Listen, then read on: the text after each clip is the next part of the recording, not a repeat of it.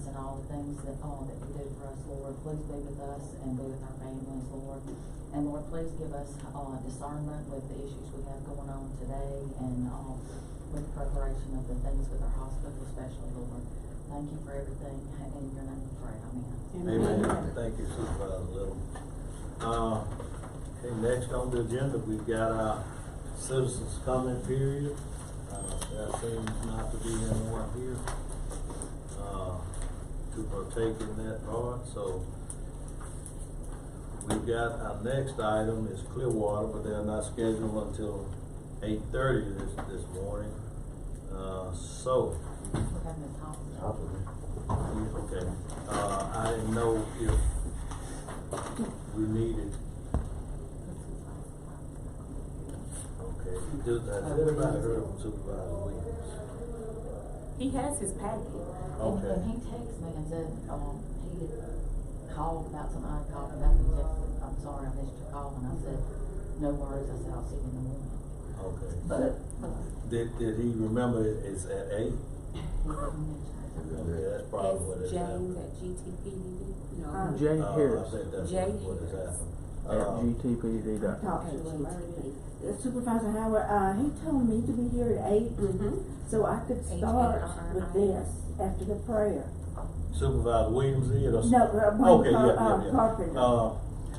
We had discussed whether or not we needed to go into executive session to handle these interviews because it may develop into some personnel.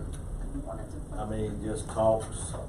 So what's the board's pleasure? I said we can stay in open session. I didn't think we were gonna get too detailed. Okay. I can do mine now, Supervisor Howard. I'm prepared. Okay, we were just trying to determine Oh, okay, I'm sorry. Decide on which, whether or not we. whether or not, Okay. Well, good morning, Ms. Hobson. Yes, sir. Come forward. Okay. Now, this morning I had the worst Wait, morning. hold on. Okay, are you ready? Yeah, I was He's ready. Okay. Waiting on Zoom. Okay.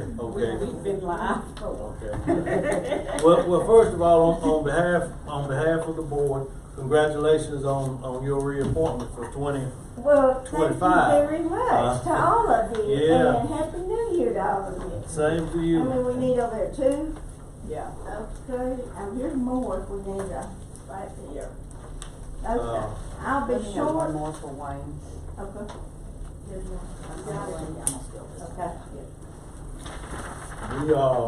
We certainly appreciate all that you do for Duval County. This was actually Supervisor Little sort of mentioned this and thought that it would be great for the 2 new members on the board to actually get to know all of our appointees, and it would give the board an opportunity to hear back from you all on things that maybe the board hadn't considered in your daily routine and responsibilities that you have. So with that being said, the floor is yours. Thank you, sir. I want to get one of these. You know that butter scotch, please.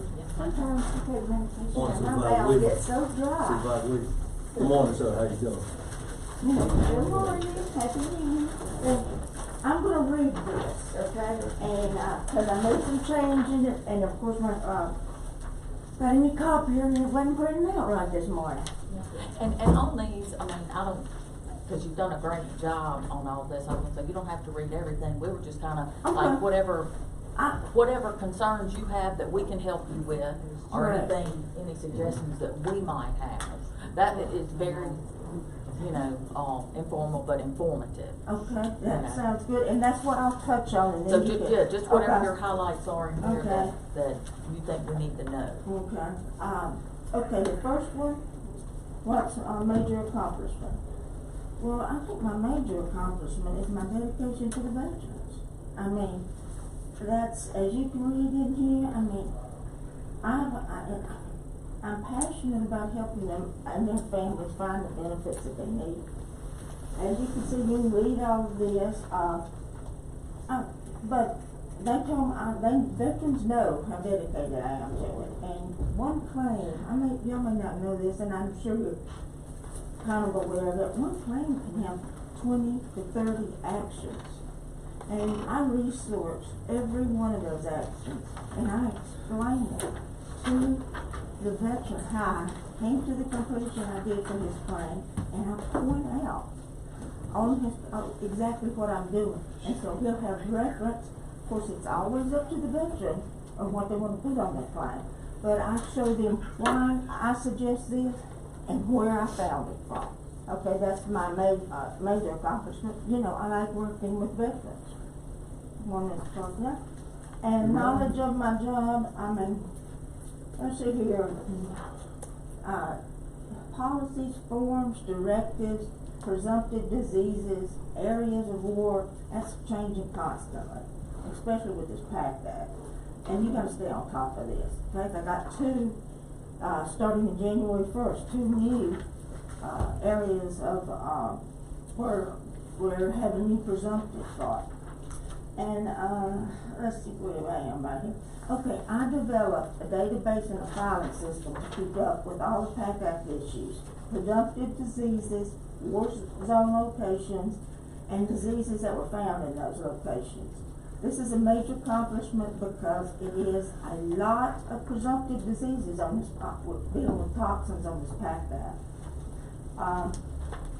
I mean, federal, and I'm gonna say that, and I have put it in caps. Federal claims and rating officers love to have everything right in front of them. They're favorable to your claim. I hate to say that. And they got everything in front of them. They're not having to look for things. And a good claim is a happy veteran. And so I attend many classes on my own and after hours. And when Supervisor Orlando knows that I've worked with him, the SBA, on that we, with the agriculture, farm and agriculture, that started at 4, go to 6 sometimes. And I never missed a mandatory state nor a national conference. And I've always been in the upper percentile of it.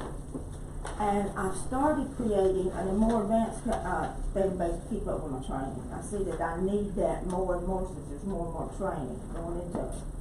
Now my areas of strength, I'm putting again, I know my job. You know, I'm networking, how, what advocates to call when a veteran needs answers. You know, every claim's different, and I have a whole list of veteran resources both in October County, all over Mississippi, and nationally if I need to call on those people. And networking does a lot. I created a file that gathers information from all over the country promoting VA best practices, VA words to use, mainly VA pop wording that claim officers and raters like to see on claims. And the file also has specific data. I've got this thing in there, and I really started working on this, on how to win appeals, what law cases we can use to help the veterans to quote on their claim or appeal, and what it takes to win an increase in their claim, and what it takes to win an appeal too. So I've got all of that. I'm databasing all of that. Improvement. Okay, this is what I asked for me. I'd like to attend some basic software classes to improve my chart presentation. Because I have to give presentations at some of these meetings, and unless you're working on presentations all the time, mine look like primitive compared to some of them. You know what I mean? They got all the gee whiz stuff. And I like to, and it makes it look good. I'd like to attend something, you know. I mean, I don't have to do it all the time, but just to get I don't want advanced knowledge of it, but just to get a little feel, you know, to put in my presentation. Yeah, I'm wondering, and I don't mean to interrupt you, That's fine. but I was just thinking and stuff like that, you know, I didn't know if maybe the guy, you know, that we have, you know, observing and looking if he was computer savvy, or if they have anybody else, you know, in that program. Because, you know, sometimes kids can do a lot that might be able to help assist her when she has a presentation put together. You know, something like that. I don't know, y'all talk to them about it, I mean, anything that would help. I mean, that's just what I wanted to point out, that, you know, I think I need my charts to look better. I mean, I've got the wording down there. I want to have that gee whiz, because I know we're planning very soon to have a expo to Ball County and some of the, and we'll put a presentation if we have speeches there, you know, about benefits and everything, but that's gonna be probably in March or April. Okay, and, And I was just wondering, is it in your budget to get a professionally done? yes, sir, it is. I'm mentioning that on here. I have always had money left over, and I did not put it in my budget, but I think I could work with Dee and, arrange, you know, maybe move it around from things I'm not using. And, you know, I have enough in there. I was thinking about some outside I source. think, yeah, that's great. Okay, thank you, and we'll work together on it, okay? That's your suggestion, Supervisor, Williams, thank you. Oh, and I need to organize all the time, you know, and look at number 4, on improvement. I need to call someone, in the BLS area, the board supervisor, if I need help with just the basic help with the computer, like, well, I have a new computer, and I love it, it's color. But I'll be danged if I didn't get up this morning, I prayed, and I got over there, and the thing wasn't working. It wouldn't bring out 12 covers. I had to go in there and bang on Shira's door. She got mad and said, "What do you want?" And so I did not get mad. I don't want to see her mad. So, But wouldn't that be the PDD, because we have our computer system and stuff, the PDD that could help them with the computer? You know, I don't know what. That's what I was asking, I don't know. That if they can come, and I'm sure they would, if we called them, I'm sure. What was it, just wooden, you couldn't do? It's a new computer, and I told it to Okay. do 12 copies, and and then it was telling me to reload it again. It was my Okay. ignorance on that. But you know, if I just have something, can I run over to, where the board supervisors, offices, the people in there, you know, we're dealing them, whatever you ever call that, I don't know, cause I'm all by Well, myself. we are working on getting an IT person. And Okay. that IT person would be the one that. I mean, we have a copier, so if you have an issue where you just need Mhm. copies, that's it. Well, just it email would just it. be any little thing I could, if y'all working on getting an IT person, I could call and say, how can I got something I can't print out that's in Adobe. I mean, I know someone knows the answer, I know it's simple, but I can print everything else out of Adobe, but I can't print these, a couple of files that I'm getting on this new printer. But it's just little things like that, and I don't wanna take up any more of y'all's time, but that's, you know, and I try to figure out things on my own, and I do some more Golden Triangle meetings I wanna go to that midweek, and I know I need to be in my office all the time, and some of this you can do virtually, and some of it you can't. That's just some improvement. And, on the resources, the next bullet, I need more stuff. And that's to use, I have to set up tables, like, at a lot of places, not just VA, but, like the emergency, responders, you know, with the sheriff's, lunch, things like that. I mean, VA town hall.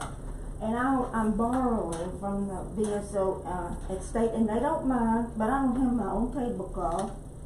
Can you borrow buy some of that stuff out of your budget? I can, and I just, that's like a cart and some goodies to hand out, you know, like on my table. And I do have that in my budget, and I'll look more close, but that's kind of the stuff I need, that I put in here.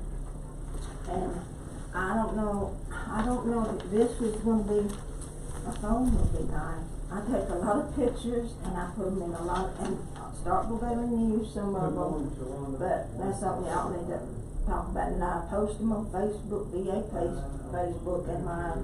I'm not taking the best pictures lately, but I use my personal phone for a lot of things. Just something to think, I mean, you asked me, so I'm putting it in there. Okay, what challenges, okay, this is a biggie. I need a larger office. And a different location. I don't know if y'all heard, but, I don't have a place for a veteran to sit if an appointment overlaps. I mean, I gotta put them in, under a staircase in the storage room. And, I mean, that's just not fitting. I mean, for a veteran that served our country to be sitting under, and it's under the stairs, and, you know, with all the storage stuff in there. And then they can still hear through the walls. Those walls are super thin over there, and it's supposed to be privacy. I don't wanna talk about someone with medical PTSD, and someone else can hear that. They want that private. I mean, I have to force them to get some of this out, you know. They have to trust me to be able to talk to me. And, you know, I've had a lot of comments on this. I don't know if y'all have heard anything about it. I've gotten a letter, from one of my constituents about it, that he really appreciates everything you've done for him and it helped him greatly. Mr. Cheatham. Oh, yes, And, Mr. and that he felt like that the space was inadequate, that people were overhearing, and he heard a lot of things that, you know, he didn't need to hear. So he just had Supervisor. your concerns. Well, and he was in there, happened to be in there when it was outside, and, you know, right there at the bus stop. And when we moved to this office, I didn't know all of this. And he did say in his letter that you needed space, but we are looking at avenues of getting, you know, different, you know, stuff, so. Thank you. We have a lot of things we're working on too, and that's part of this whole process. Oh, okay, so y'all know about that, and you can see why I made a justification.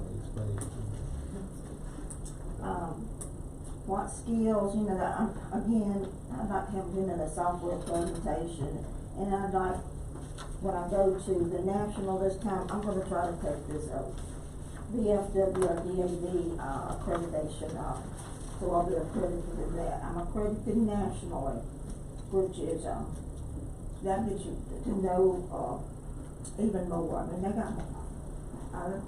Frankly, it's more in depth than the Mississippi conferences I go to. This is more, the national one is, I mean, it's a lot of information, new information. And let's see, of course, I'm you know, I know I'm overlapping on some things, and we'll just,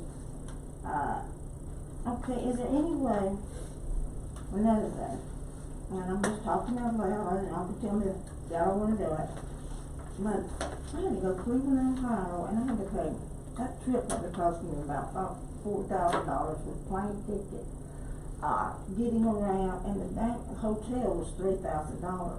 Was there a way,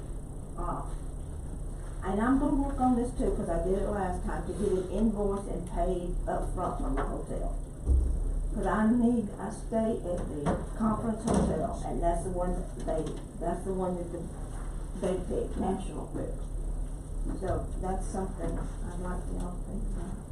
That's an opportunity. Have you done that? I mean, once you submit your requisition to purchasing, then she will go ahead and process it. So that's something that you have done. I did that on the last one. Okay. Yes, I did, but the other one before that didn't wanna do it. They seemed like they didn't have, they said, we don't do invoice like that, but I did get the last hotel, and, it was Denver to do it, yeah. I guess it depends on who I'm working with, but that's how I'm gonna do it, and if maybe we can work together on what to say, you know, I need to, you know, what to do. Well, that will be purchasing. Yeah, but, hold on.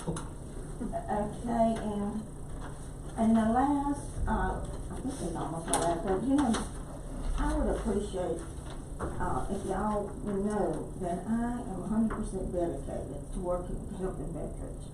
My personal phone call is on everything, and, I've been up here at 10, midnight, finding DDT, not often now, DDT, 214, you know, at the funeral home needs right then.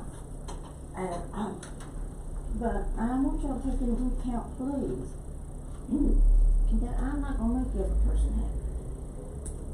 I mean, I got a lot of letters of recommendation I haven't asked for, I can show them to you, but,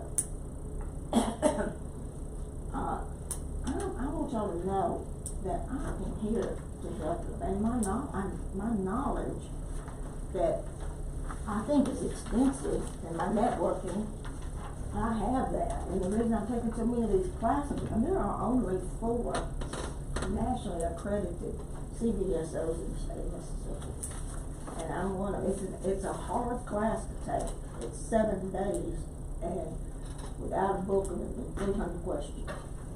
And I got that 4 years ago. And, you know, has continuing education to keep up with that and everything. But, you know, I had someone say, well, she wasn't here at this time.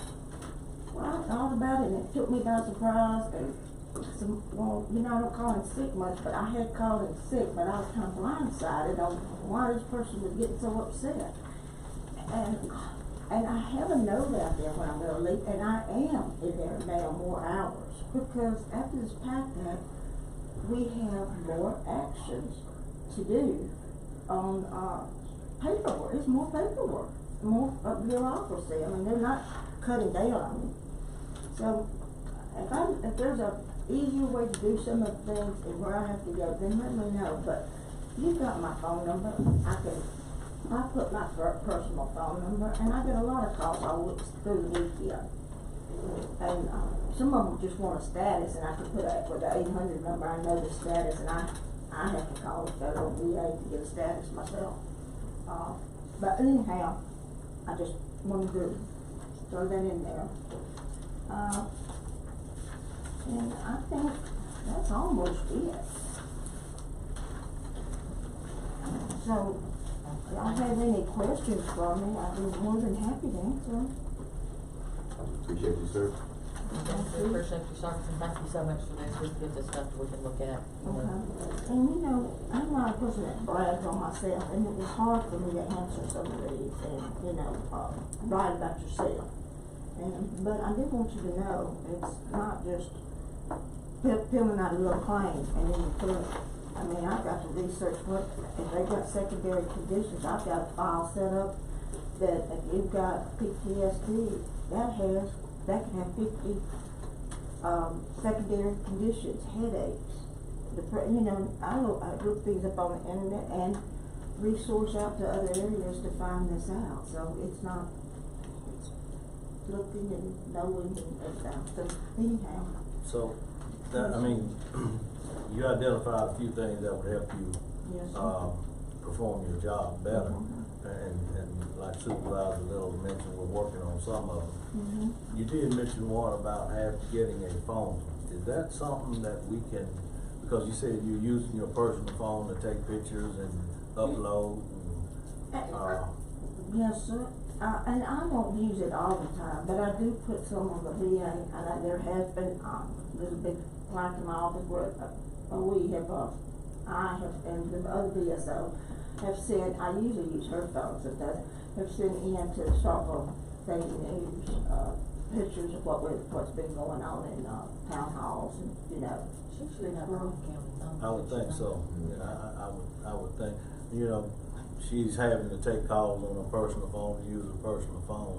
Mm-hmm. And, we all do it, but we also got a county phone. So I'd like, you know, to see if the board would check into that and make sure we can at least get your phone. Thank you, sir. If you want it live, and we can check off the list. Okay, thank you very much. Well, thank you so much. Is there anything else I think that you can provide a advanced debit card or something like that when she goes to check in to some of these hotels. This incident that she's referring to happened a few years ago. At the present time, it has been corrected, and once she goes to purchasing, she will issue a check to the hotel, and Deanna sends out that payment for her hotel fees. Yeah. So she hasn't had it that was in 2020. It has not happened. It didn't happen in this last one. Yes. It did not. I called them and As long as the department heads submit their requisition and do things in a timely manner, then she's able to get that check issued and mailed to the hotel or conference in which they're attending. I would assume, other than that though, it's like when we travel, whatever we spend, we just bring receipts back and we reimburse. Okay. Is there anything? Since I'm a veteran, the PAC Act is a very popular act. Yes. Our veterans in Ottawa County really benefiting from the PAC Act, and I know you don't have to give me the numbers, but are veterans being successful Filing. They, the path that it's worked tremendously, and the, Veterans Affairs Office sent out blank letters saying to every veteran, sending them a letter, and I get those veterans coming to me and said, if you were ever exposed to toxins, see your, county veteran service officer or VSO. I've got a lot, it has generated a lot, and they're constantly sending the VA, through the federal VA, sending out, and they're saying, make sure you're looking, at the fact that we've extended health care. They did that the 1st of January, to veterans that couldn't use it before, because, it's prioritized by income sometimes. So, to answer your question, we've had a lot of interest in it, and, it is increased, it also has slowed down getting that plan. But that's a federal VA, they're working on that, and our status veterans, and we call them and talk to them, and they just say it's taking us a while. I hope that answered your question. Well, we certainly, appreciate what you do for our veterans here in Ottawa County. And we appreciate you coming and informing the board on some things that might, help assist you in performing your job. So, certainly do appreciate it. Is there anything else, Ms. Hobson? If not, thank you so much. Thank you. May I leave now? Oh, absolutely, absolutely. Well, thank y'all for giving me this time. Absolutely, thank you.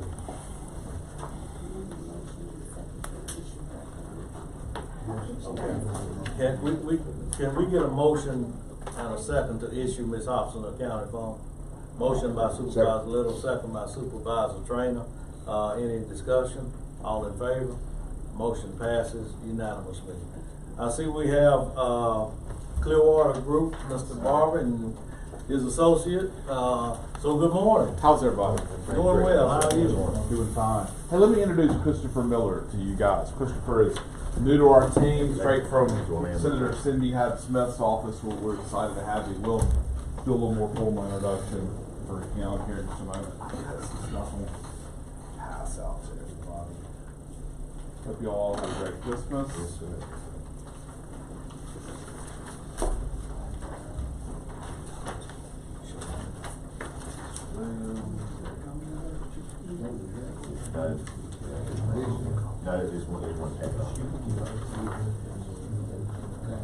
is in the back. Oh, is it? Well, I think.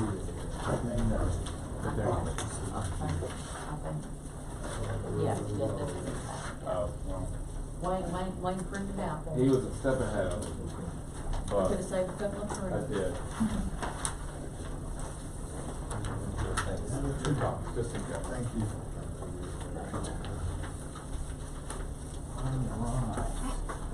Well, here we are again, as Rob gets ready to go serve 2 roles for the county. And the legislative session started last Tuesday. They are already off to a fast start. As the House, Trey Lamar, who is chairman of Ways and Means, has already passed a tax reform bill, which is going to matter for you guys at the county level, for Starkville. Of course, we got to see what happens with this bill. I felt it was important. This is kind of on page 3 of this breakdown for you guys. Maybe it's on page 2. Sorry.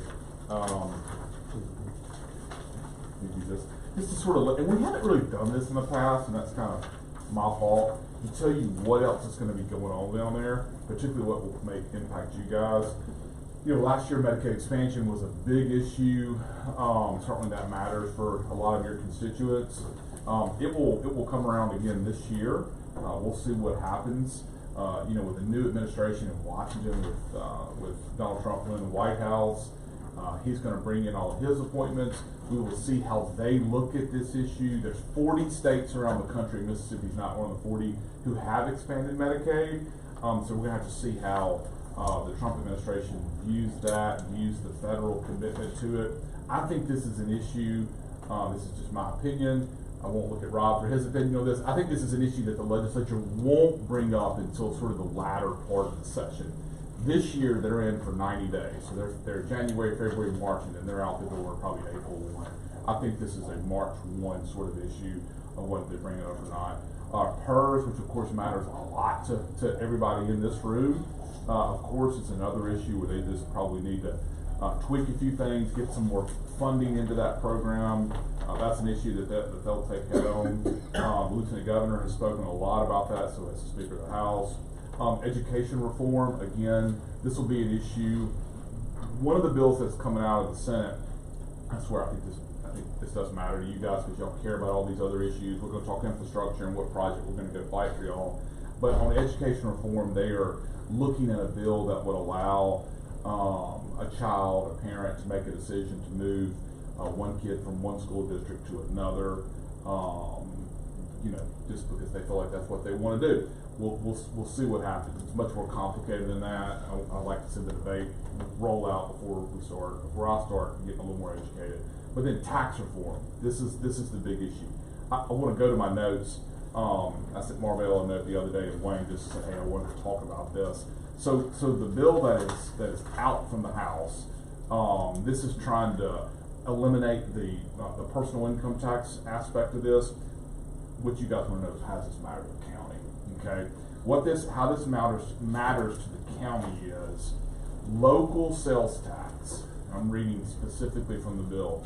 Local sales tax that's collected at the county level would go for the first time to the Office of State Aid Roads. Okay, so then that money, and I have a text in this morning to Trey Lamar, who's Rob's colleague, who's the sponsor of this bill, who's one of the senior members of the House, to make sure, hey, does that money automatically come back to the county? And then it's at the county's discretion on how they want to use it for a road project, obviously.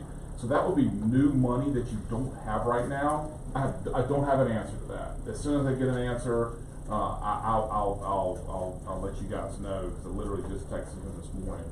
But that'd be new money that you don't have right now. That'd be a good thing. The other part of this is they are eliminating the sales tax diversion that comes back to cities. As you guys know, 7% sales tax is collected. 18.5% of that 7.5 comes back to the cities. The balance of that, the other 81.5, stays in Jackson and goes into the general fund. What this bill would do is it would not leave any money, would not send any money back to the city. Instead, what it would do is it would take our sales tax from 7% to 8.5%. So that extra 1.5% would make up the difference, probably in a greater way than it has right now. I have a question that some mayors that we know have asked me to ask of, does we have to pass that by a local referendum? Or is that part of the bill? I don't believe it's part of the bill. I think there's not going to be a requirement to be passed by a local referendum. I think if the legislature passes it, that 1.5% is automatically added at the local level. So those are big things. The House bill also would cut grocery tax down to 4.5%. It's 7%. I mean, grocery tax, we sort of throw that word out there. It's essentially sales tax paid on groceries.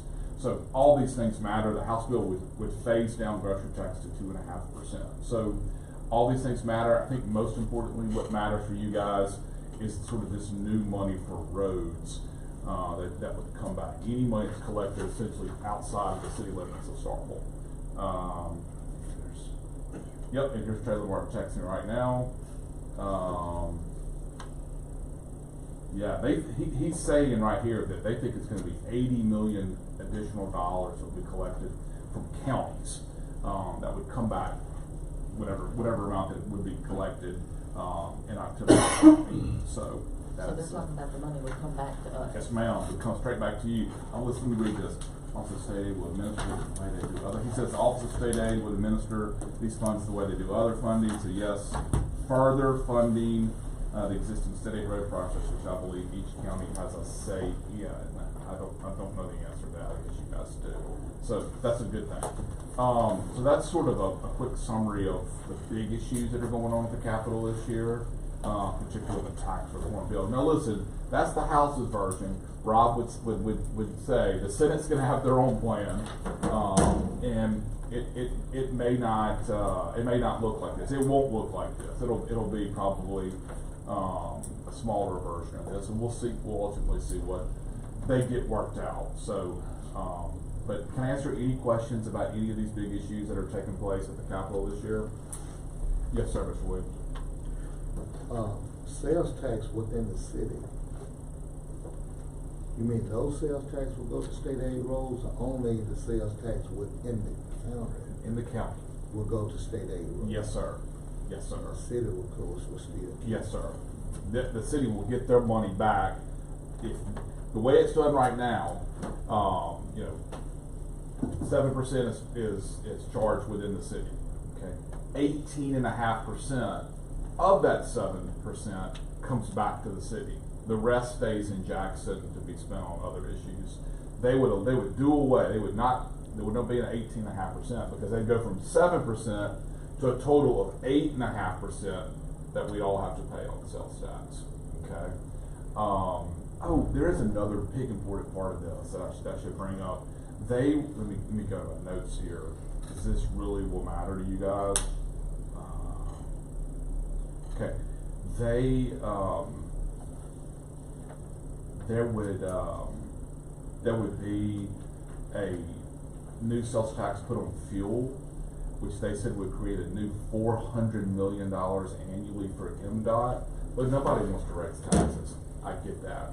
We haven't raised the gap. I'm not here advocating for or against any of this. I'm just, you guys pay me to tell you the truth, so that's what I'm here to do. We haven't raised taxes on gas since, I believe, 1987. I was 12. So that was the big plan that came out in 1987. This would do this. We are always fighting for infrastructure dollars in Jackson through MDOT for new roads, new bridges, new everything.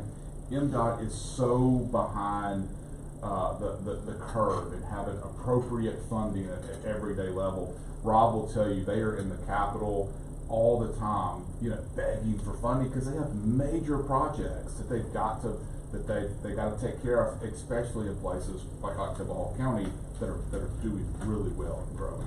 So this would bring $400 million every single year to MDOT if that aspect of this bill passes. And I'm sorry I should have brought that up, but I'm glad I've hit it now. So. And how would that is going to MDOT? How would that be appropriated out throughout the counties? Is it as need, or is it the way they normally do it? That's a great question that I don't have the answer to. Yeah. Just to be candid with you. I don't know if there's if part of that, those new dollars that are going to come to MDOT would specifically be broken up, for all 82 counties. Out of each, this county or.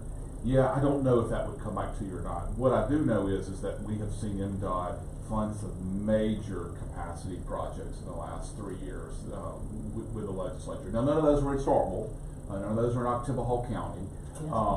These are $100 million projects that they're working on. But this would allow them to have money for not just capacity, but maintaining the projects that they have now, maintaining the roads that they have right now, that they have to kind of pick and choose on.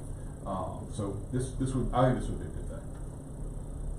But I'll get you an answer to, hey, of that $400 million, that's new tax money that's coming in just on the gas tax, if $4 million of that, making this up, is collected here, there's a certain percentage of that come back here. Christopher and I will get you an answer on that. And one of the things that concerns me, which concerns all of us, is that like Starkville, Oxford, Hattiesburg, which Hattiesburg is another university, but they're not an SEC.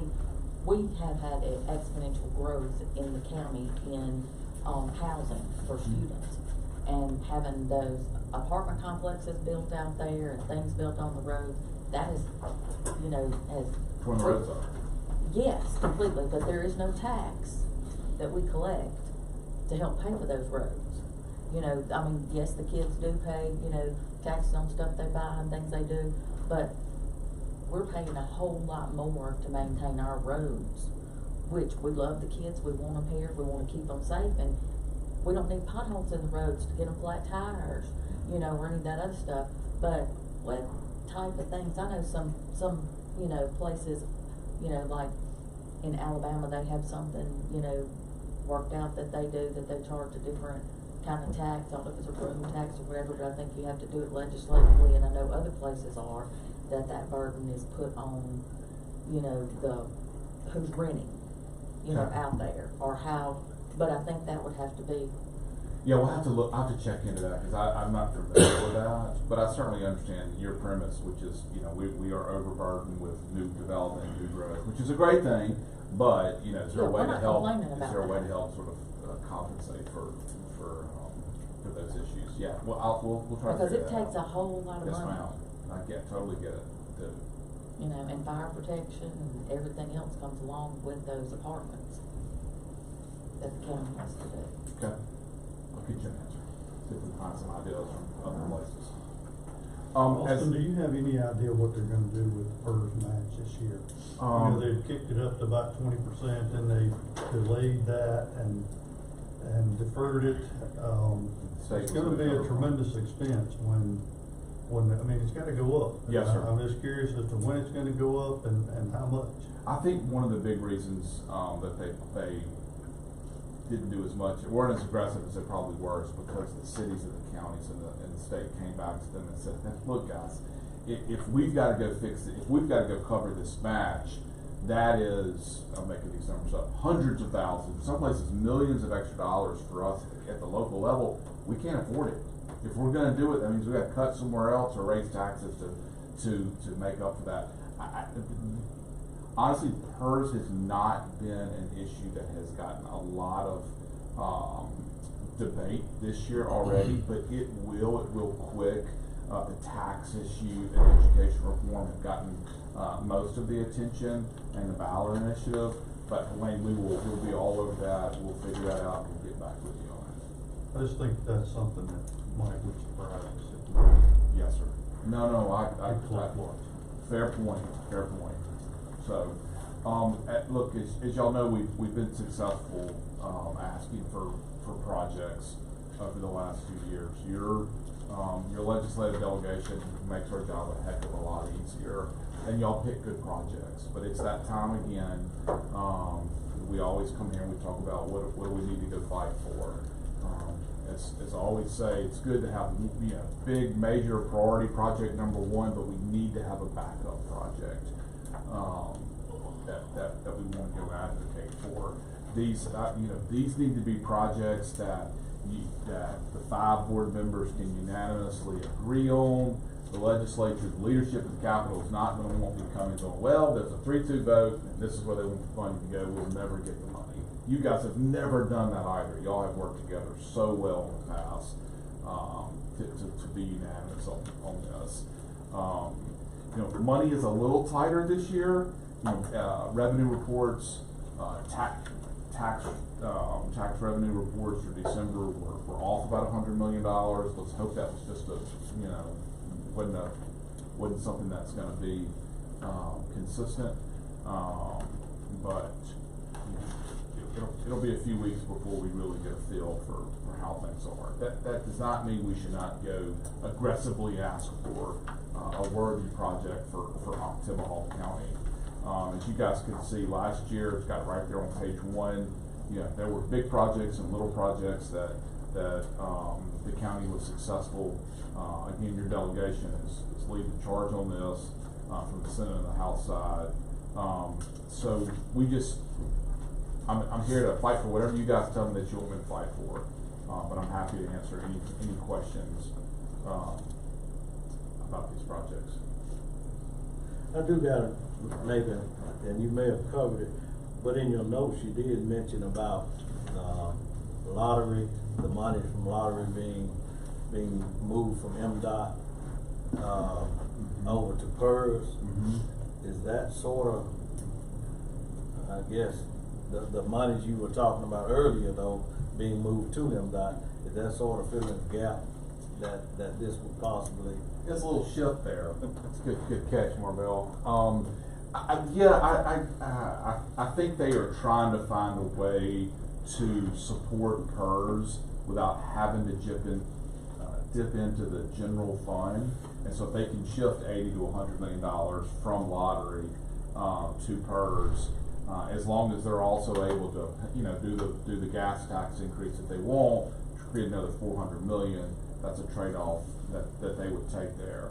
I don't think any of those, I'm confident that none of those should impact what decision that y'all make in terms of what you wanna ask for the county.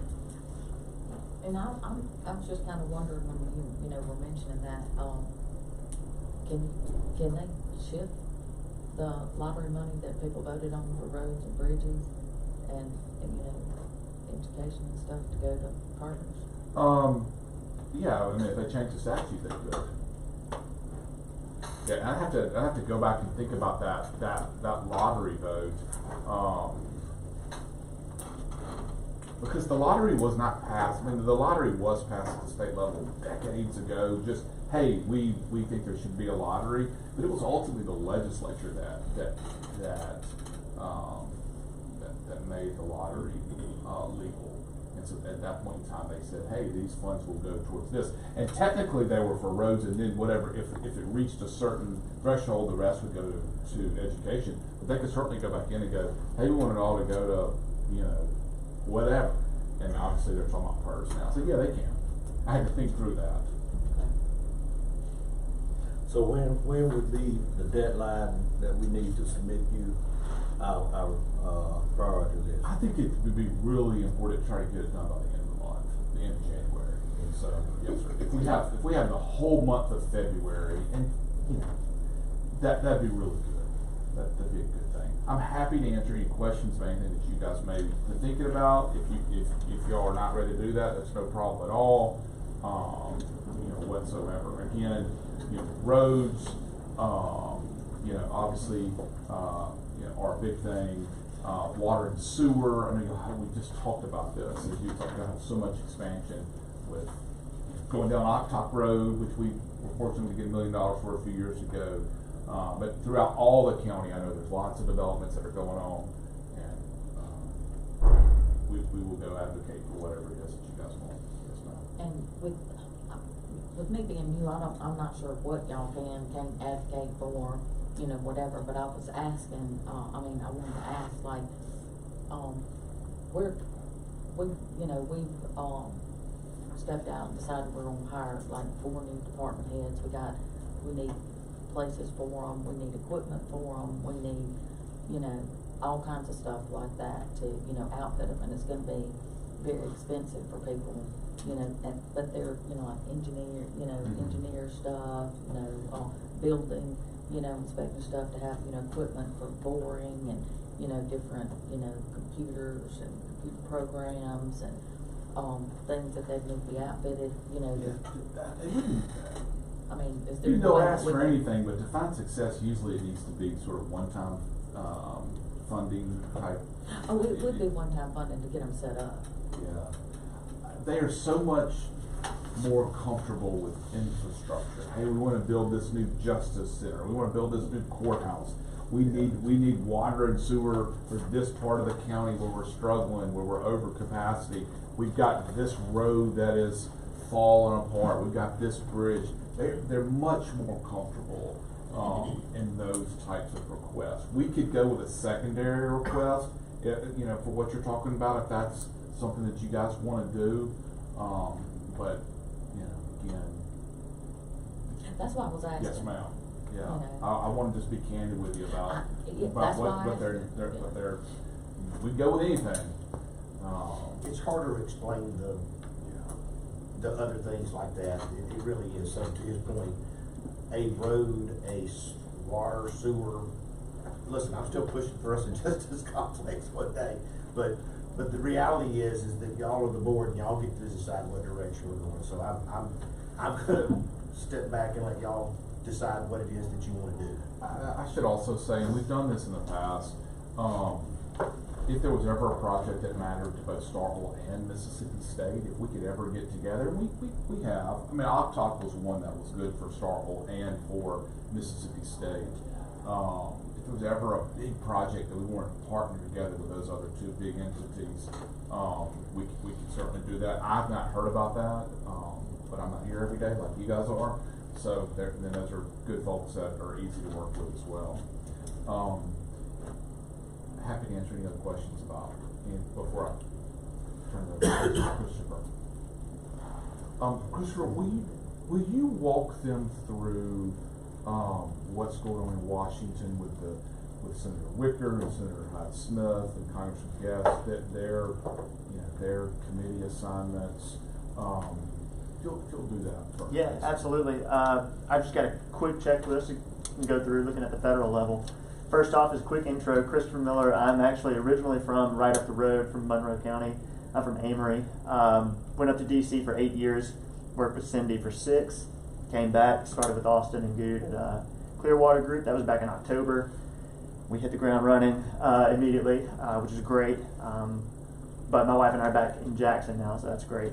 Looking at the federal level, I mean, you're looking at a pretty intense year with a pretty vast majority for the Republicans. You've got Trump in the White House. You've got a Senate majority. House a little bit more narrow, but still you do have a majority there as well, so a lot of chance for success. Looking at appropriations and that schedule and how kind of the first part of the year is going to go, we do have the continuing resolution to fund the government that's set up through March 19th. My imagination sends me to think that they'll probably have something worked out before then. I don't think they want it to get very close to that deadline to bring in another CR. My hope is that they're going to get FY25 done by the 19th, and then kind of start looking at FY26 immediately after. It's going to be pretty quick. All that to say, looking at where our members are at on committees, we've got a lot of chances for success. Senator Hyde-Smith is on appropriations. She's going to be the chairman of Transportation, Housing, Urban Development. Huge, a lot of opportunity and chances to get money back to the states. Particularly on the transportation side. Transportation, I mean, that's all your roads, bridges, building construction. A lot of money that comes through there, so we're going to be monitoring that as well. A couple of other issue areas, you've got agriculture. She's on energy as well, so she's very well positioned in that sense. Looking at Senator Wicker, he's going to be the chairman of Armed Services. That's huge. It's defense world. I mean, that's where the cream of the crop. It's where you want to be. So we're excited to keep monitoring that. You'll have the National Defense Authorization Act that happens every year. A lot of opportunity to look in that realm, to look at that bill. That kind of ends up being later on down the road in the end of the year. But a lot of chances to monitor that and see some successes as well. On the House side, a little bit different, but you've got Congressman Guest. He sits on Appropriations Committee as well, so it's always great to have kind of members on both sides on the House and Senate, so when they come together and do conferencing for the overall bill, you've got requests and Mississippi members that sit on the committee that can advocate for Mississippi priorities. It's fantastic. So we're excited. It's going to be a good year. It's going to be a good first 2 years. It's going to be aggressive. Agenda-wise, it's going to be intense. There's a lot of issue areas that we'll keep track of, that we'll monitor. I think the appropriations schedule it's going to move quick, but I think it's going to be pretty efficient. Yeah, and you guys have used in the past gone to DC and asked for money or projects with your engineering firm. Look, we're here. Whatever you guys need us to do, this is what you pay us to do to help you. We're so excited about Christopher, his knowledge of Capitol Hill, his relationships there. So anything that we can do, I'll make sure that, I think Wayne, if you guys didn't have it, I'll make sure Wayne has Christopher's cell phone so he can share it with you guys. You can always feel free to reach out to him or me, of course, on any of those things. Christopher, what's Congressman Kelly you mentioned his committee assignments to those others. I mean, he touches on Ocala County Right. out west. So what are his?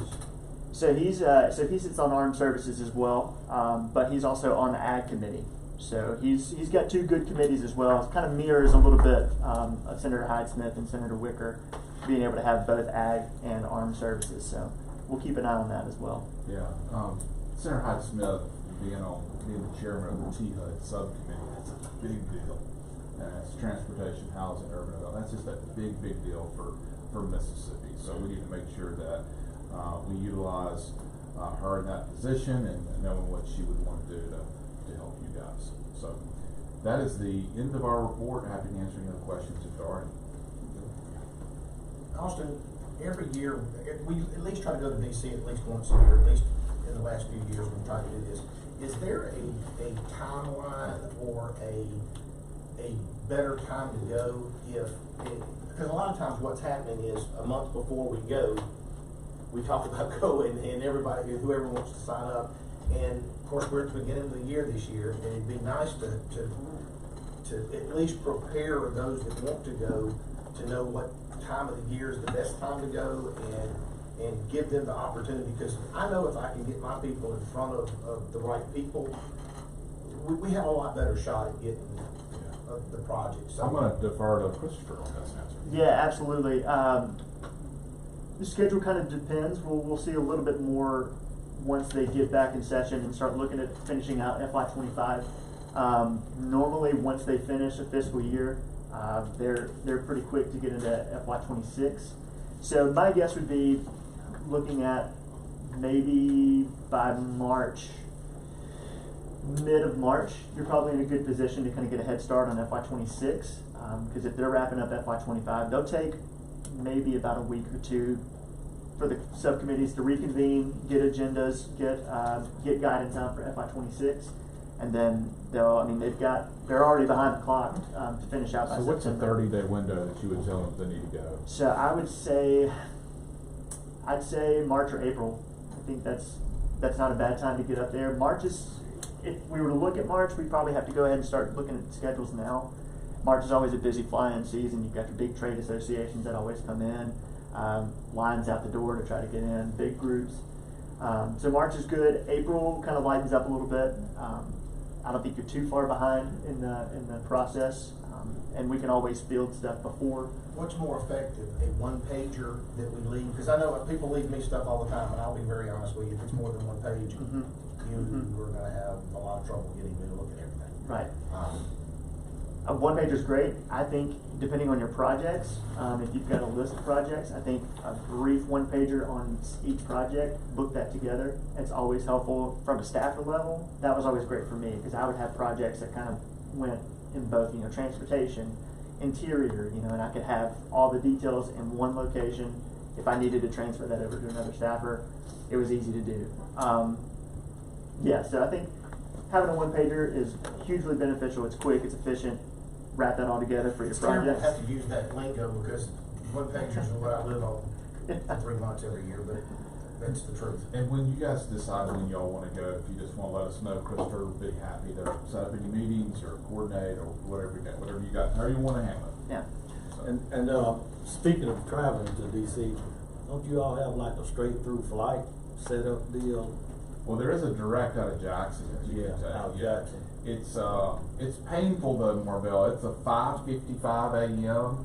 But I like taking it because you can get up there, you can get your stuff over, and you get home. And there's a direct that comes back. That's the last flight out of Washington. And typically, you'll land in Jackson about 10:45 at night. So if you wanted to go and just stay one night, it's hard to go do all your meetings in one day. You could go up early on a Tuesday, stay Tuesday night, get all your stuff done Tuesday, Wednesday, and then be on that Wednesday flight coming home.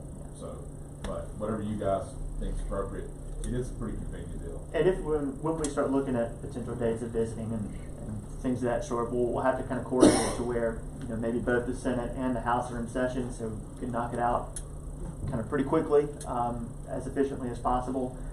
Sometimes it doesn't work out that way when you've got House recesses early or Senate recesses early for some reason. You kind of have to. What's the easiest sale for a project that you've seen? when people come up there, cause you know there are projects that are gonna go in the trash immediately. Right. Which ones are the better ones for us to be thinking about?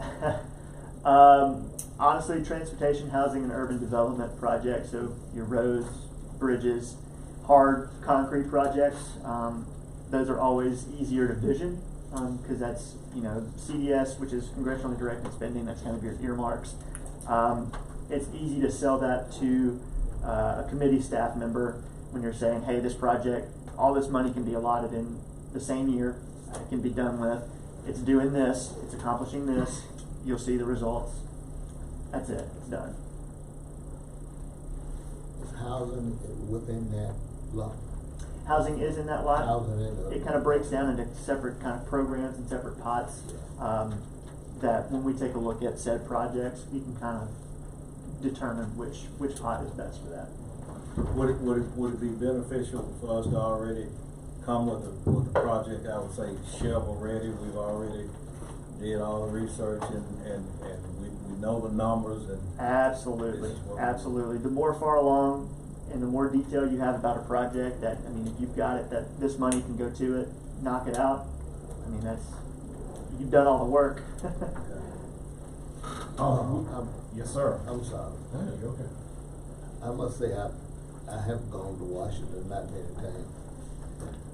But it would have been beneficial for me to have an advance agenda in terms of what is going to be discussed, at what time and what date, and where's the location that will be discussed at. That should be the minimum. Absolutely, yes, sir. Well, if we set this up for you, you'll get more than just the minimum, so, Yeah. which is what you pay us for anyway. And I'll say from my experience and honestly my sanity, you've got to have something scheduled out, because it changes so much. It's so rapid up there. A senator might have to go to a committee hearing and you might not even see her or him, and so you got to kind of have to shuffle around. But having that breakdown keeps me sane. So. We might come a day in advance, a day too early or something like that, but that would eliminate that as a possibility. Yes, sir. I would think. That's right, give you some flexibility.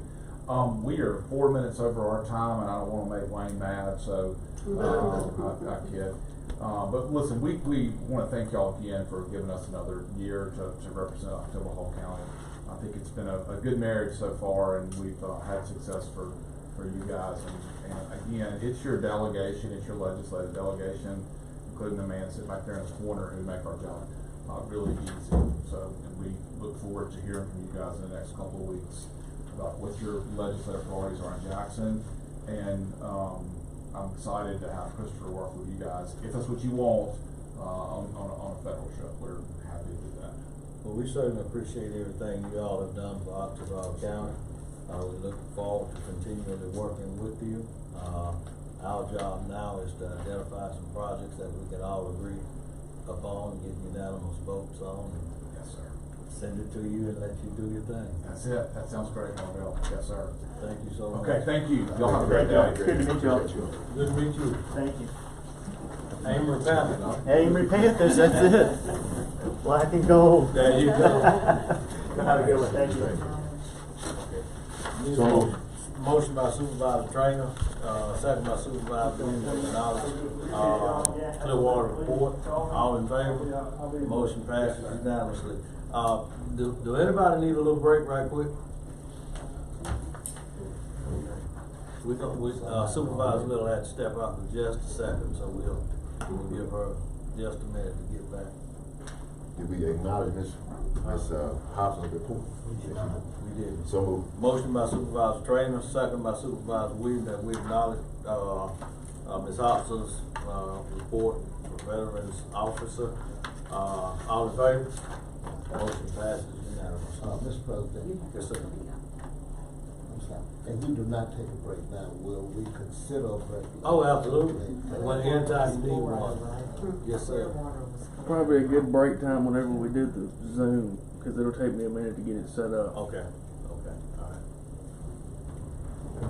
Absolutely. Who seconded You the, just whenever you need one, let me know. Williams, Thank you. 3-0 for both. Yeah, thank you.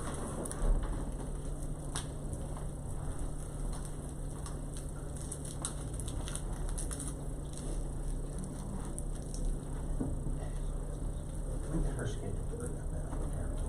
She's on the one out there.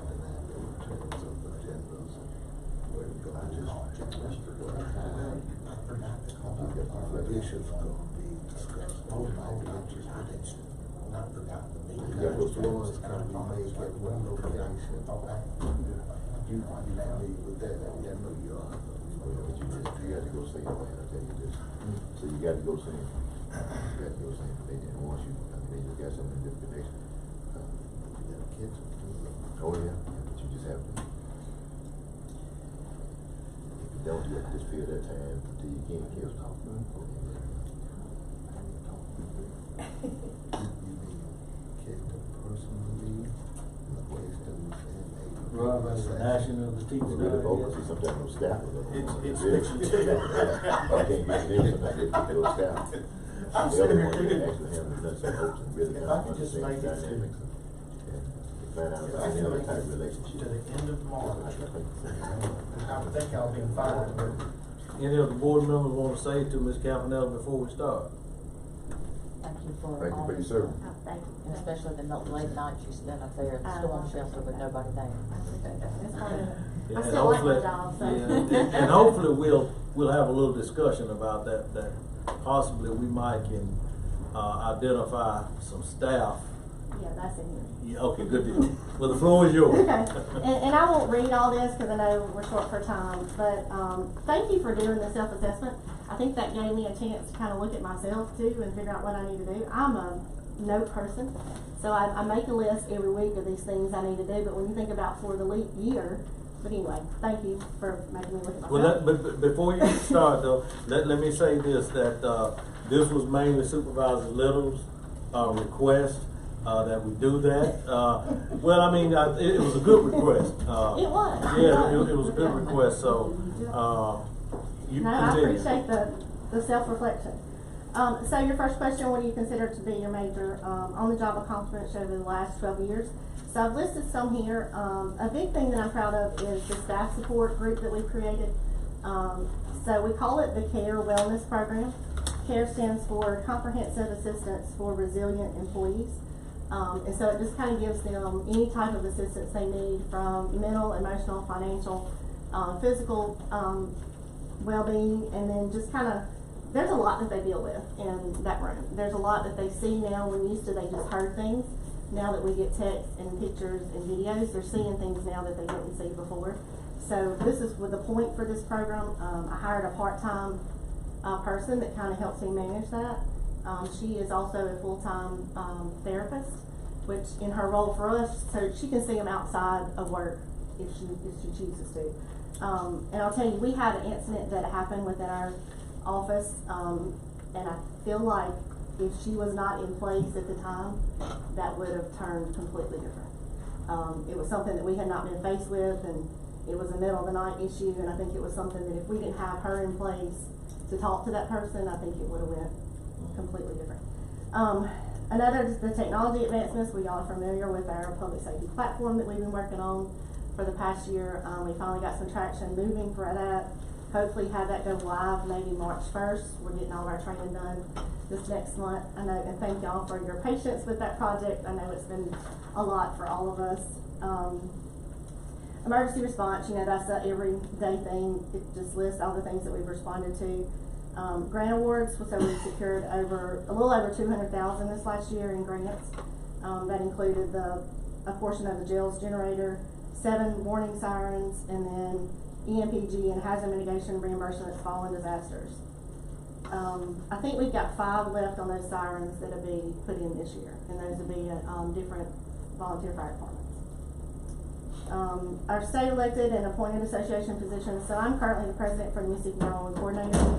I was elected again this year for the Mississippi chapter president for the National Emergency Number Association, and then I was reappointed this year as chairperson for the NCN program through McNEMA. so I stay busy. So the areas of strength, and that is hard to talk about yourself. I know you talked about that earlier. That's not something I like to do either, because I feel like my work should show what I'm doing. But I listed some of those things there, if you want to just read those later. My weaknesses, I think, is my staffing limitations. Right now, I'm currently short 5 people. It's hard to keep people retained. The salary that we have in place, and y'all been good to us, and I'm not at all complaining, but they can go work at other places such as Walmart and even some fast food places for the same amount of money and a whole lot less stress. So with that, I'm having retention problems. And then my training is restrained because a lot of my admin staff are working shift work right now, so we can't do adequate training that we need to do with our staff because of that. Distributing the workload is just a lot by itself. And I put in here public resistance. So we do have some challenges just with the day-to-day input that we have through the public. And so I have mentioned in there that I feel like the county would benefit from a public information officer that can mitigate some of these. And I don't know if that's one of your positions that you had talked about, but just to kind of give the public an update of everything that's happening in the county. We have our social media sites and we do things that are on our side, but having like a one voice to represent y'all, I feel like that's something y'all may want to think about. And then the resource constraints that I mentioned is really just regard to floodplain management.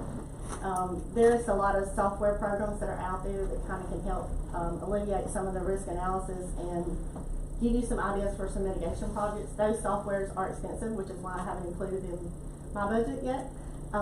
They range about $15,000 a year. It's just some that I've looked at. But if you do hire maybe a building, that may be something that they could use also, not just my department. I think the county engineer could probably use it, your building code person. So just something to think about. The resources that I need to perform my job, I will be probably bringing a request through this year's budget for additional fleet. I have an admin staff of 4, and all 4 of those people help me do damage assessments and certain things, but I have 2 vehicles. And so when we get called down, a lot of times they're using their personal vehicles to do. And so if we get a tornado that hits 2 different sides of the county, it takes all of us to do that. So just them having to use their personal vehicle for that. You know, people don't know who they are. They're just not well represented when they go out.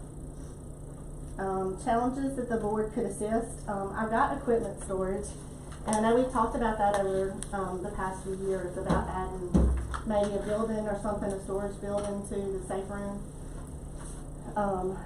And that it could be used for maintenance also, and then maybe some storage for the sheriff's department for their seized vehicles. We both pay for a monthly storage. I think mine is like $200. I think maybe the sheriff's department is about the same. So I don't know if we could put those funds to maybe, you know, the purchase of a building, instead of paying a storage fee to somebody else that we could house all those things. So I have the Ranger. I have 4 light towers. I have a storage full of PPE, so if anybody needs sanitizer or mask, I have plenty. Please call me. And then I have limited gloves. I'm stingy with the gloves, not with y'all, but I am stingy with the gloves because they are limited. And what we have on that part, we probably won't get any more of. But I have tons of sanitizer and mask in any color that you want, any style that you want, I got them. And we do have some tarps and water, and we have some small cots that we can use if we had to. So right now my 2 large generators are out in the open, and the trailer is outside. So it's just the wear and tear of just being outside and all the elements. And they also take up 3 parking places in my parking lot, so you could have additional parking if you put me in space to store those. We had 2 buses. I know parking is crazy. We had 2 buses that have been vandalized because they've been out in the open. One of those buses were given to us to use as an ambulance bus if we had to evacuate a nursing home. They had the cots already in them, so all the windows have been knocked out, so it's a huge mess. Where are these buses parked? So that one was parked at the school district's bus area. And I think there's a lot of kids in that area that do that often, not just our bus, but I think many of them, they call it the graveyard anyway, of buses. But all the windows have been knocked out and then the inside has been trashed. I mean, I wouldn't use it now without being somebody to come in and inspect it. So, okay, do we need to sell it? Yes. I think it would take more work. That one and the bus, I know that y'all seen that MSU donated to us. Our plan was to convert that to a mobile command center, and it sits up behind the safe room. And that one also, the windows have been knocked out, and pieces of it have been torn off. Yeah, so, I mean, we need to, if we're gonna do, and I think both of those should probably be put on Gov Deals or somewhere, and whenever money comes back, maybe we could use it for something else. The building improve. I said call the can man, I mean, is it not? Yeah, yeah. And we've had a couple people interested in the one at the safe room, just to take off, but I don't know how that works if the public wants to have that. I mean, cause it does still have the MSU markings on the side, so we need to remove that, I'm sure if we want to do that. The other improvements I have, so you saw my wonderful pictures from last week, of my roof and ceiling and lighting in the EOC, of course, now needs to be, we patched that, several times to get through different times, and this time it's just a big mess. The flooring we saw this morning is all buckled, so we're gonna have to, do something with that. But Lane come out, Email come out Friday to take a look at that, so he's still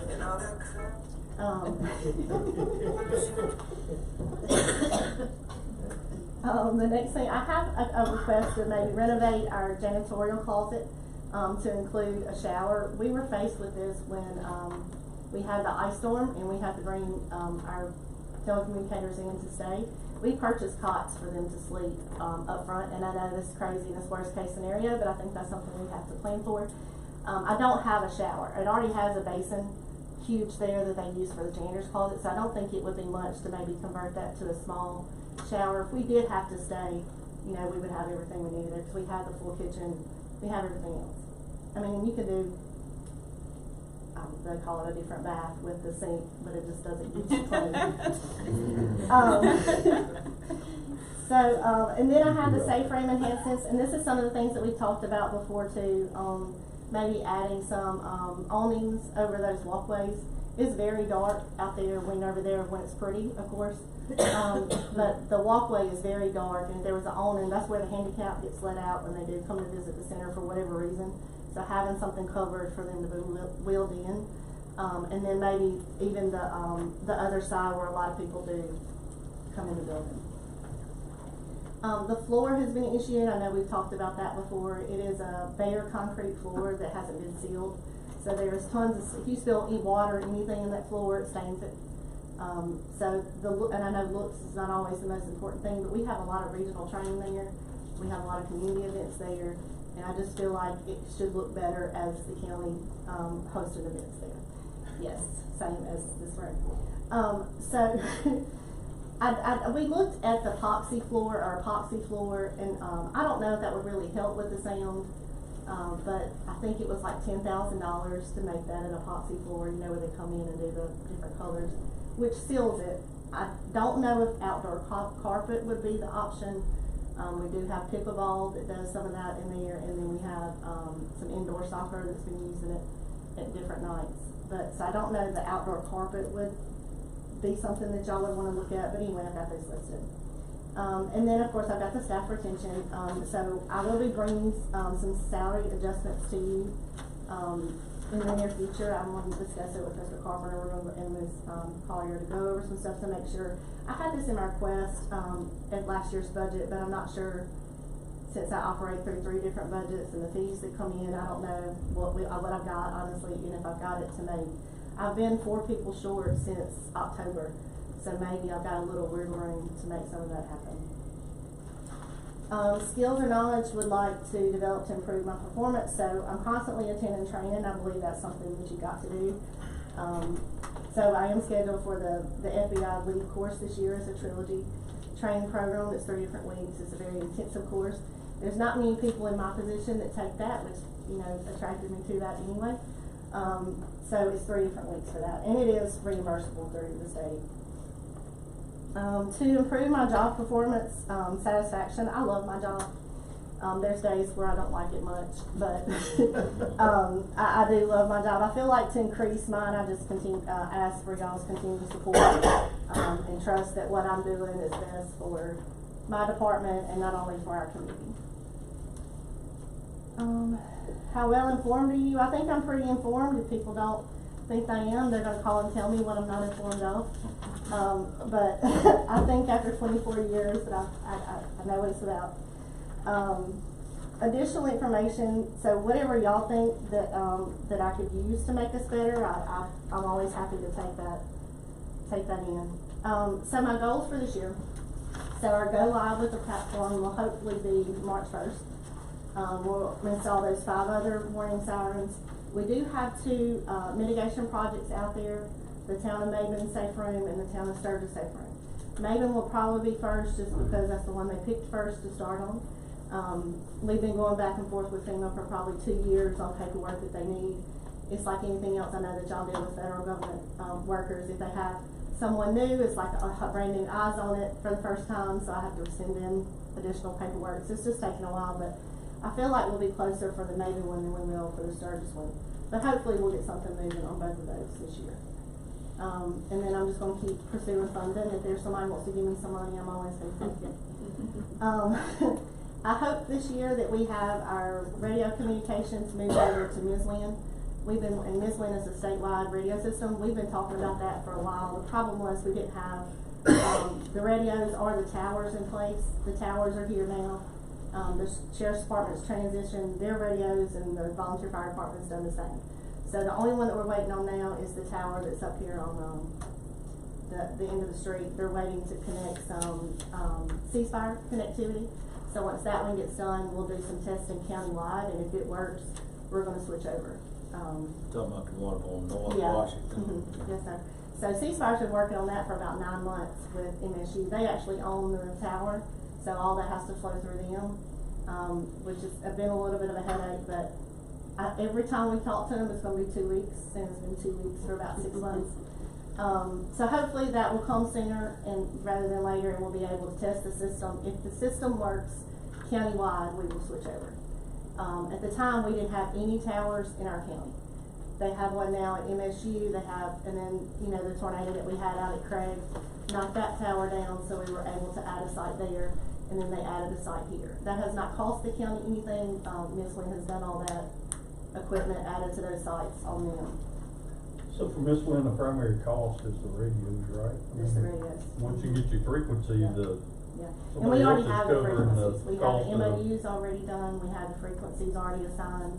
They've been put into the Sheriff's Department radios already. The last Homeland grant that I had was like $45,000 for that combiner and control station. That was to get my equipment ready to take that on. There is some programming that will have to take place on my end, but I haven't been rushing it because the site's not even up yet. So as soon as that gets going, we're gonna move a little faster on that. But I hope to have that within So the next 2 or 3 months. from an equipment standpoint, you're ready. I'm ready. You just, Yeah. towers is all you're waiting on. Yeah. Okay. And make sure it's coverage, because I don't wanna change and half the county be on that That's right. system and the other half not. So the issue is, and I think we're gonna have okay coverage, is once this Starkville site's up, we wanted to test Maven, because that's the area that we have to switch. Now we have 4 towers that we have to, the Sheriff's Department, everybody has to switch through. This, nobody will have to switch, they'll be on one system wherever they go in the county. So Maven is the issue, that we wanna make sure we got coverage. Some of that on Is Maven. that the one out on Maven Sturgis, the 5 tower? So y'all own the old forestry tower, they Yeah. signed that over a few years ago. So the thought was, if we needed to add another site there to help pick up that area, but the geography on Maven Sturgis Road is already a problem, that I'm not sure if anything's gonna work there, unless you have some land in the hollow in the middle of Maven Sturgis and build it 400 feet, which we don't wanna do that. The other option, there is an old AT&T tower on 82 before that horse arena, it's almost right beside there. They abandoned that site, and so the Wireless Commission's been looking at that if we needed to add a site onto that. But we won't know what we need till we get this one turned up and see the coverage. When Sturgis went down, they're one of our biggest problems on the tower. That is a very old site. We have to page that twice before those fire departments can get the tone, which can cause some issues if it's, a significant call. And then half the time, depending on where they are, if they actually get their radio to trip. So that'll relieve some of that also, hopefully. But when they were down with some repairs about 3 months ago, we moved them over to Ms. Lynn, a special event channel, for about a week. And they loved it. They wanted to stay on the channel forever because they were able to get in their driveways inside their house. They didn't have to walk to a certain corner of the yard to be able to get a page. So I feel like the coverage is going to be there, but we got to do some testing to be sure. And then the last one I have is the legislation to be passed. This is something in which the Clearwater group made me write that down. So we've been fighting 911 fees forever. The fees have not changed since 2010. And so one of the things that we hope to bring, I know January 20th, I think is the deadline for the bills. We have Senator Delano with District 50. This is the technology chair that's going to open a bill again this year. It's about the 911 fees. The thing with the fees is that right now we pay $1, our residents pay $1 for residential and cell phones, and they pay $2 for business. So in this bill, our discussions were to leave it up to the counties to decide up to $4 to raise those fees too. And I know that sounds like a lot of money, but these fees have not been raised since 2010. And so even for us, right now we get $456,000 in fees is what we got last year. And it takes $920 last year to keep us going. So that just shows how much y'all are supplementing our budgets now. We don't get the fees in to make it happen. Even if we raised it to $3, and my suggestion would be 3, sit in the middle somewhere, don't take the extreme to 4. But if we sat in 3, that would give us 1.37 in just residential. We do get the 2 for business. Right now the business is capped at 25 lines. We hope to increase that to 200 lines. You think of a lot of, and we're not trying to hurt businesses, but I mean, they should be paying for those 911 fees on those lines. So if they're only paying for 25 lines and they have 100, I mean, that can be a significant difference for the county as well. We average about 130 calls a year. So just, we've got to be able to pay the people to sit there. And the only way we're going to be able to do that if legislation changes. Has the fight gone We've from fought for never about 5 years. to return? I mean, for one time they were talking about making the cell phone follow the person. If they're from somewhere and they're here, yep, that we get that fee. And I think that could come later, but that's a whole nother Well, animal, because you gotta been attack. going I just on want for to a at least long start time. getting the fee structure changed. And that's true. So wherever you buy your cell phone from, that county is the one that gets your fees. Yeah. So you think of the almost 30,000 students that we got here. They use our resources, but we don't get their money. And I'm not trying to take money from other counties, but I think if your priority and 75% of the time is hitting our towers, then I should get your money. But right now that don't work like that. So there is some bills, hopefully when they come I will share that with y'all, but after they talked and asked for what y'all could ask for, is that something that, I know we reached out to them before, Clearwater Group, I think it was either last year or the year before, and they've done some talks for us on that side. Would that be something y'all would be okay with if we got that bill, if I reached out to them and asked for them, or is that something y'all need to do? Well, I don't think Clearwater's gonna be able to help you with it. They can certainly add a little bit of weight to it. What's gonna help is if you can get all of the counties to saying the same thing, and the way to do that would be through the Mississippi Association of Supervisors. And we've done that. So I spoke at that conference about 4 years ago, Yeah. I think, and talked about that. But people get it confused with the state radio system. And so there's some counties that don't want to be on the system, so they just get it confused. They don't understand the fees. And then I know y'all probably heard too that there's like $70 million at the state level for 911, and it's like, why don't we use that money? Well, we can't use that money. It's statute set, it was set in 2010, and that's part of the things that's gotta be changed for us to open that money. So that's all included in that same bill. So that money can come back to counties for grant funding for equipment. And Rob and Senator Williams both, they sponsored these bills in the past also, and have been very supportive of us. It's just hard to get 83 jurisdictions on the same page of anything. But it takes a lot of us, like those 2 associations that I am president for. A lot of the work that we do from that is to go to different county boards and talk to them and explain some of what we're trying to get done, because they just don't understand it, I think. Because they see that 70 million, it's like, oh, why can't you just get that money? But we can't touch the money. I know it was a whole lot, but you don't have questions for me. I'll get on my soapbox about that 911 thing. I did hear you mention once and about you gonna come to us for this budget year about increasing your fleet. But you have stated in the past about having to use the personal vehicles, and when they pull up in an area they don't know. Is there any way you can maybe have have some signs created, And just for we temporary, talked just about to. that too. Yeah. But I just, if they're out in their vehicle all day, and Yeah, so if you don't pay them enough, now I'm asking them to pay for the gas to ride around the county all day. right, yeah. So that's kind of where. And I, some and of I, that and comes I in. understand Yeah. that, but I was just wondering, to identify stick them, on. have some sort of signage that they might can, Yeah. just until we can get, resolved with your fleet issue. And I can, and one of the issues that were brought up to me before, if I'd done that, does that make the county liable because they're in a vehicle that says Ottawa County on the side? So that's why I've kind of been hesitant on doing that, cause I don't know If about they're on- clearing. if they're They're on county duty, then it would make the county liable. Yeah, but I mean, yeah, That's especially why but in their it's vehicles, very say they're going through a tornado area and run over and bust their tire. Is that on county insurance or is it theirs if they're out doing county work? Well, they get reimbursed for their travel, regardless of whether it's local or, going to some conference or something.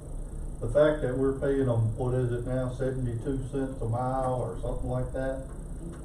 All that is to cover their personal insurance and those type of things. And obviously, if they're speeding, breaking the law, or doing something, driving recklessly, then it would be on them and their insurance to. Okay. I just want to think about that. How regularly are they called to those type of events? The past 6 months have been crazy. I think we've been busier the past 6 months than we have in a long time. I don't know what's happening out there, The but past 2 years have just gotten to be. I really have. We've had so many house fires. Y'all know about the Roseline. I mean, since December 19th, I think it was 3 days that I'd had off, through that whole time, because we had 3 house fires, and then of course we had the 29th storm that primarily out at Highlands, but it's just that time of year, I guess. Yeah. And then we're fixing to have, tornado season. I had the opportunity to, be present at the last house fire. That was an awful situation. It was awful. At one time you issued a fire alarm, a smoke alarm. Do we have the possibility of, having those fire alarms or smoke alarms? So we've asked for that again. Those that we got that time were donated us from Red Cross. But the state fire marshal's office, they give out to the county fire departments. And I don't know if they've done it last year. I think they may have skipped a year, but there's a certain number that they get for those free smoke detectors, but I'll have to ask that. Yeah, the county fire department said they did not have any. Yeah, they may not know. And the Red Cross was real ticky about theirs, and I say ticky, I'm sure they have to write documentation for where those go. But that took time, because we had to go out and install them, we had to, have them sign off on a safety plan for their house, and then there's us drilling in someone else's ceiling. But we had to be the one that installed it, we couldn't just hand them to the resident, because, if they decide they didn't wanna put them up, then that's a waste that somebody else could use it. So that's time consuming also, and I don't mind doing it. Just a little bit more time. We did mention, early in your presentation about possibly identifying some staffing. You went through, you opened up the safe room for warming station, and you had to have staff there in case somebody showed up, and didn't anybody show up. But I know it's sort of a strain trying to gather up volunteers to do that. Is there any way we can possibly identify staffing that, maybe the county would compensate in some way? Well, and I when thought these about events like a come up? part-time person where you wouldn't be doing the benefits. We haven't had the volunteer base that we needed since probably COVID. Before COVID, we would have volunteer lists a mile long. We just don't have that now. But I think even if we done it as a part-time basis, that we could train them like they need to know on different things that we did, they would actually represent us. So even now, if I had a volunteer, I'm probably still gonna have to send somebody from my staff, because they don't know the answers to some of the questions that people would have. And so if we're gonna have somebody there representing us, then I would rather them be trained by us in disaster operations. They could do damage assessments. I mean, there could be different things they could do. But I think even a part-time person, if we Well, limit it to I was 20 hours. thinking possibly pulling staff from around the county, and training them, so that you would have, event come up, you'd have these staff people that's been trained, that the county will compensate in some way. And we looked at that, cause I would love to have some deputies that are off shift, off work to work 911, and we talked about that before, but we couldn't do that because I would have to pay them, one time it was that I would have to pay them an overtime rate because they're already, their schedule shifts there, but if it was their days off, and they wanted to come work 911, I would have to pay them overtime. I'm fine with that if y'all are, I just need that money in my budget. Right, and that's what I'm just starting the But I do conversation. think there's a couple that would be interested in doing some of that. If they're, they have a lot of young ones too, if they're a day off, they wanna come in and work even 6 hours, half a shift. I was just thinking, in terms of safety for our citizens, and wouldn't burden you so much having to try to find volunteers and call around and hope they show up and. Yes, that's well, and I had 2 deputies that really helped me during the damage assessment at Highlands, cause it would've took us a couple of days to get all that done. We had about 130 assessments that we completed just at the Highlands. And so we done a quick 10-minute training on how to do a damage assessment, and both of them, they were already on shift, but they helped us tremendously that day. So, I think we could train whoever to do whatever we needed. You give me the money, I'll find the people. The Mississippi Department of Human Services has responsibilities to open up, to man shelters. And I'm curious as to what the relationship here in Octavia County is with that bunch and whether or not they're capable of providing you any help. We do meet with them every year, and discuss that, but I think like us, they're probably short-staffed, to do the shelter operations. Cause that's the same thing with Red Cross. They used to always provide us volunteers that were trained in shelter operations. They don't have the people anymore.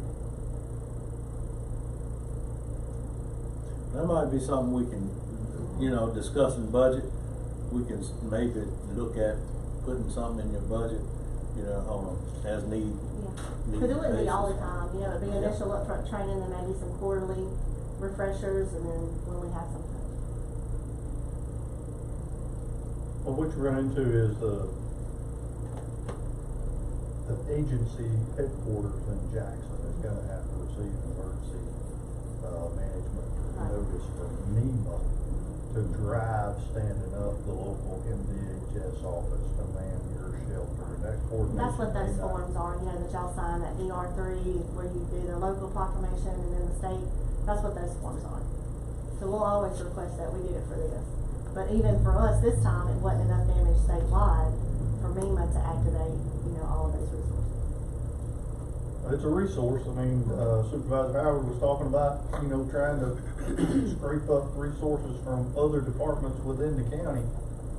There's one sitting right over there. It's about 15 people working over there. We'll at least start the conversation. Yeah. See what comes out. Any other questions for, Ms. Campanella? Thank you. If not, thank you so much. Okay. Y'all have a good day. So moved. Motion by Supervisor Trainer, second by Supervisor Little. All in favor? Motion passes unanimously.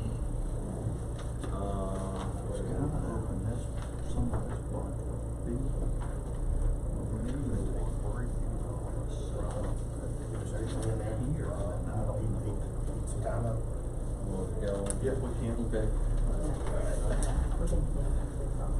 Put me on the hot seat.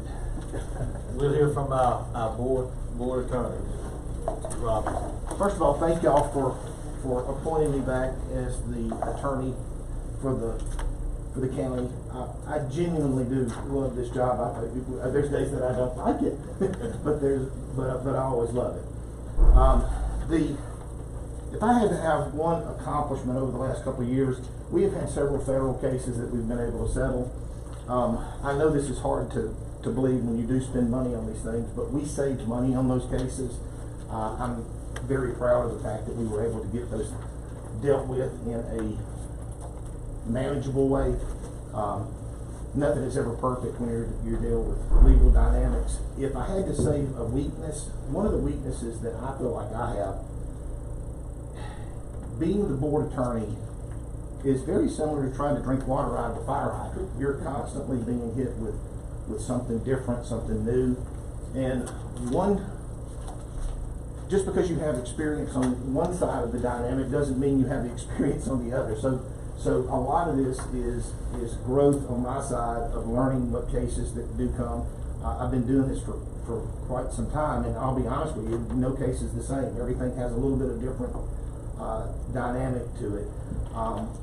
The one thing that I think that will be beneficial as we move forward, and I think this is something that our county administrator is trying to address, is making certain that our minutes, our the ordinances that we pass or whatever are online. If someone does a request for information from us, it can be very difficult to go back and trace this stuff down. And I know that our Chancery Clerk's office does a good job of putting this information out there, but I do believe that in the future, as we move forward, having this stuff online, frankly, will help me tremendously. If I could, Rob, I've been working with Sharon, and there's the due process. That thing, while it can be a little bit frustrating, it seems to get overwhelmed with a lot of data, and sometimes it'll just spin. But I've had a lot of success with that thing down in my office from home. I mean, the public has access to it. Maybe what we need to do is a better job of promoting that may be it. The availability of that site, and then allow me and you, make it easier to work with. Me and you to refer people to that resource. One of the hardest things that we do, especially if somebody goes through the extra headache of asking for information. A lot of times the information is available, but they don't know how to get to it, and then they stay on us. I have a couple of situations right now, whether it go through the ethics department or whether it go through whomever. Sometimes it takes a lot more time to drag this information out than we need to. And frankly, some of this may be due to the fact that I'm not the most computer savvy person in the world either. So the reality is that I think if we promote this, make certain that it's out there and available, I think it would help a lot. I don't think that some of your people are going to still want to, some of our constituents are going to still want us to walk them through this. It's just the reality of what we deal with. Well, I've been reviewing public records request policy. I'm thinking of one public record request in particular that you have in your lap right now that is extremely involved. I don't know that We're probably thinking of the same one. they can afford to pay you for that public record request. They think it's and owed you to need them, to unfortunately. provide them with the estimate of that cost, and I think they will simmer down. That particular person probably is not going to go away. Now, that being said, I do agree with you. The reality is that I try to, y'all, if I don't do what they want me to do, they're going to be on you, and they're going to be on him, and I know that. So some of this stuff I try to deal with in a way that they can accept, or at least the person requesting this. Now, some of these people go further and go on to an ethics deal, which we do have some ethics. They're not violations, they're things that people turn in. We do have some people in our community that watchdog this stuff. And you know what? That's okay. There's nothing wrong with these folks doing that. It does create work, and it does create problems. I think as we move forward and I'm able to hear some of the ideas that our county administrator has, I think we're going to have some of this stuff solved. I'm excited about that. To be honest with you, I'm very excited about it.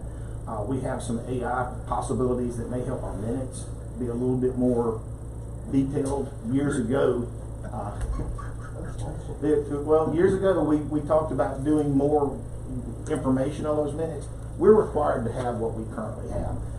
I'll be honest with you, when you go back and look at these minutes sometimes, though, it's kind of hard to understand the context of the communication that's going on. So I would love to plug in something either on Kate's computer that allows it to record while we're talking, and it will automatically, which I didn't know this existed until 6 or 8 months ago, but it will automatically convert a lot of the conversations that we're having. It could be an add-on to the minutes that we do, so that we'll have that information. It's something I think that moving into the next century, where most of your communities are going to have to be doing, and I think that it's something that we need to be doing. I think you know, we've been discussing hiring an IT person, and I think this person is gonna be ideal in, setting up a lot of these things, making them user-friendly, so that people won't be hesitant to go on and research some things of that nature. So I think that's gonna be huge. If we can get the right person in here as IT, that'll be support that we all need, to set up some of the things you're talking about right now. Some of the questions that are being asked though are kind of over and above what we can, like, we've been asked to do an audit, for instance. Well, y'all, that costs money. And I'm not qualified to do an audit. I'll be the first to tell you that I'm not. I'm just. Well, we have the legal audits. What they're referring to is if we pay a bill, specifically what we got for that and an audit tied to. I think there's an allegation that we paid for something we didn't get. Maybe the. So the ethics committee requesting this? No. Or the public? Yes. No, I've talked to the ethics people about public it. comments. I mean, they're welcome to come in here and voice their opinion to the board. We will not do an audit in the nature of what you're talking about without such a, a request coming through. Yeah, I'm not doing forensic audits on something that we don't have substantiated. But it's very expensive to the time that's involved in that, so I agree. It's expensive too. So, these are things that we're facing. Now, I did speak to the ethics people about this particular request. The request, the way it was requested was not the proper way to request it, number one. But number two, they're not asking us to do it. I've asked them, what do I need to do? We're still getting the question that they have asked us that is relevant. We are still making certain that we have that information. And frankly, I should have had that to them in December and just didn't get it to them. But I have talked to them and they're good with everything that's going on. As we move forward, we do have some very good attorneys that are working through our insurance companies that are helping us with some things. One of the things that y'all may or may not know is that I talk to each one of these people that are representing us from an insurance standpoint at least once a week, if not every 2 weeks, in terms of what's going on. Sometimes we're getting them information that they need. It's all a process, and sometimes it just we do have a couple of cases that have taken forever that y'all are aware of that have a particular body of water that's attached to that we're probably going to be dealing with for a while longer. Nothing would tickle me more than us to find a solution to that and move forward and move on. But it's not going to happen overnight. We're just going to have to let it. Sometimes let it proverbially boil itself over and finish wherever it needs to finish. I do think that there's things that we can do better in my office and frankly, making certain that I have a checks and balance of what may be hanging out there, which I'm excited about the communication. I'll be honest with you, before the last 3 or 4 months, there hasn't been a lot of communication about these types of things, and we're starting to get that communication back with our county administrators. So I'm excited. Well, we need to define and formalize an administrative review process for all of these contracts and agreements that seem to fly around that get approved really quickly and then ask for you to sign. They shouldn't even come before this board without the administrative review process having been completed, which includes the board attorney reviewing all of these agreements and contracts before we ask you to vote on it, and most especially the board president to sign it. A lot of times what's happening is we get this on Thursday. Oh yeah, it's terrible. It's nobody's fault on this board or his fault or my fault. It's just we get it. They got a grant application due not later than tomorrow, and they run in here at the very last minute. Well, that requires reviews of all these 30 and 40 page agreements that for the most part are certainly legally correct, but I'm very uncomfortable asking you guys to vote on, approve, and then you to sign something that has not been through an administrative review process. it would be beneficial to us all, and instead of me coming in here having to relook at it while we're sitting here, it would be helpful. And there may be questions that we have sometimes that need to be answered. So I'm with him. I'm not saying that they're not valid. I don't know of anyone that's not brought a valid contract to us, but it is helpful to, in my opinion, I think we need at minimum, what, a week or two to get it through, or I mean, I haven't taken that And we would long. define those, Rob, in the formalized process. Right. But we gotta define, I mean, there are a number of processes that we need to have in writing and formalized, because, I mean, we say they're bringing them to us at the last minute, but we hadn't set any standards. Right. Most folks wanna play the game, they wanna play by the rules, but Right. we gotta tell them what the rules are. And, you know, for the most part, they'll comply with it. So we need, y'all need to come up with a timeline, an Yes, ma'am. acceptable timeline of when the department heads and everybody That's right. needs to come. It's not fair to y'all. Toward the board. I mean, honestly, it's just not fair to y'all for the two of us to be sitting here scratching our head going, well, I'm not Yeah. sure what's in this. So it's only fair to this board to be able to ask the questions that you might want to ask. But I love what I do. I love this community, and I think that this board is doing a lot. Y'all have a lot on your on the table. I've got to do a better job of keeping up with y'all sometimes. That's a lot, and y'all are my most important client as far as I'm concerned. So just need to make sure that we're giving you what you deserve, which is the best. Well, we are certainly not experts in the field of a lot of things that we vote on and pass, and we depend heavily upon our appointees, and we certainly appreciate everything that you've done. Is there anything coming from the board that you all want to ask our Appreciate you, board sir. attorney? Thank y'all. Yeah. Anything that you think that I can tighten up on, call me. You know, I certainly don't think I'm perfect. So if there's an idea that you think will be better, or a direction, let me know. Let our county administrator know. I'm very excited about some of the things that we've got in the works in the future to help getting my world a little bit more engaged. Well, that certainly seemed to have been some conversation of some things that's been identified that's gonna help us operate a lot more efficiently, a lot smoothly going forward. So we're looking forward to those things being put in place. Supervisor Williams. Yeah, have you thought much about how do we house present employees, and now we're talking about bringing on additional employees? Have you thought much about how we're gonna house all these different individuals that are gonna We need need more a place? space. Need a place. And Rob's opinion is we need more space, and I think the justice complex does not need to die.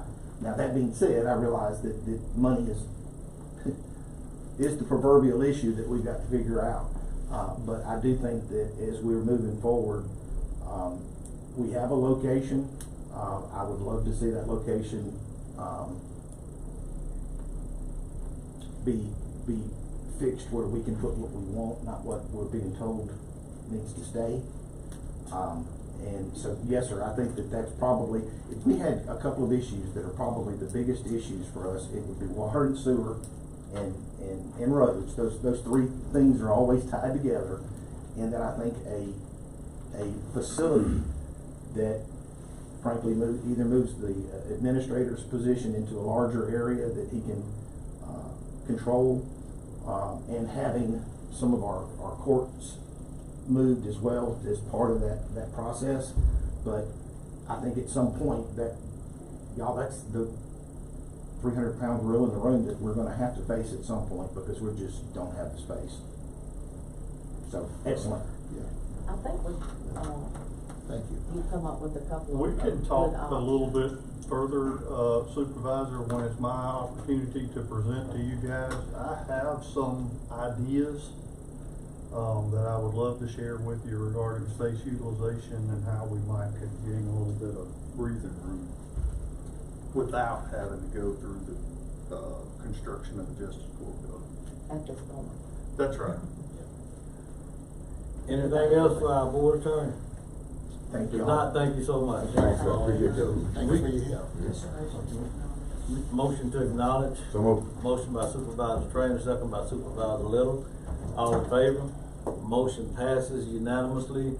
We see we've got Butler Snow and Raymond James has arrived. We're gonna take a quick break, and allow for our Zoom setup and, give the board a minute to take a breather. And we'll return 10:15. Yes. Snow and Raymond James here to discuss our RFP with the hospital, with OCH Regional Hospital. So at this time, we're gonna need a motion to go into closed session to determine if we need to go into executive session. Motion by Supervisor Little, second by Supervisor Williams, that we enter into closed session to determine if we need to go into executive session. All in favor?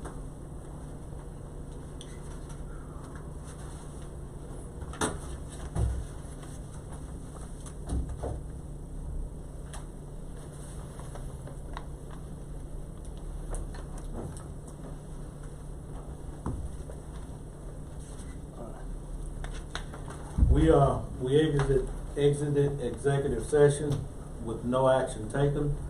We will now hear from, Mr. Healy and Butler Snow, accompanied by Raymond James with a recommendation for the Octavia County Board of Supervisors as it pertains to the sale of OCH Regional Medical Center.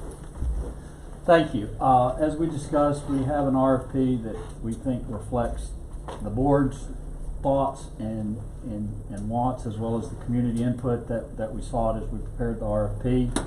We have a data room that is ready to go that we believe is sufficient to start the process, and we would like to make a recommendation. The RFP is presented to the board, be approved, and that the resolution that would be published once a week until March 7th are adopted by this board, unless there are any questions regarding the RFP or the process. Is that with changes?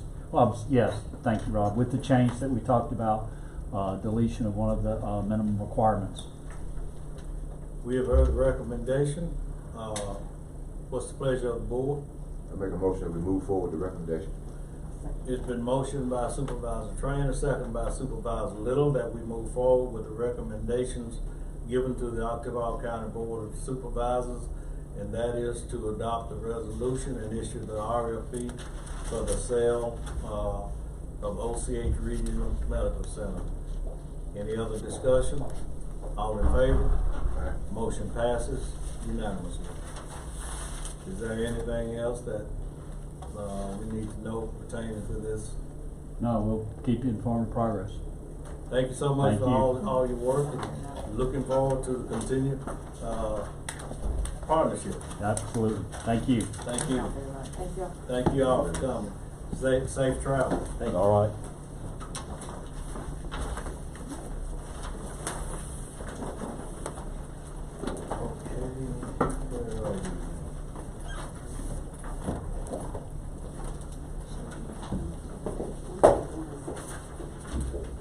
Mr. President, I'm gonna need to be excused. I'm gonna catch the rest of it live stream for the Okay, okay, information that you all got here. okay. Well, and if you miss anything, we'll bring you up to speed. I'll be on the line, or I can call in either one if I need to. Okay. But I think. Whichever one you decide you might want to do.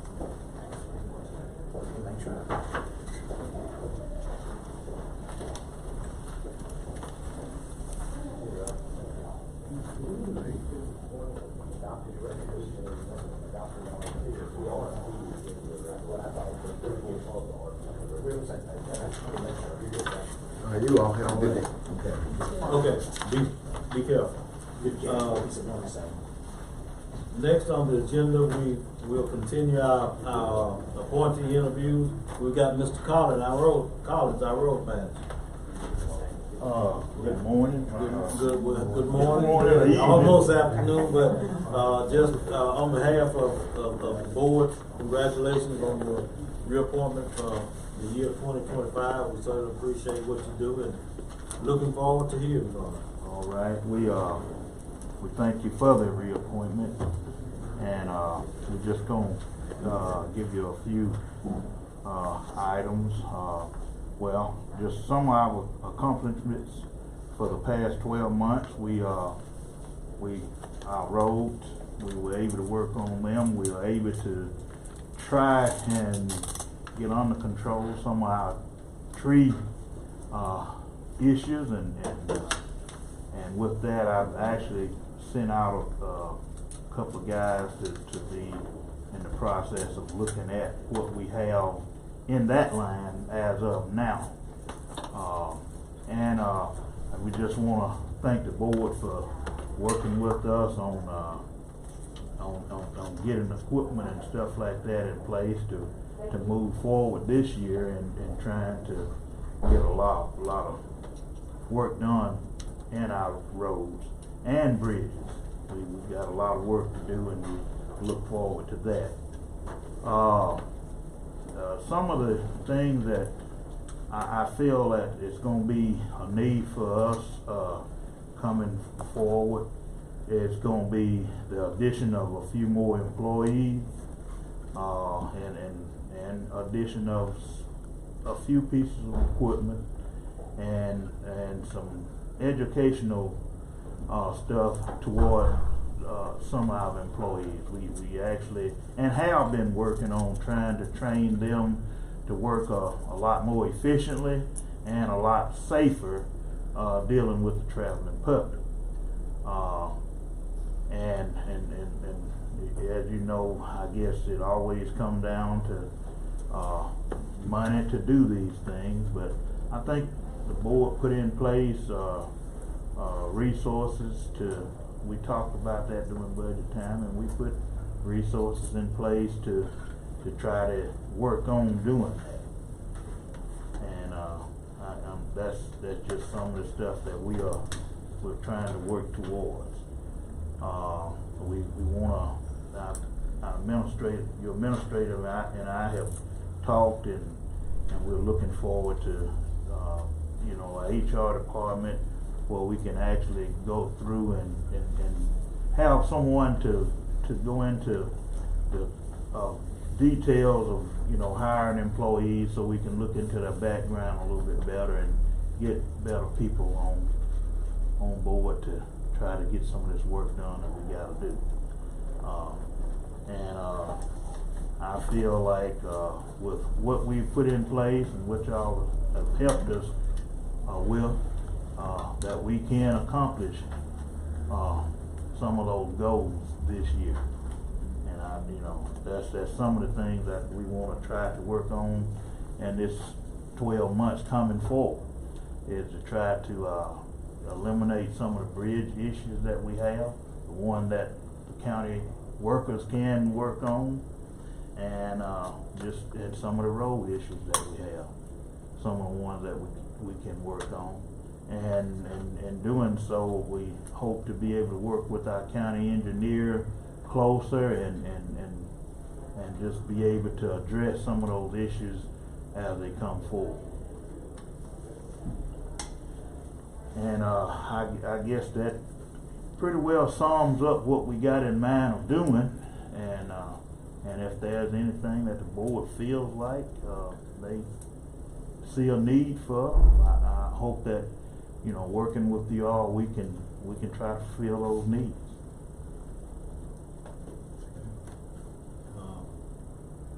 I guess we'll just sort of ask you, are there, and you mentioned some more equipment and more manpower, but do you think there may be some things that can enhance the production down at the road department? I mean, naturally we always think about building and paving roads. Yes.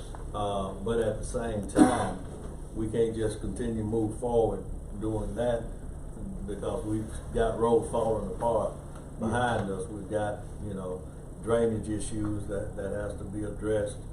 So have you thought about maybe something that you might could put together, some type of plan to Well- sort of address those issues so that they don't get so far out of hand? You know, we can simultaneously Yes. address those. Well, one thing we're gonna do is, we're gonna go out and try to get a, wider scope on where we are and on some of our needs, and, bring it back to the boards. We have, bad drainage issues. And what that accomplishes, what that may, be is, you know, it's every day that we call out and we go out on the road and we find a hole here and it's a cupboard rusted out here and a cupboard rusted out there. And a lot of this, you don't know it until, it has happened. I went out the other day and we found a concrete cupboard. Well, it wasn't rusted out, but it has separated and material has flushed through it. So we just trying to take a look at these issues, and we're trying to take a look at our drainage on our roads and try to get ahead of those and try to where we can plan a little bit better. And that's one of the things that we're working on. We're trying to get it to where we can plan a whole lot better. And it may comes down to having someone just to go out and kind of evaluate the roads ahead of us so we can actually and know what's going on ahead of time. Like I said, we got a lot of coverage on these roads on the cross drain issues that, you know, you think they're okay and you drive home every day, and then next thing you know, you find there's a hole that's come there or something like that. So that just you know, and we actually need someone looking at those covers and checking them out to make sure that they are in the condition that they need to be in, and if not, then we can draw up a plan to try to get them replaced. I guess I know one of the challenges that you face is having top-notch operators. Exactly. And I don't know if it's the salary that we pay operators, if that's something that the board needs to consider, raising the scale of pay for operators. But I think that the better your operator is, the more productive that your road department could be. And it's, I know you've sort of got a program in place. You're trying to train operators and to train employees to be operators. But is that something that the board needs to start to consider? Maybe looking at going and getting experienced operators and bringing them in, and just, you know, we might just have to bite the bullet and pay for those type of employees. Is that something that we need to start to consider? That is, and that's I've talked with the administrator, and that's where I think having a HR department would help in hiring, and but on the other aspect, we got to make sure that we do have the pay scale where we can move those people. We have a good program. We got good benefits and stuff like that, but it's always that thing of people, well, they feel like they can make a little bit more money somewhere else. And I've lost a few people to a little bit, you know, where they can make a little more money, and they move to that. And so that is something, you know, it's getting a little harder and harder to compete with outside companies, and that's something that we definitely got to look at. We got to look at the aspect of, if we're going to hold on to, you know, if you train up a man and he feels like he can go and operate for somebody else and make a little money, sometimes a younger person looks over the benefit to reap the benefit of right now. And so you know, they don't understand, don't feel like the benefits of now, it kind of overweighs the benefits of the future. And so that is something we definitely need to take a look at. If we're gonna bring in people that's trained or is familiar with equipment and ready to operate and knows what to do with it. And then also that comes down to having people to lead them that knows what they are doing. And all the time, that don't mean they're a good equipment operator. It just means that they know what to do in order to get the job done. This will be my last, but I know you've lost some pretty good employees. Yes. You know, that left for maybe better pay. Things of that nature. But are you sort of evaluating situations like that, what you could have done differently? Maybe come to the board and say, this is a great employee. We need to, you know, we need to see what we can do to keep this person. I guess going forward, especially when we've got some employees that's you know, that's worth fighting for, maybe putting in some sort of a system. And I understand, you know, you've got a lot of employees that you have to consider when you're making these suggestions, but just maybe going forward, having something. Yes, that is one of the big things. To be able to come to the board and say, hey, you know, I've got this person, they consider leaving, and what can we do to kind of, you know, entice them to stay on. That is a big issue, because like I said, if you train them up and they get that understanding of what's going on and how to do it, and if someone comes along and offer them a little bit more money, they're gonna go for it. And sometimes, you know, it's not that much that it takes to keep that person, you know, on. And so I think that's something that we need to look at, being able to come to the board and say, hey, this is what we got, and this is what we need to do to hold on to them. And I, you know, and with that aspect, you gotta look at, and if you do for one, then you gotta kind of do for others. Put the balance in. Yeah. So we gotta, you know, we just gotta come up with a system where we can make this work. Yeah, but if an employee has earned this, yes. I mean, this is not just because I do it for you, you automatically get it done for you. Yes. This is we talking employees that have demonstrated that they are good employees, good attitude, be on time, get the job done, be professional about doing it. So if you've got those employees, you know, I'm not so much concerned about this guy over here that's just half doing his job, getting upset because you're getting this guy. Like I said, I understand the dynamics of having other employees, but you know, we need to have some sort of system in place that show that this employee has earned this increase.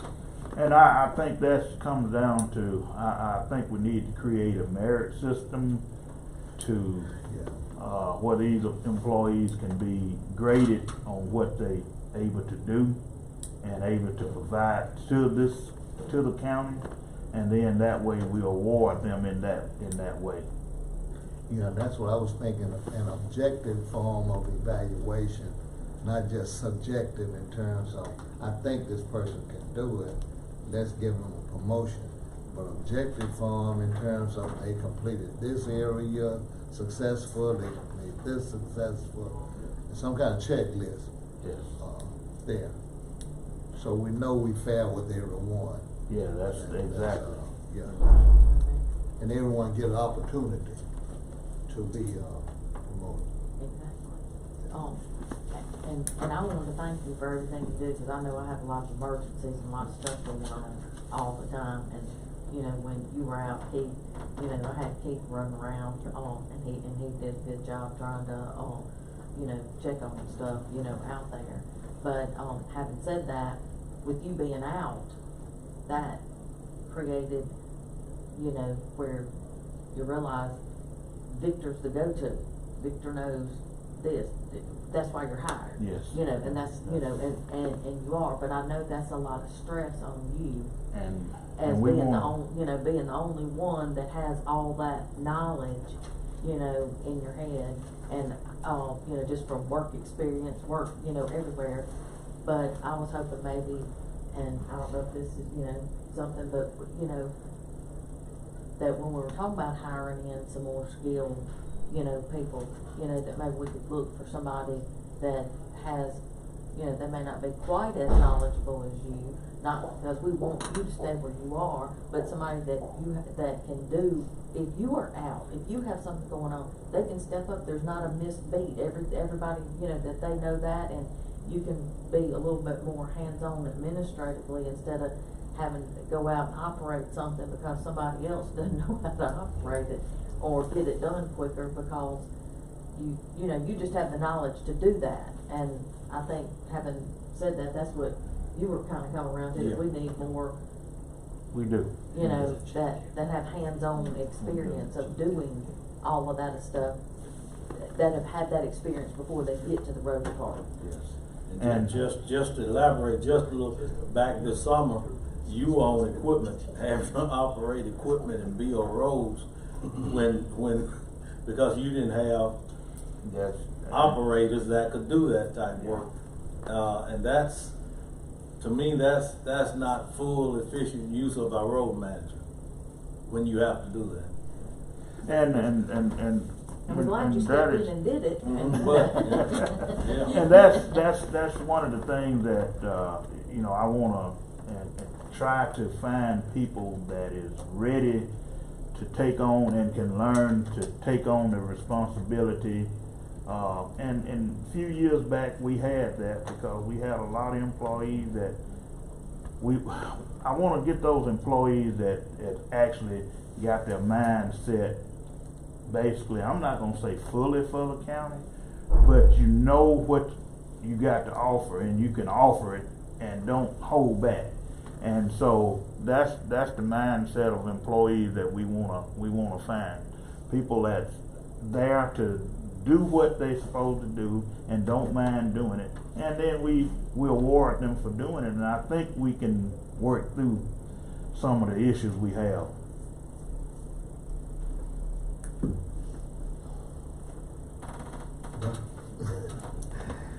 Thank you for what you do.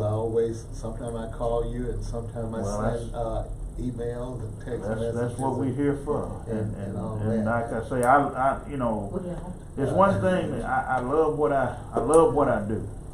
Operating for me, and sometimes I like to get out there and do it because I just like to keep that skill set up there, and I like to show guys it's an easier way to do things sometimes if you just think about what you do. And I try to put that in their mind to think about what they're doing, and once that's done, you can get the job done a lot easier and more efficient. And I feel like, you know, we can move forward now. We got some of the stuff we need to have, and we can move forward and get a lot more done. And you know, when I first came back, we didn't have quite the trucks to put guys in to go out and do stuff. Now we do, and we're gaining that all the way around.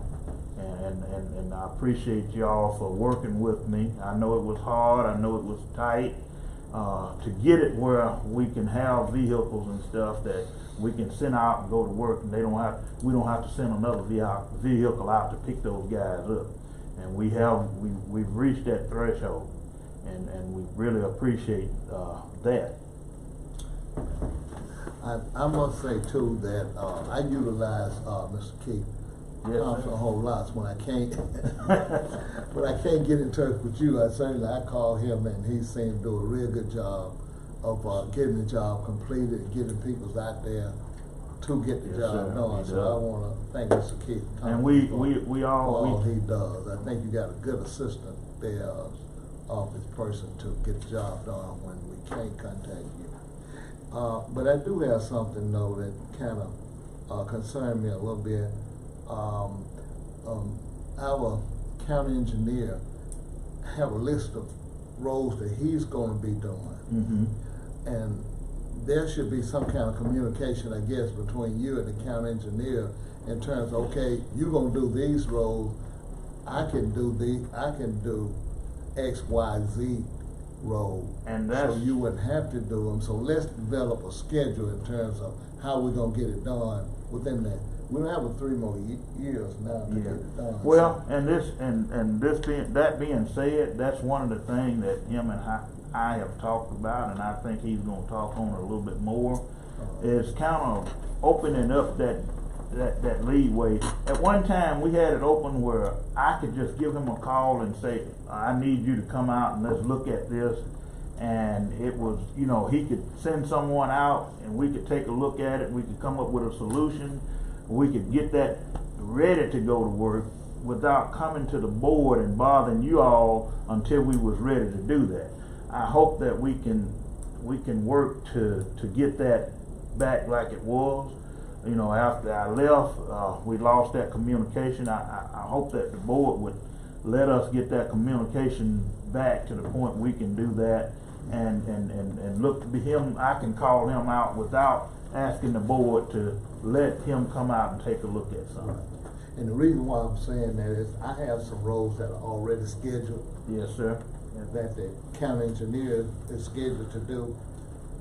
But I don't really have a good feel on the roads that you're gonna do. Well, I've got a list of ones that we are ready to start working on, and as soon as this weather breaks, and we're gonna go wide open on those particular roads.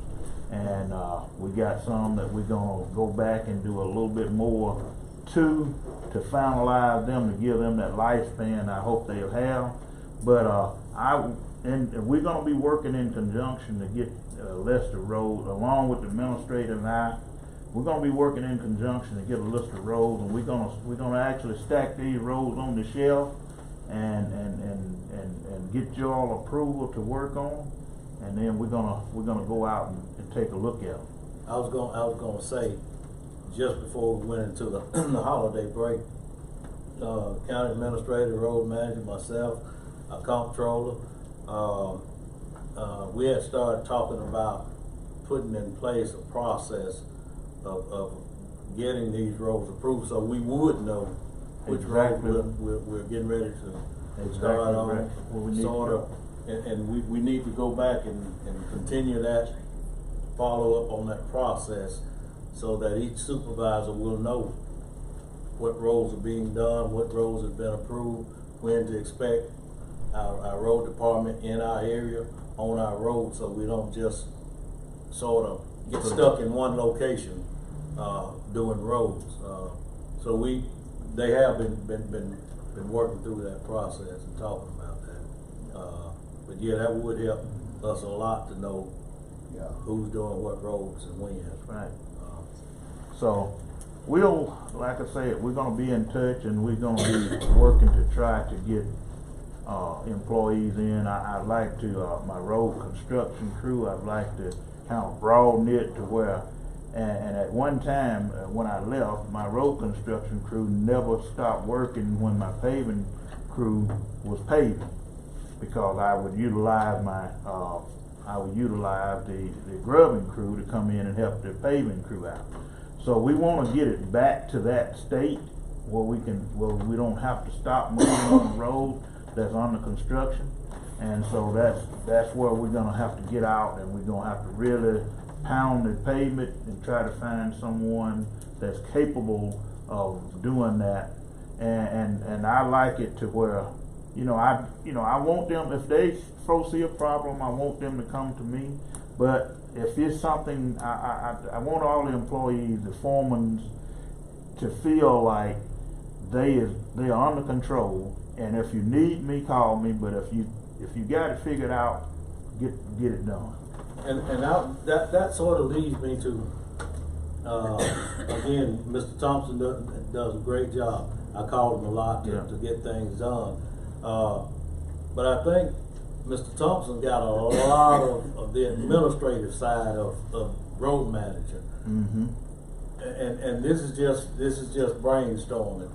Do you think we need to possibly get somebody in place that would say, is on the same level as Mr. Thompson, but maybe with more of the construction equipment experience, so that you all could work together in case you happen to be out? Have to be out for 6 months. You know, we still need road building. Mr. Thompson, you follow what I'm trying? Because you got extensive knowledge on the administrative side of the road manager. But if we could complement you with someone that has great knowledge of road building, equipment, things of that nature, and marry the two, then that way it wouldn't be so critical that you have to, get back and you have to just have an operation and that's on either side of the county, right? And that's where I came in. I when Mr. Posey was administrator, road manager, him and I used to talk a lot, and he came down one day and he said, well, I'm gonna be doing both jobs. And I think the foreman was calling him so much until he couldn't do his job as administrator because of the phone call. And so he came down and he talked to Bud and I about helping him kind of do that. And that's where I gained the knowledge that I have. I already had the knowledge to operate equipment, but he taught me the knowledge. He taught the knowledge to me of doing the administrative side of things, and so that's the same thing that's where we need to go again. I need to find someone that can operate and make decisions up to a certain extent. And just like I tell foremen sometimes, it is some decision that I can't make. It's up to the board, and I have to every once in a while remind them it's not a decision that you can make because I can't make it. And and so I have to step up to a higher power sometime to make the decisions that some of them feel like they can make. But at the same time, what I'm trying to say is that is where how I gained the knowledge to do it, is because I had a mentor that actually mentored me through the process of gaining the administrative side of it, and so that is something that I would love to be able to do to someone that wants to step up and do the, if they got a mind to do it, they can move a long way. It can move them up the line. Is there a possibility of allowing Mr. Thompson to go out more and actually do the physical road building aspect of what we're doing? I know he got a lot of administrative things to do. Yes, sir. More and more we can incorporate. Yeah, we can incorporate him in making decisions of what we need to do. That's not a problem, and that's what I would want him to do also. And on the other side, I'd like to get someone, I think, as a construction foreman that we can move in. That's sort of what I'm thinking. Yes. Yeah. That can also come in and be a big help to the administrative side, as well as being able to make decisions on what to do and what not to do. As far as we can go, and like I said, it's only, we can go up that ladder so far, but we gotta stop because the rest of it is on y'all's side. We can't make executive decisions, but we can make decisions out there on the road that,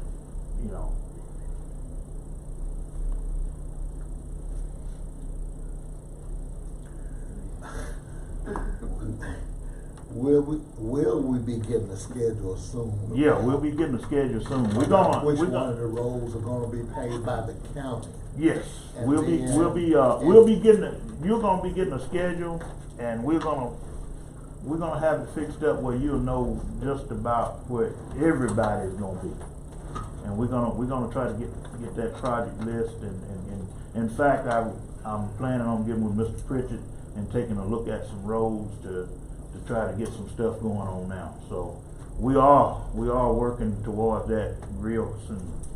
And I wanted to ask, and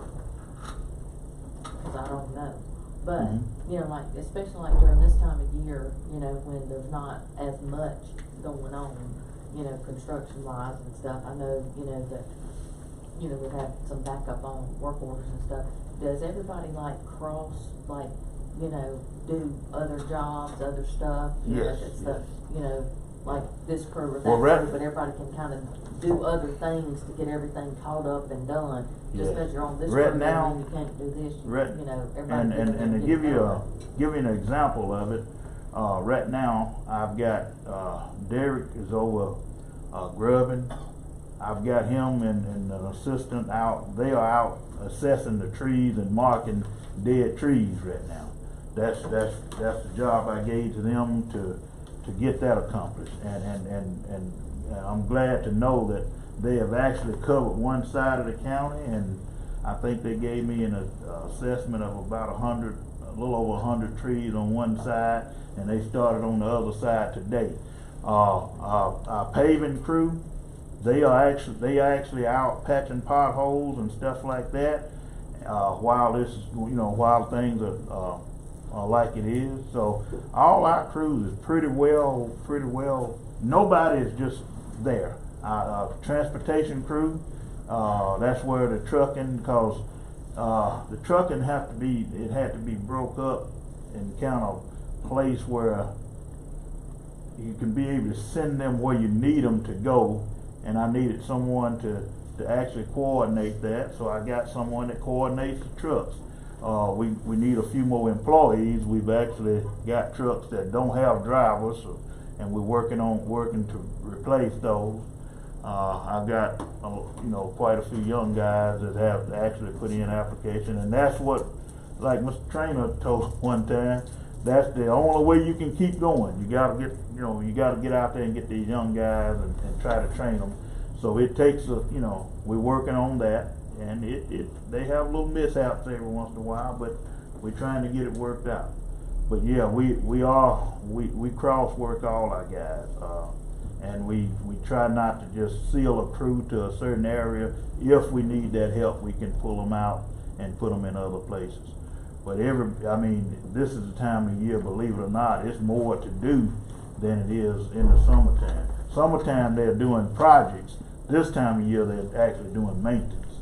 And so we gotta, it's a lot of maintenance out there to be done, especially with the freezing and all that. We got potholes all over the place. And so it's gonna be a lot of stuff we're gonna be recommending to the board to do in the near future. I just, I hope, funding come along that we can get it all done, because I definitely will be bringing it toward you. Go ahead, I'm sorry. Mr. Collins, Mm-hmm. I received a lot of complaints about coal mix being put down to patch potholes, and some individuals complain about that material popping on their car. And I know it pops on mine too initially when it's just being put down. Could we use, and I keep asking about the pothole patcher. Yeah. Maybe we don't have a pothole patcher. Yeah, we got one. And now, like the real cold time of year, it's a little bit hard to operate. But at one time, it was sidetracked because we didn't have a vehicle to put it. Now we do, and it's ready and waiting to go to work. And as soon as like I say, these warm days, they'll actually be taking it back out and working it. That's more of a permanent solution. Yeah, it's than it is for coal mix to be put down. But let me conclude too by saying thank you for taking my calls. Oh, we're gonna and take your call. responding to what I asked you to do.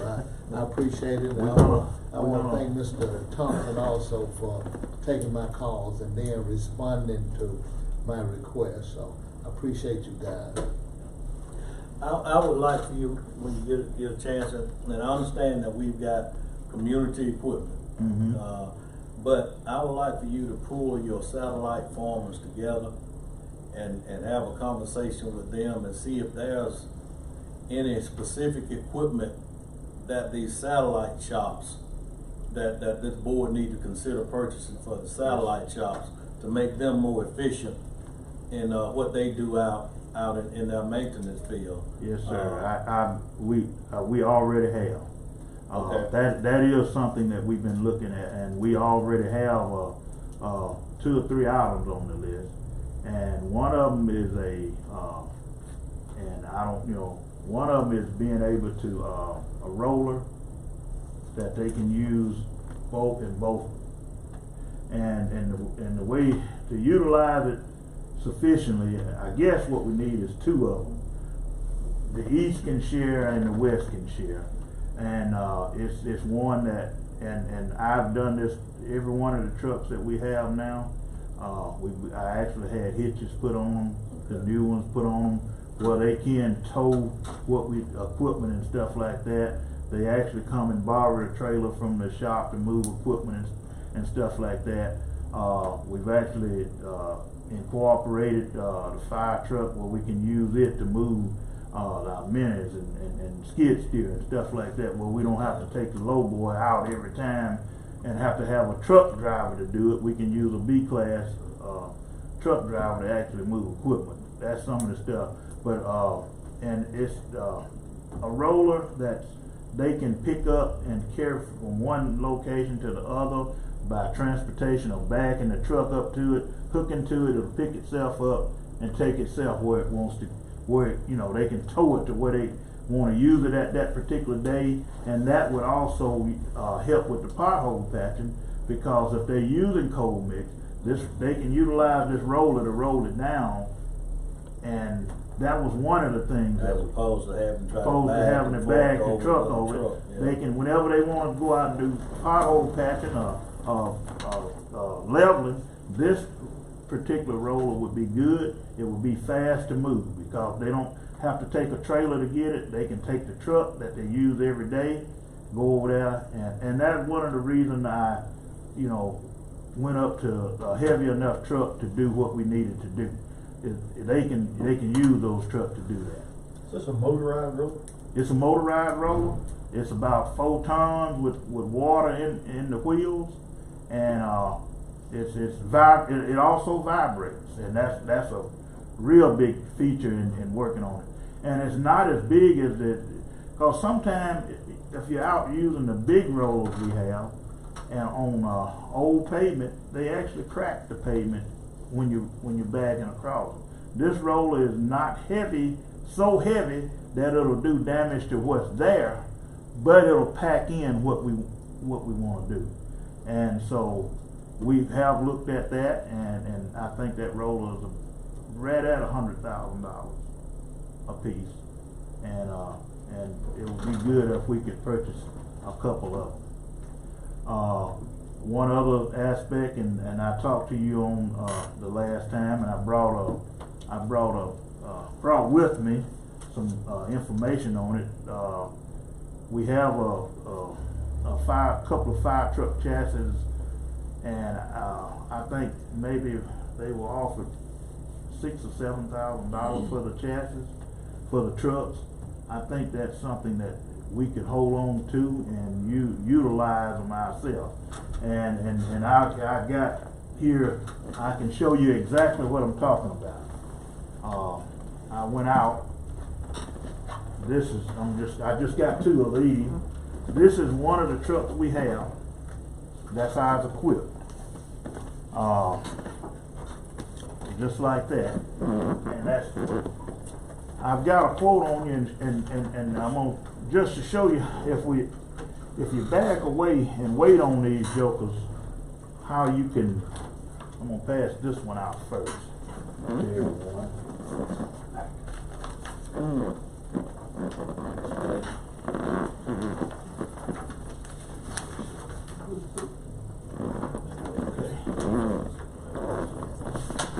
right. Did everybody get one?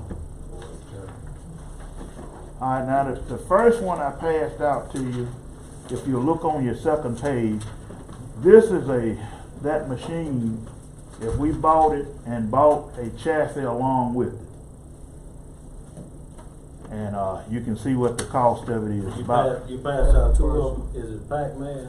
Yeah, and it go to your second page.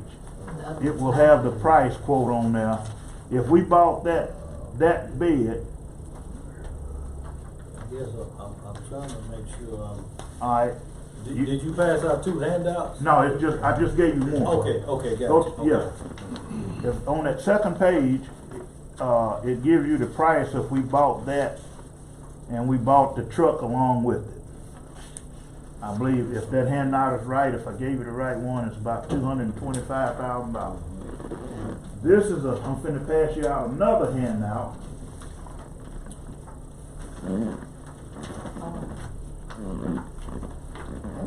Now, but the picture on the back of here is for a Mac. That's one they priced. That's the truck they priced with that. So and that chassis price is gonna range about the same for that size chassis in just about any other brand. It's gonna be pretty close to that.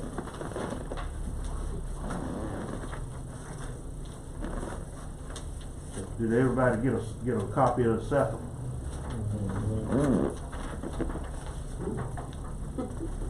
Okay.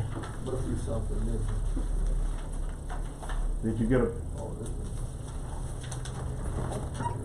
this is. It's gonna be 2 pages and then there's gonna be a picture on, a couple of pictures on the back of it. This is the price of that same bed unit if we don't buy a chassis, if we use the chassis we have. And it's gonna be on the second page of it. $120,000. The chassis that we have in mind is pictured on that back page. The guy from PacMac actually came down and he took a look at that, and that chassis with just a little bit of addition to the frame on the rear will work. And we already own that truck. We already own that truck. That's $700,000. Yes, sir. Yes, ma'am. It's worth $100,000 more to buy a chassis. And we got those chassis there, and if we sold them, we only gonna get maybe $10,000 on a good day for it. And my guys can actually strip that fire bed chassis off of it. I can take it to one of the welders and have the extension added to the back of the frame, and it would be ready to go to work after the bed is installed for $120,000. And that's just the budget price. We'll have to be at that, but I'm just giving you an idea of that. You don't need another truck, do you? We don't need a truck, we just need the bed. And so that and the bed is what you see there. And that, you just take that picture of that Mac out of your mind and put this GMC in your mind. That truck runs a Caterpillar 6.7 liter engine, and it's got the perfect transmission. It's all 5 speed Allison automatic. It's set up to handle that particular bed. And the sad thing about it, last year, around November, I think that bed was actually $105,000. So every year, they do about a 20% increase on this equipment. So next year, that bed will be about close to $140,000. So would you'd have to send this chassis and have them retrofit? Yeah. That's just like if we bought a brand new chassis, all it would be is the cab and the frame. Well, we would strip all this off at the shop and send this truck down as a chassis. We'll have, I think, about 2 foot added to them. When they put this on there, they cut the frame off just behind the back wheel. We'd just have to add a piece of frame back there, and we'd send it to them just like that. So you got a quote for $225,000. That's if you bought a new truck and the bed on it. And the bed. Yeah. But do you have a cost of what it would cost to send this chassis, purchase the bed, have the extension done on and then have it retrofitted? Well, having that extension put on there probably would cost us, I'm gonna say, in the neighborhood of about $2,500 at the most. And it would be put on there before it left Ottawa County. Okay, you take it and have it. Yeah, maybe and have it. we would take all of this off the truck, everything that you see on the back of it, we'll lift that off before and set that on the yard down there and it'll be sitting there. We'll take everything off, it will be ready to go. I got guys that have that off in less than a day. They good at tearing stuff down. But yeah, they could have the truck ready to go to them in less than a day. So how much would the bed, is the cost of that bed and the installation of it? $120,000. Okay. That's the cost to install it on this chassis. Okay. So there's nothing wrong with the truck? Mm-mm. So the fire department don't need it? Because this truck has a hole in the tank and is over the age limit for Mississippi I'm sorry, Fire. I was just making sure we putting It- 100,000 on a bad truck. Well, we got 2 Fords down there right now that come from the fire department and they tight as a drum. It's just that they lost their date. They went out of date. They can't be used for a fire truck anymore. And just And this would be same your amount of rubbish years truck? that they could Yeah, replace. that would be the You rubbish use this truck. as your rubbish Yeah. pickup. So We should have known once we invited you. So what I thought I heard you say is you need 2 $100,000 rollers and a $100,000 rubbish truck. yeah, that's what I'm saying. $105,000. Yeah. Now the roller, But now that's they're going up. that's just telling us, you Sense of know. urgency there. Now the rollers, that's something, you know, but this right here, we actually need to work on it. And I do have the money in the budget to do it. Because we put forth the money into the budget to do a bucket truck and we didn't do it. So the bed, rubbish bed, you have that funding? I have that funding in my budget. Good deal. So all we need, Time needing yeah. limbs and rubbish and, yeah. And so all I need is a order from this board to prepare advertising. I move that we allow road manager to advertise, for our rubbish truck. Second by Supervisor Little.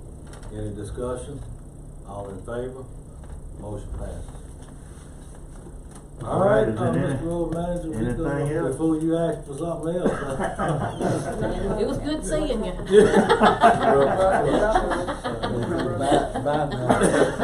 But listen, we do appreciate what you and your department do for our Duval County. Mr. Thompson, we appreciate you, man. I know you love what's the deal pickle with. The whole truck or just the chassis? Everything goes. The chassis is coming from, It's the truck, it's is the the bed. that goes So we're advertising for the bed, For the not bed, truck? not the. Yeah, I'm sorry, You're yeah. advertising. The bed for the rubbish truck. Okay. We'll turn. And it's this thing right here, right? Pick up the rubbish. It's this right here. It's got it's got its own gravel. Rubbish It's truck, this bed. right It's gonna already, I already. just Yeah, wanted to make sure. it'll have that gravel on Where it. is that right? And that gravel reach down and just clamp it and he loads it on the bed. I know we have one that's Yeah. already functioning. Yeah. But we still gonna have the same one we have. Yes. And We we just, gonna have another one. we're gonna put them both to work and try to keep up. This is the problem I have right here. Is when we start paving or we hauling material to build roads, the dump trucks that they're using, you putting 2 men out there to work. You got a truck driver out there and you got a traco man to load that truck. With this, you're eliminating that traco man and that truck can pick up whatever those guys are cutting. It can pick it up without the extra man. So you're eliminating that traco from being out there loading trucks. Because a lot of times it takes 3 people. If you're on a busy road, like Octok or Maven Sturgis, you gotta have somebody to flag. So you eliminate the use of a man. You stopping that man from running that tractor. This truck can just come in and pick that rubbish up. He can pick up rubbish anywhere. If we get a call in for someone that's got rubbish outside, that truck can go there and pick that rubbish up and haul it away without any assistance from anybody else. That sounds like a good deal. Well, we've identified some things that we think will help with our efficiency. We've actually authorized you to move forward with one. Maybe you'll come back with some hard quotes on those. Yeah, we'll come back with some budget numbers on the rollers, and we'll, we take a look at that and see what we can do. Like Supervisor Williams said, we get complaints about that pothole.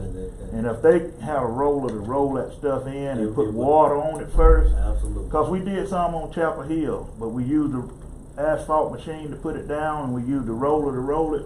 And everybody was pleased with that. They was pleased with the work. Right. So if you roll it down and put the water on top of it, you take the stickiness out of it, and it stays there because it's been compacted into the hole.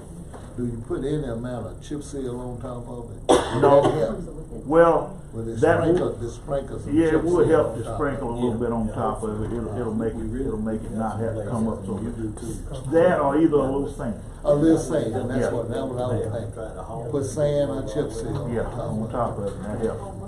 But we trying to get it where, and we're gonna bring to y'all a bunch of roads that we need to go ahead on and try to catch them before they tear up. We got quite a few of them that we need to try to catch.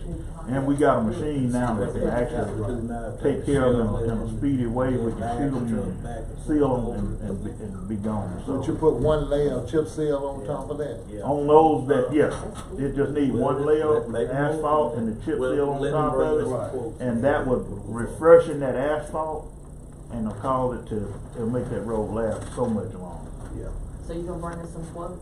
Yeah, we will. Right. All right. Well, thank you so much. We appreciate it.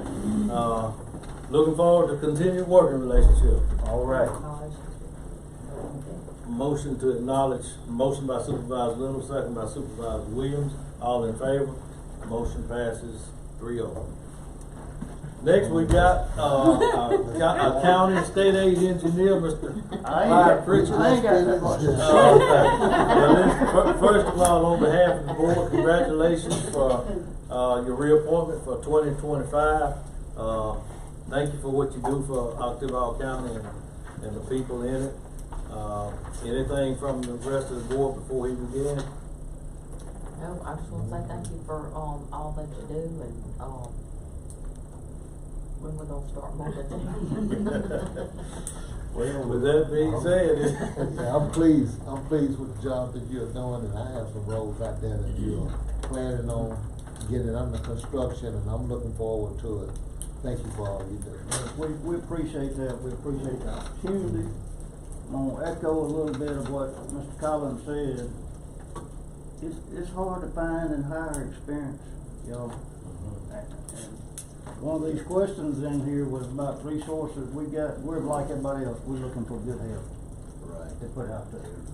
And I'll just say that now. If you've got young folks or somebody in the community, we can train folks. We just need them to show up at the door. So, Mr. Carpenter gave us a list of items to comment on. I'll go through them briefly, and if y'all got stuff you want to throw at me, feel free. But first one was about major on-the-job accomplishments that we felt like we had in the last year. First time I know of that we've had y'all state aid, LSVP, basically your state money obligated in year one. I thought that was a big deal. We've been trying to do that for a long time. But we go ahead. do what? We should have been another area. Well, but we got projects underway, we got them programmed, we got things going, we got some ready to bid and go out, so we were proud of that. Our strengths, I've invited some of you to come over. Supervisor Williams has been to our office. Quite honestly, I don't think you realize sometimes what it takes for us to do what we do. Survey crew, testing personnel, drilling personnel, AutoCAD people. And I've said it before, I say it again, y'all aren't just hiring me, you're hiring everybody I've got in my office. And it's a big deal to put all that together. Well, I was impressed with your operation. I think all of us need to go and take a look at, totally what's going on over in your office. Well, I appreciate that, and again, the third was resources, that's just good help, we can use it. We're trying to bring some folks, Supervisor Howard, you met Clint Markham, most of y'all met David Harrelson, our bridge in there, John Weaver. You know, those, David and John are experienced, they've been around, they've done a lot. We're trying to bring some young folks up to learn from them. Challenges we got working with the board. Don't nobody get the feelings hurt. Oh. One of the things, we walk in here and we hear 4-year road plan. I don't know that I've ever seen the 4-year road plan from any district. And here to understand what y'all are trying to do long term. That would help. And that's going back to what Vic said, we need, again, in times past, we sort of had an open understanding that Vic needed us, he could call us. And we go address it, and we still doing some of that, whether y'all know it or not. But it would help us if we had maybe just a standing order and our understanding where if Vic needed us, he called us, my folks respond. Every 2 or 3 months or something, you see a bill from us for time on what we did and all that, and we'd let Vic approve that if y'all more comfortable with that. But just to know that we can do that, and we don't have to come to the board and get an order and get approved to go do something he needs done. That would help. It would help us understand, as you want these roads and bridges and stuff worked on, to know what's the funding source for us. We launch on some of these, and then we try to figure out what we're gonna do with bond money or state aid money or LSPP money or something else.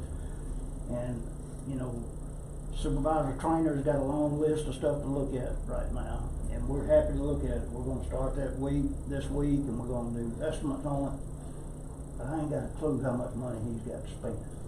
Well, that goes back, did I miss calling your name? Were you in that meeting we had when we were talking about identifying how much money is in each district, how much we're trying, because you mentioned a 4-year road plan, and in the past, we just saw, that's been more of a wish list. And I understand it fluctuates. Yeah, and it fluctuates, but with our county administrator, our comptroller, road manager, and yourself, I think when they finish developing this plan, that'll give some concrete to what we're trying to do. We'll know how much money we've got, how much is allocated per road.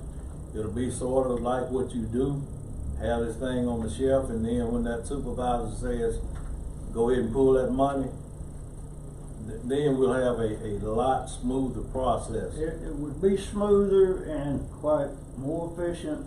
I mean, it's not really, I'll say efficient, but it's not efficient for us to go out there and look at $20 million worth of work if you got $5 million worth of money. You know, if we understand that on the front end, we can help you with the assessment of where those roads are. One of the things y'all get hit with regular basis is somebody comes in and I'm on the worst road in the county. And I'm sitting in the back seat back there and I say, no, you ain't. you really not. You know, I understand your problem, but you really not. So we could help y'all perhaps politically by providing you an engineering assessment of these roads and bridges that says from a technical standpoint, from a maintenance standpoint, from a this thing's got to live longer standpoint, we could tell you, help prioritize what roads need work.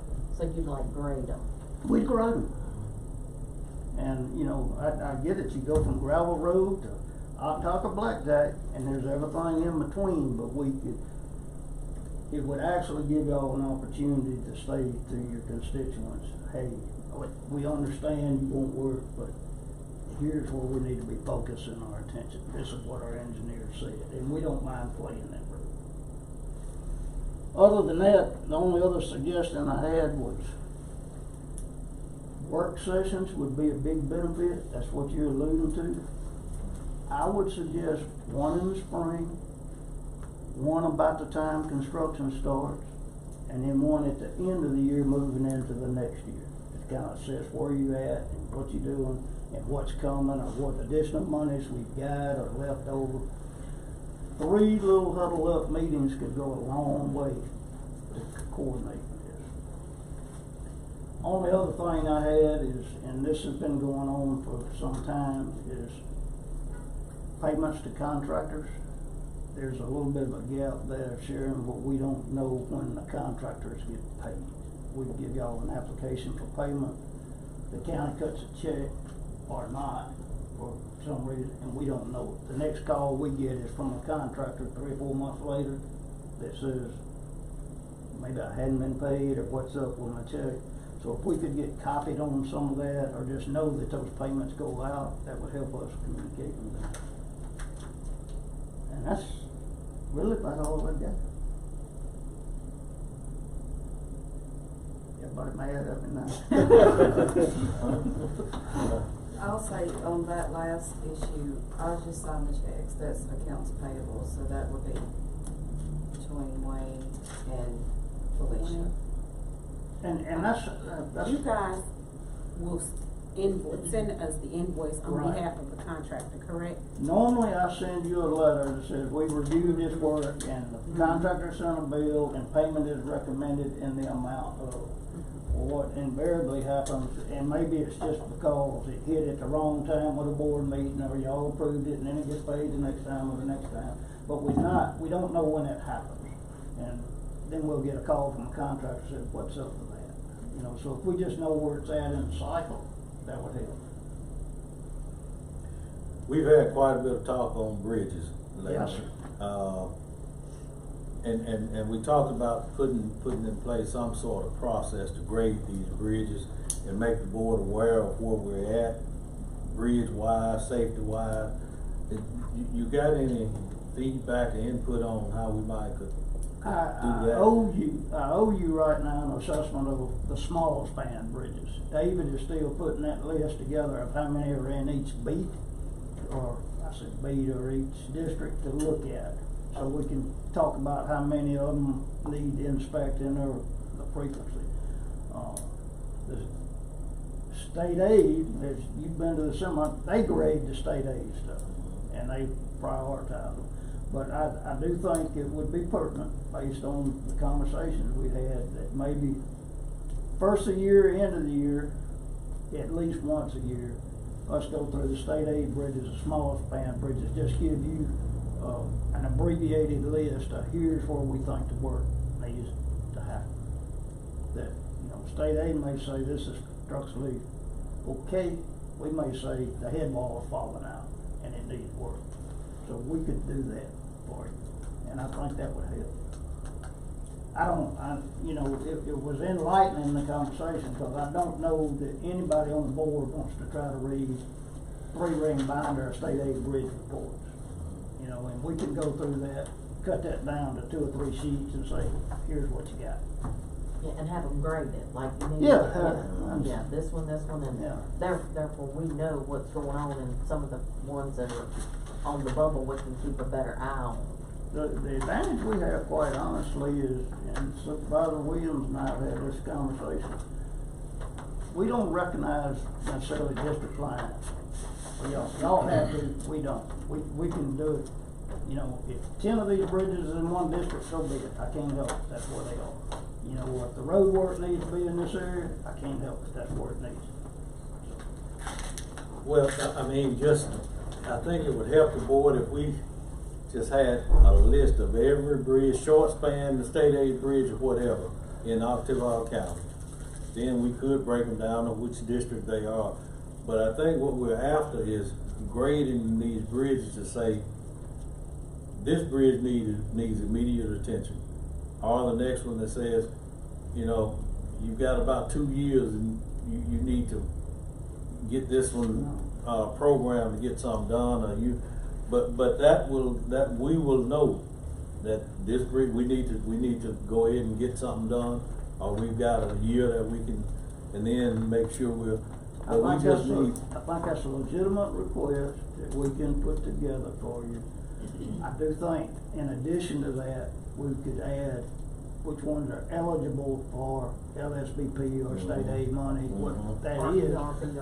Or, yeah, ERBR if it happens, kind of thing. But there may be bridges in there where we have to say, Supervisor Howard, I know that's state aid bridge, we can put state aid money on it, but it ain't gonna last that long. Yeah.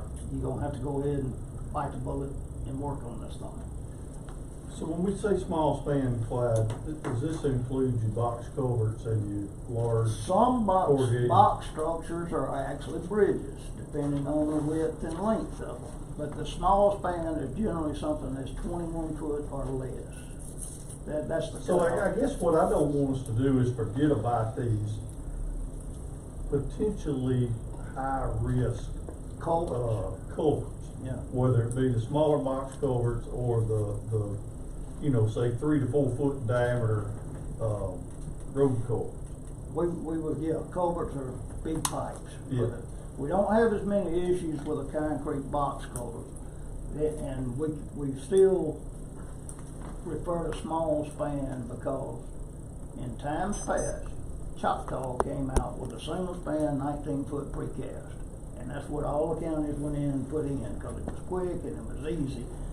But those don't classify as bridge now. And that's where a lot of these issues are on the timber head walls, timber piling, things that were done to put those 19 foot spans in. And big single piling. But we still need to know. Yeah, you need to know, Safe and that's travel across.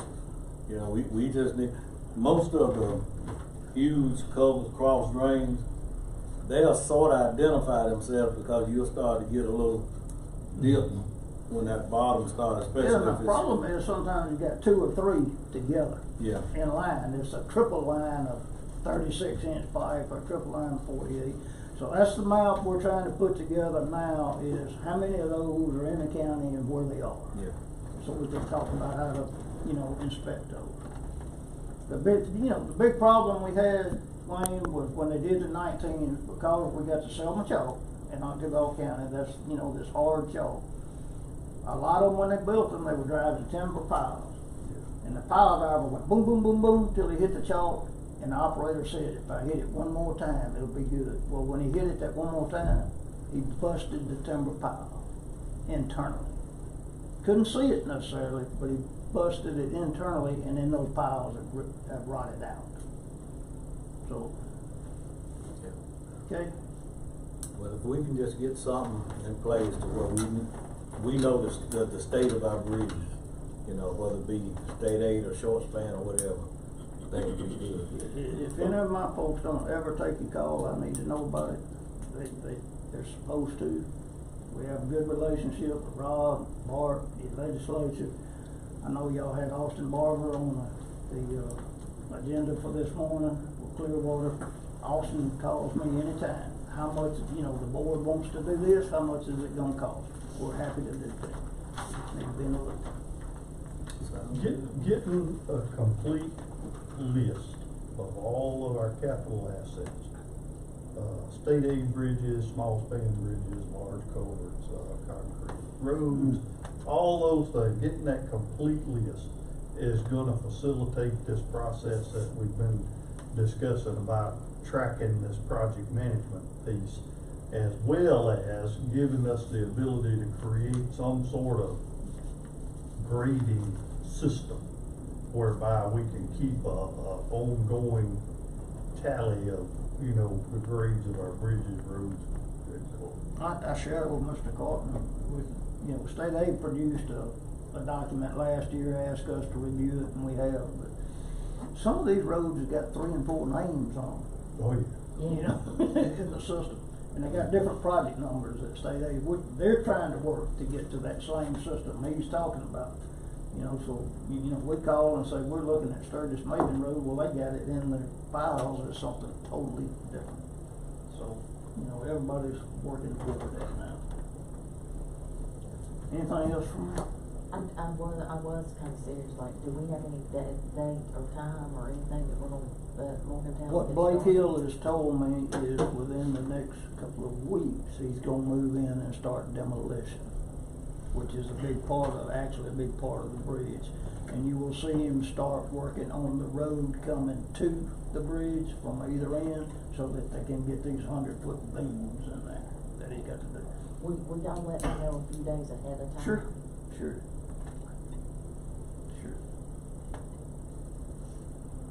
Anything else? Well, we certainly appreciate it. All right, Thank thank you y'all. so much. Thank Good you. luck.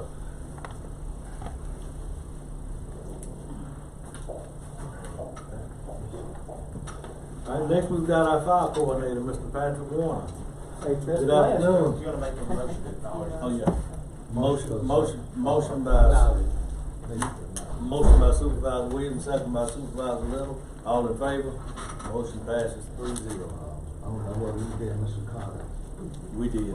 Yeah. Well, on behalf of the board, Mr. Warner, thank you, congratulations for being reappointed for the year 2025, and thank you for all that you've done for the county. Looking forward to continuing to work with you. Yes, sir. Thank you. I got a couple of these. I'm gonna pass this assessment out to you. So that way everybody has one. I think I got maybe, I might have had too many. If that's okay.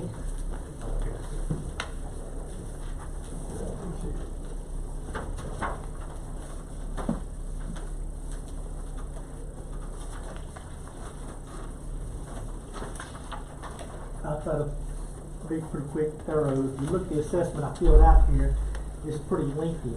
I would like to encourage everybody to, after the board meeting, to maybe read through it pretty good, because I'm just going to kind of sum up on the topics here and summarize it down pretty quick, if that's okay.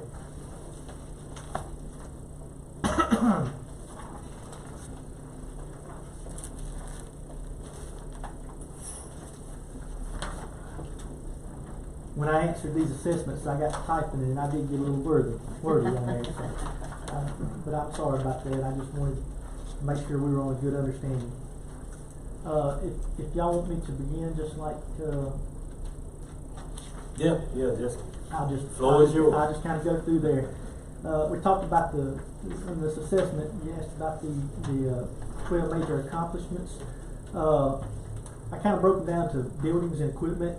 And when it comes to building improvements, the expansion of the Craig Springs Station, that is one of the bigger ones that we've accomplished this year, accompanied by land acquisitions for the Sturgis Maven Road for a new fire station, and land acquisitions for Highway 182. Now we are finalizing those right now, so those are some big accomplishments. We also have been doing some major cleanup at some of the stations, and I'll just kind of summarize. I'm just going through this. If you just kind of follow with me from the first page here, we've probably had 10 to 15 trailer loads of excess or unwanted material, old material. Better word for it would just be junk that we have thrown away. So we have been making improvements on that. That's just with the buildings alone. With the equipment improvements, we had we extended our fleet. We added 5 new fire trucks. We had a fleet expansion. We have purchased 2 new sets of extrication equipment, and we have upgraded our air packs with about 20 new air packs. All these investments represent a commitment to operational readiness, firefighter safety, and community protection. They have been some big investments for us in the last year. I'll just kind of go on down this line with this assessment with the list of the strengths and areas for improvement. Personally, I think one of my strengths is anticipating the future needs of the fire service. I think we need to make some changes in the fire service to be where we need to be, 5 or 10 years down the road. The areas of improvement would be possibly communication to others, this board and the volunteers, to kind of get that idea across to see where we need to be 5 to 10 years from now down the road. I'm just going to skip on. Do you know the resources needed to perform my job, and what additional resources would be helpful? The short answer, do I have the resources to perform my job, is no, not right now. I don't. The biggest thing I need resources, and I didn't hear all the other departments head go, but if I had to take a guess, it's really gonna be personnel. You take a look at the road department, buildings and grounds, the sheriff's department, or EMA, they all have what I do not have. I'm a sole employee of the fire service. I'm the only one. You talk about all those other departments, they have paid employees. I really need some help with me. That's the biggest issues I have is personnel. It's the need for personnel. You talked about like Dick, if he's out, you have number 2 man to step in. If I'm out, there's nobody there. So really, personnel is the biggest issue I face and is what I need. You work on the volunteer help? Yes, sir. Volunteers only. I'm the only sole employee in the fire service in the county. The challenges I'm experiencing, and how can the board assist me with these challenges? And I kind of sum these up between 2, and that's really personnel shortages, which I need personnel, and insufficient funding for equipment. And I know this is an ongoing thing with every department, but I really need I need some employees, and I really just need money. And I know the budget's tight and everything. That's the biggest issue when it comes to personnel shortages. I have delayed response times during emergencies, increased stress and workload on the staff I do have, and the volunteers. It's a strain on them, and it leads to burnout and fatigue. It limits my staff during large-scale incidents, and sometimes we happen to miss calls. We might get an emergency call and nobody goes because the volunteers are all tied up. If I'm out of town at a conference or something like that, so that's kind of an issue. The insufficient funding, that's really kind of due to budget constraints, and I understand that. But it hurts us. We have aging firefighting equipment and vehicles. Lack of protective equipment. It's hard to keep the maintenance and replacements on these trucks, and the department's ability to keep the growing demands of the community is really constrained. So, that's some of the things that hurt me on those things like that. Let's see here. What skills or new knowledge would you like to develop or improve in your performance? Personally, my knowledge of skills and technology and training, everything's evolving and adapting, so that's where I would like for my skills to improve. I would like to see the county possibly get some GPS systems for our fire trucks. I'll give you a prime example the other day, and I can use examples for everything, but I'm trying to limit to this. But example the other day, we had a call came out, Mr. Williams, what road was that on? Cedar Lane. Cedar Lane. I'm sorry, I just forget about it because we have some here. Well, if you think about it, there's more than one Cedar Lane. There's 2 Cedar Lanes in the city, and there's Cedar Lanes all over the place. Well, when the communications dispatched, they just said Cedar Lane. So I looked up the Starkville address. That was actually a Crawford address. So it's hard to, it delays response times when I'm sitting here on the side of the road, pulled over for 5 or 10 minutes, trying to figure out where to go. Every minute the fire increases, it doubles in size. You might have a chance to save someone and protect life and property. So GPS systems would be good to have in trucks. I would like to also start a drone program. You talk about technology increasing. I'd like to get a drone program here in the county to help us find missing persons, stuff like that. Y'all saw a good example of this during the hurricane the other day. During the tornado the other day. How we had the drone footage, we can get it up and see what kind of damage we have, and we can assess that damage and determine and kind of come up with a game plan on what we're doing. So I'd like to get a drone program here in the county going. So when you talk about what I'd like to do, knowledge and technology and training. It's very important. Things are changing, so all the time, new products coming out, the way we do things are different. So that's some of the things I'd like to improve on. The next thing would be is what can you, the board, do to improve your performance and increase your overall job satisfaction? And I kind of number these things down here, but I'm going to, like I say, briefly go through them. And the biggest thing that I'm probably going to say is staffing increase, and that's going to help out significantly with the training, emergency response, equipment maintenance, and ensuring accountability.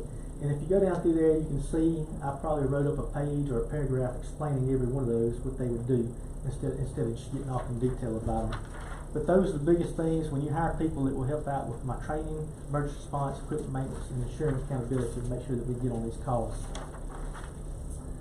How well informed are you on the information necessary to perform your duties efficiently, and what additional information do you need? I feel pretty confident that I'm well informed on the information I need. There are some things I'd like to see changed, a better communication system, and what I mean by that is I'll give you an example of the email address that we have. I have 160 volunteers, but I normally deal directly with the chiefs and have them direct them to their personnel. But I have a hard time getting some of my information out because the GTPDD email address is blocking some of my emails. So then I have to send them from my personal email and stuff like that. So if I have something I need to send out, they're not getting it in a timely manner. So that would be one of the things. I'd like to do some county-wide overall. Some example of that would be like some county-wide SOPs, standard operating procedures for the county, because each of these departments have different operating procedures. Maybe some county-wide drug testing or county-wide physicals, for that matter. You know, we want to make sure that our volunteers are capable of doing the job, and that our volunteers are able to do their job. So maybe some of those things like that. I talked about what are the goals you're interested in working toward for the next 12 months. The next 12 months, my main goals are this Moorhouse Station. I want to get this Moorhouse Station built.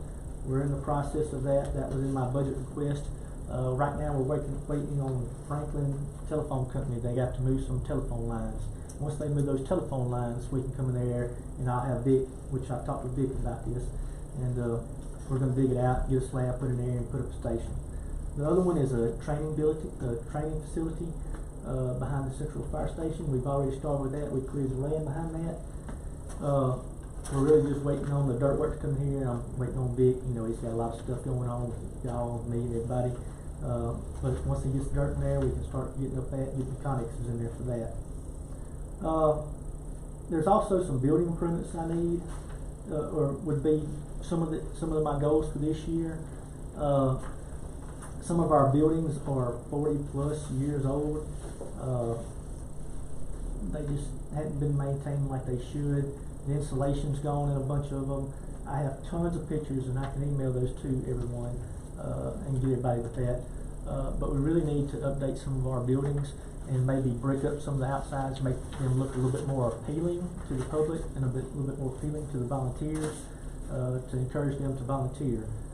And possibly some brush trucks. I'm in bad need of brush trucks and fire trucks equipment.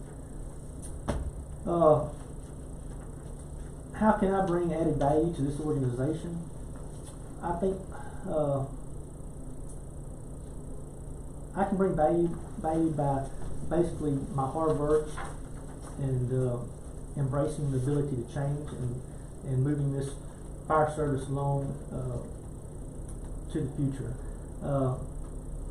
I think that I am committed to the growth and progress of this, fire service, and I think whatever I do for the county, I really work hard for the county.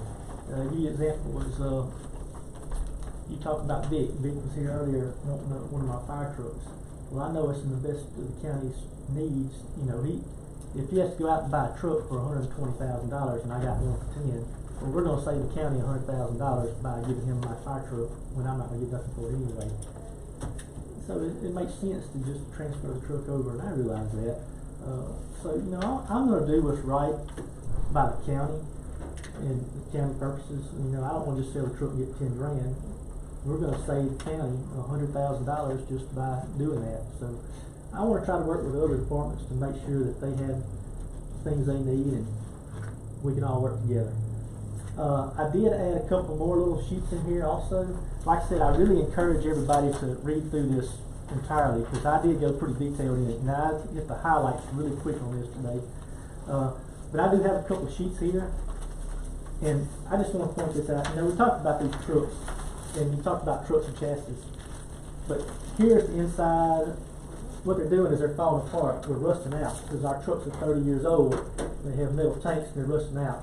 This is actually a piece of the inside of the truck from a fire we had not too long ago that got caught in the strainer and prevented us from pumping the truck, which is not good because we want trucks to operate on fires.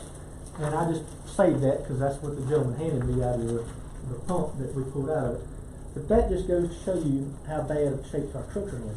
The trucks aren't in bad shapes. The truck itself, you know, like the truck I'm giving Vic, it doesn't have but 9,000 miles. It's the body they're wearing out because rust, they're old. So, but we do need new equipment. And what I did, or the tank? The tank. The tank, Okay. the tank and the pump. And that's what I mean by the body part. That's what Vic's going to take off and set aside. I also gave y'all a, disregard the title up top. These are all the trucks in the county that the fire department has. If you look here, there are 55 trucks on our inventory that I've got listed right here. If you take a look down, about number 25 there is a 2005, and this is 2025, so that means half of our trucks are 20 years old. If you go down another 5 years, you know, it's 25 to 30 years. I mean, we have some old trucks in the county. We have 1983, 1985, 85, 89, 90, 90, 91, 91, 91, 91. We need some trucks in the county, and I know it's funding, and I get that, but I just want to show you what kind of trucks I have in the county and how old they are. Also, I did print this out, and I don't have this. I didn't have this year's ready because I hadn't finalized it yet because I'm giving them more time to get their reports in. But I did just give you last year's numbers on people responding to incidents, and if you take a look there, you can see. You know, I have probably 10 people that responded to 100 calls, which is a lot for volunteers, and I probably had 4 that responded. Well, there it is right there, 4 for 200 something calls. And I wanted to touch on that because that's why I said I needed personnel, is because you know I have 150 to 160 volunteers on the roster, but if you look at the last 2 pages, they're running 10 to 15 calls a year. That's like 1 a month. So the bulk of the people running the calls are very few. I mean, you know, I can count right here, see how many people ran 1 call last year? That's not good. We're not getting, you know, and I get it. I'm thankful that they did run that 1 call, but it puts us in the tight sometimes. And that's why I say we need some personnel because we're relying on, you know, a handful of people to run all the calls for the county. And that's burdensome for them, and it's tough for us also. But that kind of gives you a pretty much sum up. I hope I answered all the questions. I know I answered all the questions in that assessment. Like I said, I encourage you to go back to read them because I summarized them very briefly today. And I know this is probably going to be the reoccurring theme, but the biggest thing that boils down to with the fire department is personnel and funds. I'm in need of fire trucks, brush trucks, and people. That's the bottom line. Well, we certainly appreciate it. You mentioned developing an SOP. Yes, sir. Is that something that the board has to authorize you to do, or to develop this standing operating procedure? Or is that something that falls up under your? Well, you know, we have 7 departments in the county, and most of the 7 departments have a standard operating procedure, but some of them can be different depending on how they operate. I was hoping to maybe get a more across the board standard operating procedure for all the departments, and if the board approves that, and that's what, you know, those departments would have to go by. So that way, we would be on the same page. And I understand that, but I guess I'm asking, you can go ahead and develop this SOP. Yes, sir. And then bring it before the board. Yes, sir. Okay. I didn't know if you needed to authorize you to do that, or if that's part of your just normal responsibility. I can do that, and I can bring it before the board. Yes, sir. Our fire ratings, Are we still working on bringing down fire district ratings? When was the last time we brought down a rating? We are, and we're pretty good. The rating bureau, we're about 3 or 4 years out before they come back again. They come every 5 years mostly. And the most recent one we had came to District 5, I believe, and they met the same rating they did before. There's only, well, the fire ratings depend on really 3 things. How many people you have show up on scene, how much water you have, and your equipment. That's how much they rate you on. So we're kind of, if we don't improve any of that, we're not going to improve our fire rating. So that's kind of where we stand on that. But you don't necessarily have to wait 5 years for them to come. And if you've got a district that you've improved, and you can set a time for them to come down and watch you go through that training scenario, you can get that rating dropped. So I guess that's what I'm asking. Have you been working toward dropping some ratings? And I mean, what have you been doing? I mean, as far as, because ratings depend on, if your trucks, the pumper, how much water you can pump, the people that show up on. So I guess it seems that it's been a while since we had a rating drop. Yes, sir. Well, we do keep that in mind. We do work on it. There's only 2 departments that are real close to getting their rating drop right now, and I believe that's I know it's Maven and Edenton. They're pretty close. If we can do a couple of things through that department, which, a prime example is hydrant testing. It's hard to get people out to test hydrants on their off days, and it's work. So it's hard to do hydrant testing. If you do hydrant testing, you get, the rating is based on a point system, and you get a little point for this, a little point for that, a little point for this. So if we can do a couple more things to get a couple more little points, we can lower their rating. Hydrant testing is one of them. They haven't been doing their hydrant testing. If we can get some hydrant testing done and a couple of little things done, we can probably get them lowered down to the rating. So what does it entail to getting hydrant? You got specific people that test these hydrants? Well, it's left up to the volunteers. Okay. Or myself. I have to go out and test them, and then I have to work with the water department to make sure they're okay with me testing their hydrants. Some water departments, they don't want me to turn their hydrant on thinking that we might break it or something, cause more damages. Time out. Say that again. They don't want you testing their hydrants? Yes. By themselves. Well, the prime reason why is because when you test hydrants, what it does is it muddies up water. Well, when that comes out, people get mad, they start calling, complaining on people. Also, when you test your hydrants and everything, you're flowing the hydrants.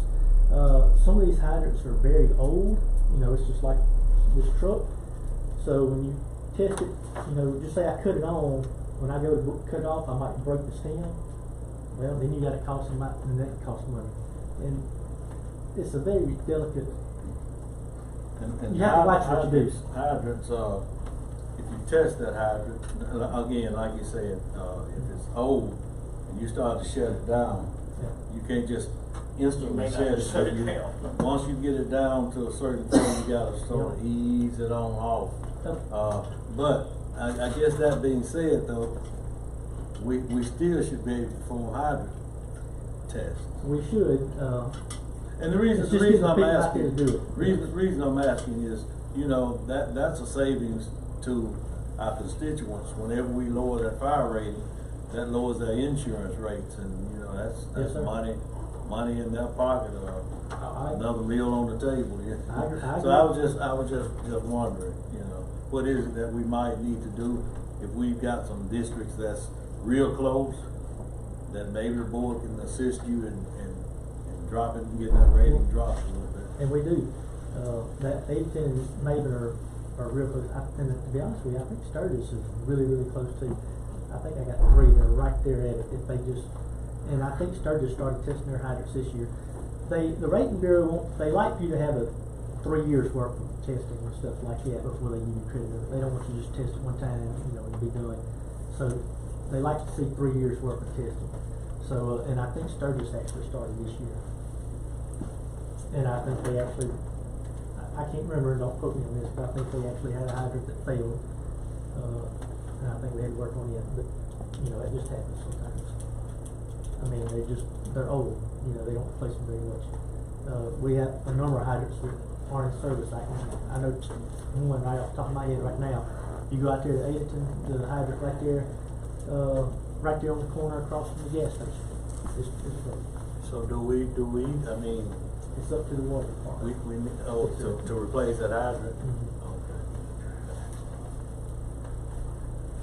Do you know whether a hydrant is on a 4-inch line or a 6-inch line? You really can't pump a 4-inch off a 4-inch line. And see, I don't know, that just depends on the area, and, you know, they were all built so many years ago. And there's so many rural departments in the county, you have to get up to each one, and, it's just it's a little bit more complex. You might be failing the hydrant test because you pumping off a 4-inch line. But isn't that the water department that would have to do the upgrades to the They have 6 to inch? tell them whether or not that is a 6-inch or above. Your hydrant really works better on a 6-inch or above. Well, a lot of the lines in the county, I think, drop down to 2 inches in a lot of places. That's not gonna work. Yeah, I know. But I guess in the scheme of things, the most important thing is how much water you can pump on a fire. Not just necessarily the hydrant, because you got field stations that. We do have field that stations, and some of those field stations are in bad repair needs also. We have, I don't know if I have it with me, but we have a number of field stations that are out of service right now, because they have holes in them, and they're very costly to fix. And I guess I'm starting to get around to that. I understand we need manpower and we need trucks. But if we've got field stations that's got holes and ain't got water, you know, it don't really do you any good to have a truck to pull up under it and you can't fill it up. Well, the field stations are we have enough trucks in the county and enough hydrants and enough field stations where we can get by. But, you know, depending on where it is and the call volume and load volume, yeah, we could be in a tight sometimes. Yeah. So maybe working on a comprehensive plan for, you know, our volunteer fire department when it comes to hydrant field stations, you know, things of that nature. And I did put that together for Slaughter and Associates. Now I don't know if they've got back, but I did give a comprehensive plan to them. You know, the 5-year plan and everything with all that. So, but I did work on that. Is that something we need to look into? And I don't know how we could, but like with the water associations and stuff, with the hydrants and the pipe, you know, size, that's something we need to look in, requesting to have those changed out, because if their hydrants are there and they're 2 inch or 4 inch and they're not of use, why do we got a hydrant there? Why don't we get it upgraded? You know, I mean, what can we do as a county? I mean, to, you know. Because that's the primary reason for the hydrant being there. Supervisor Williams, you're over Water Association. Do you all not receive grants for upgrading your hydrants? And I know Adenton, we got a grant and installed a 6-inch line. We have maybe about 10, 15 years ago received a grant to upgrade water lines. And we do have some 6 inches, some 8 inches too, installed as a result of receiving that grant. But they are far between. We'd like to get some additional grants, but we have to talk to maybe the state in regards to that. To just like all the water, rural water system, that only survive on what people pay as a result of utilizing water. And that's the only source of income. So that's hard to put in a whole new system of lines with that type of funds coming in. So we would have to have a grant to be able to upgrade water lines. We've upgraded some, but we have not upgraded all of them. Can you, I mean, since you know where your upgraded lines are, Can you give that information to our volunteer fire department, so he'll know where 6-inch lines are at, as opposed to having to maybe And that try would to just be guess? his Yeah, area. that just Yeah. on our system. Yeah. But you have to talk to all of the, water system and get that kind of information Yeah. separately. Yeah, it's just hard, cause, you know, you talk about the lines, you know, you have to, some lines won't support the hydrants for the, you know, the field towers and everything. If we put a hydrant up there and we hook up to it with a truck, we'll suck it out of the ground, you know, Yeah, and then we're gonna right. rupture all the lines, so. Yeah, You have to you- just, it's a kind of a, But part of that Yeah, standard operating procedure, I'm wondering if we needed to try to look into doing something also for what is the standard operating equipment is needed for the volunteer, you know, stuff for the water associations. You know what I mean? Like, hey, this is what we need, you know, the county needs, this is what we, you know, need, and maybe, look at, I mean, I'm just trying to figure out, cause there's a lot of moving parts and people that you don't have any control over or anything, you know, That's to the do, biggest issue. that we gotta figure out how to work together with and figure out the solution to everything, Right. you know, that's there, because if we had maybe a standard policy for Oklahoma County and ask, you know, for all of them to adopt it, you know, the water associations, and even if we help, you know, to see if we can get, you know, them over the PDD to help write us a grant. Yeah. You know, to, you know, get some stuff like that, you know, done. And I understand what Patrick is saying, the standard operating procedure would be for all of his fire departments to go by. And listen, I don't ever want to lose sight that these are volunteers.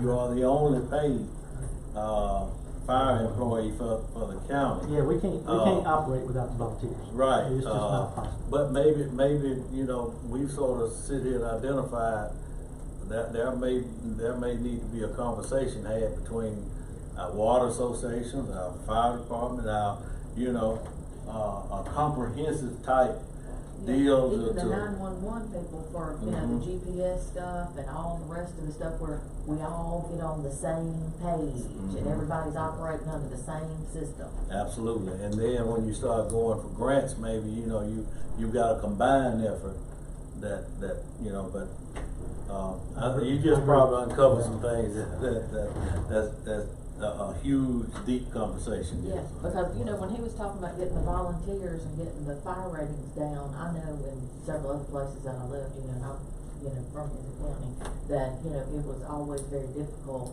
you know, out there to get those fire ratings down, and they would go up because of, you know, line sizes and stuff like that. They would come back, and then you think you got people that are gonna show up and do the demonstrations, but then they don't come because their other job calls in. Well, they're gonna go into the call-in, and the state people are sitting there, and you're like, well, we don't have anybody to do it today, and they're like, well, see you 2 years from now. And, I mean, and I just know, you know, that, but I think maybe if everybody has a round table and I think even the volunteers, I think if there's just more communication, like you said in your thing, I think that it can generate more, you know, where everybody wants to work together. Because everybody feels like they're a part of it. Because those are volunteers. Because I looked at that list and there wasn't but 4 people that had, you know, well, there was 10 people or 11 that had, you know, gone to 100+ fires, you know, out of 152. You know, and then you got the single-digit people, you know, and then the other ones that are there.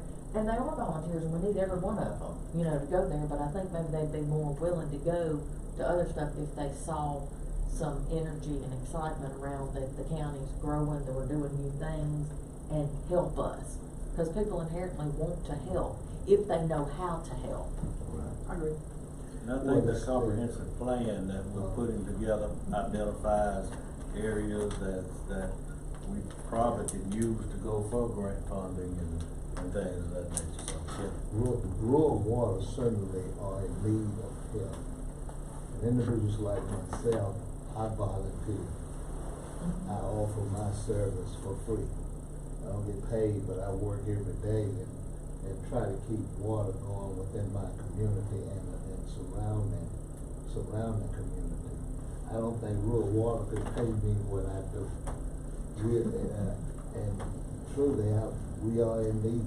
Mr. Joe, We are in need of help. would it be fair to say, if this is, I have a, y'all, this kind of stuff that keeps me at night just for this county. When your generation leaves and retires or whatever from this water association, who's gonna take over?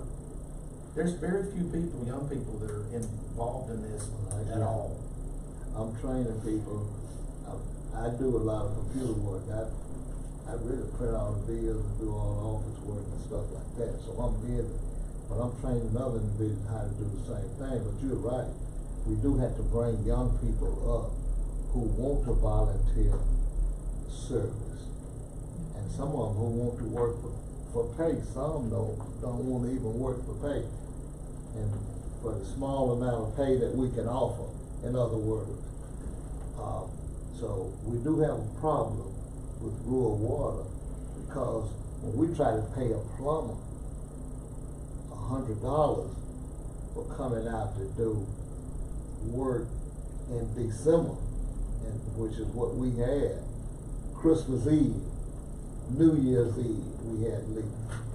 Well, we might not pay that person but maybe $100. Well, he said, no, I'm not gonna do that. I can go and do plumbing work, and make much more money somewhere else.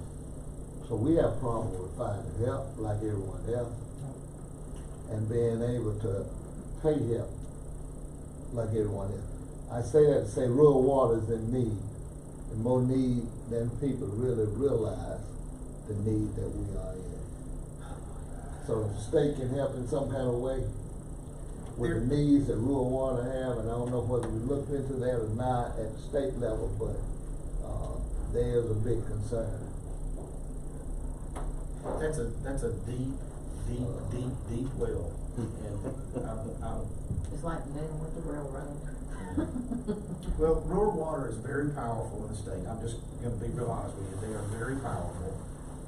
The problem we've got is that the need has outgrown their ability, and it's not putting fault on anybody. That's not what I'm saying. But when you have lines that are too small, you have rusted out or broken or leaks or whatever the issue may be, and then you in our county alone, I bet we have 30 water associations. I think there's close to 50. I think. Okay, thank you, 50. Well, I know it was mind blowing to me whenever you realize that and these are all small. Do we have a map of all those water associations? I think the and where they GTPD's are? got it.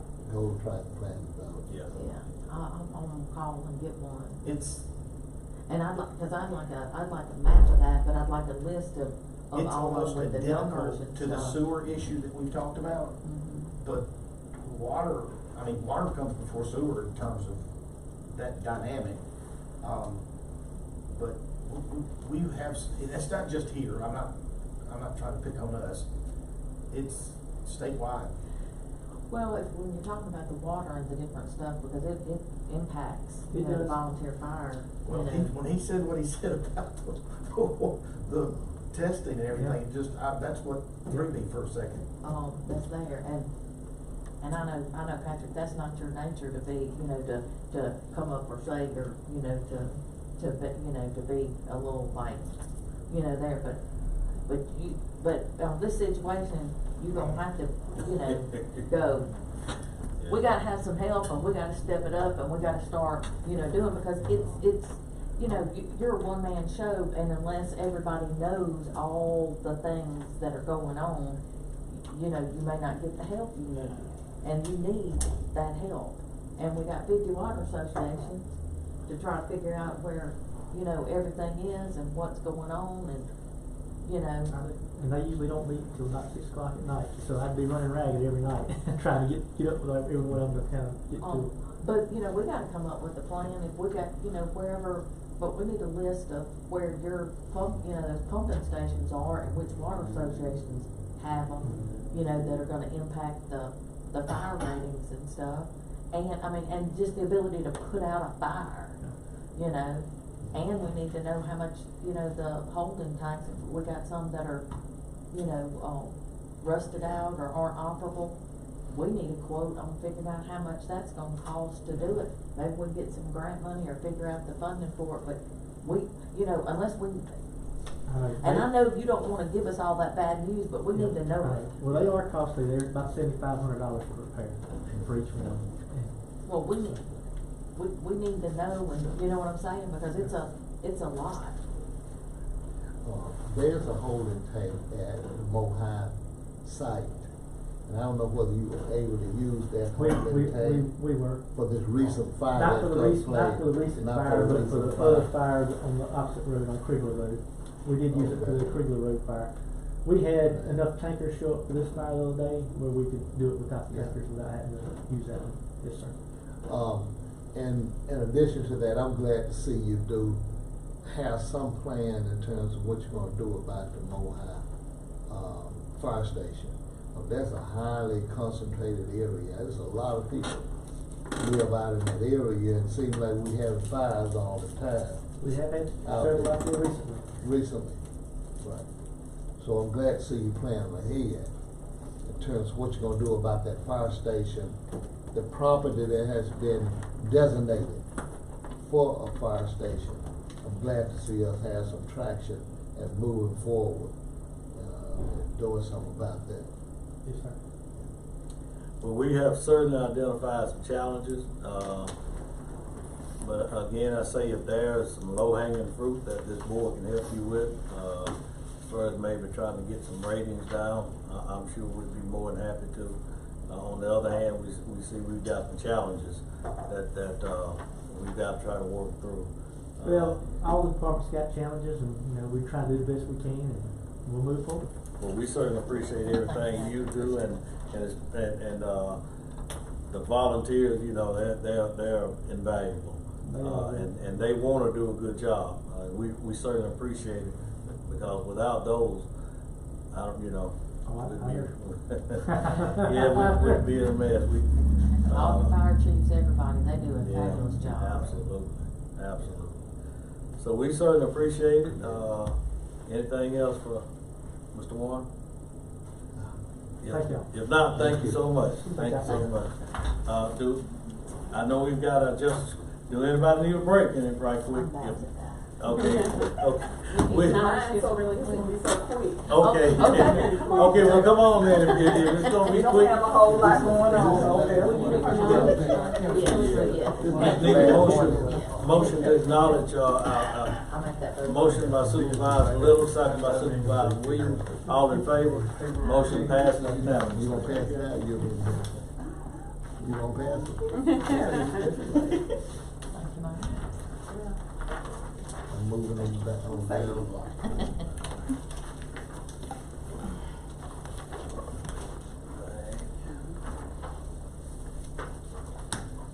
Alrighty, well, on behalf of the board, congratulations for being reappointed for the year 2025. We certainly appreciate what you do, and your staff over at Justice Court. You all work hard, and you face a lot of different scenarios over there.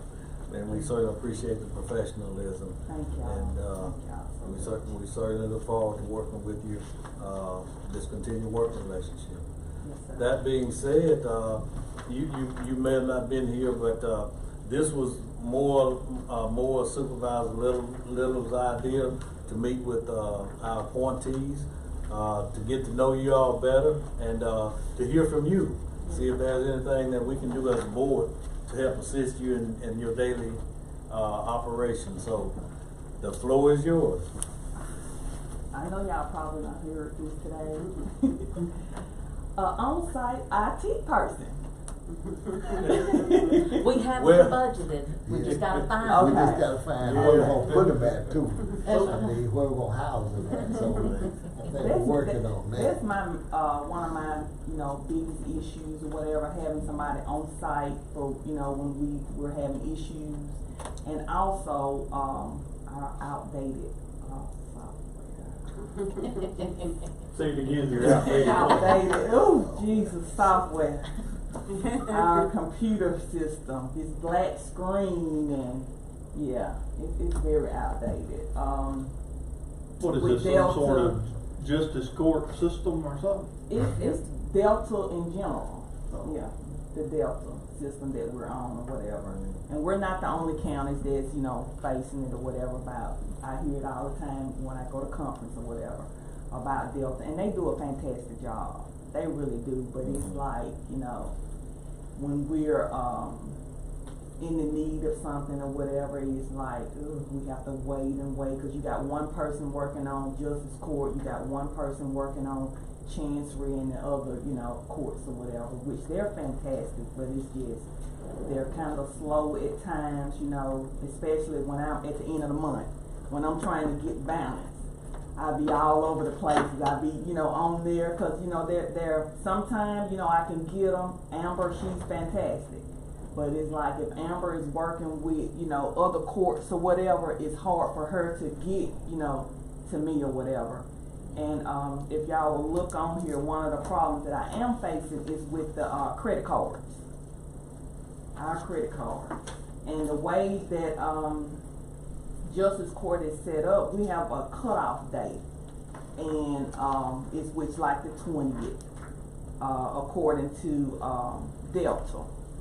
So at the end of the month, when I'm taking credit cards or whatever, that it is gonna show in our system on our side that we took that payment on that date, but that money might not get in our system to that next month. So I'm pretty much every month I'm out of balance, and I don't know if that's something I've been trying to, you know, work with my staff of coming up with a, you know, solution about it. So now, like the end of December, you know, we're always slow around December anyway. So what I did, I cut off taking credit cards. We didn't have a whole lot, you know. They did go get like cash or something or whatever, because it's just hard for me to. I'm sitting like days and days and days trying to find this money, and it's always credit cards. And I know it's not a big issue, but you know, when I'm trying to look for the county's money or whatever, and it's, you know, and like I say with Delta, when I'm reaching out to them or whatever, they can only do so much. They can go in the system and, you know, she'll tell me, Shalonda, look at your credit cards or whatever, and I'm on the payroll, which is our credit card side, and the Delta side is trying to match each and every credit card, and it's all every month is because we're taking them at the end of the month, but that money is not actually going into our account till the next month. Is it because you're taking it on the 20th? No. That day, or is it just like just the several days? It's several days. Yes, it's several days at the end of the month. So and what I say about the 20th, experience that no matter what credit card company you use. Isn't it? I mean, it takes time for that stuff to clear. I don't know how you. I think Mine that's are the only nature one day. of- Everything I got is 1 day difference. If it's not that day, it's the next day. What you describe? Any, like I do credit card You probably transactions. have your credit card. You accept payment by via credit card? My company does, and Yeah. and when you got balance out, there's always they're 1 day difference. It's either that day or the next day. It must be the time of that day, whenever it was. Yeah, I think the or 20th is whatever. horrible, don't misunderstand, but I'm just saying. It's just 1 day. I think you're gonna experience some sort of, you know, Yeah. outstanding deposit, Probably the no company, matter what you do. whatever company you're using. with I the guess limits what that you're you saying though is showing that you have the money, but is actually not in the account. right? that keeps So you we out of and I don't know if balance. it's a big issue or whatever, but we always have to roll that over, you know, for that next month or whatever. So So are you always operating a month behind? it's not a it's month not? behind. It's just the last, I say, the last week of credit cards or whatever, and especially because our cutoff day at the end of the day, and it's not a big issue or whatever. And I'm trying. I think it's both, to be honest with you, because we got that cutoff day every day at 3 o'clock, and we have to open up for the next day. The bank can probably tell you. you know, like where the delay is, like who deposits. And I'm not sure, I'm still trying to, you Cause our know, people figure do it out. Up till 5 o'clock. And it's not a big issue or whatever, but it's just, I have to call Deanna and tell her, look, I'm coming, you know, or Miss Sharon, because I'm just constantly, you know, just waiting on them to try to, you know, balance me or whatever. Y'all, I deal with justice court around the state, not all of them obviously, but we've got one of the best. And I'm not saying that because you're in here, but our people in that office are some of the friendliest. And if they've got an attorney calling with an emergency or whatever, I have never had a case where the ladies, or gentlemen, but generally the ladies in the office, haven't gone over and above for their attorneys. I'm just telling you that they're good people. And I've dealt with other. You don't get that kind of service everywhere. I'm not dogging anybody, but I'm just saying we got good people. We big on customer service now. They know Miss Shalana back there listening to that all the time. But that's it. I don't have a whole lot. It's just, you know, I guess it's different. I've been with the county since 2019, and when I was at the city, you know, this balance is, every department has the balance or whatever. But, you know, we turned all of our stuff over to the city clerk's office. So now, you know, with the county, it's like, you know, I got to find that every penny, you know, which was with the city too, but, you know, you had that city clerk, you know, right there or whatever. But, you know, it's just, you know, change or whatever, but I'm trying to, you know. So you thinking software improvements will help that? Yeah, it will. And I Well, know Wayne's been looking at a lot of stuff. Yeah, I was gonna say now, we are, our county administrator is really working to get an IT person on board. We should, you know, I think he's got a lead on one or two. I have 2 applicants and a lead. Okay. So that could be happening. I can get out of this meeting. Well, good deal. Is there anything else then you would like the board to know? One thing I'm gonna be getting with the sheriff or because we have a lot of old fines that's out there or whatever, and we have a lot of people that's coming to court asking can they work off their fine. They don't have the money, but they want to, you know. And I don't know if there's something that we can think about, you know, in the future, you know, about a work program, because they're willing to work. And I know when I asked when I first got here, they was talking about like manpower. You know, they don't have the manpower, I guess, to oversee those individuals or whatever, but that's something that we can look to in the future to help, you know. They're not felons, are they? How serious criminals are we? No, they won't be incarcerated, they would just be out. Yeah. Working. Yeah. To help clear up some of this, you know, outstanding, you know, debt or whatever. And I am, we go to training, I go to training next month or whatever. I'm gonna be talking to some collection agencies. We did have a collection agency when I started, but in court? It was yes, no, in court is our online. Okay. It was Mississippi Municipal Bureau, I think, Pioneer.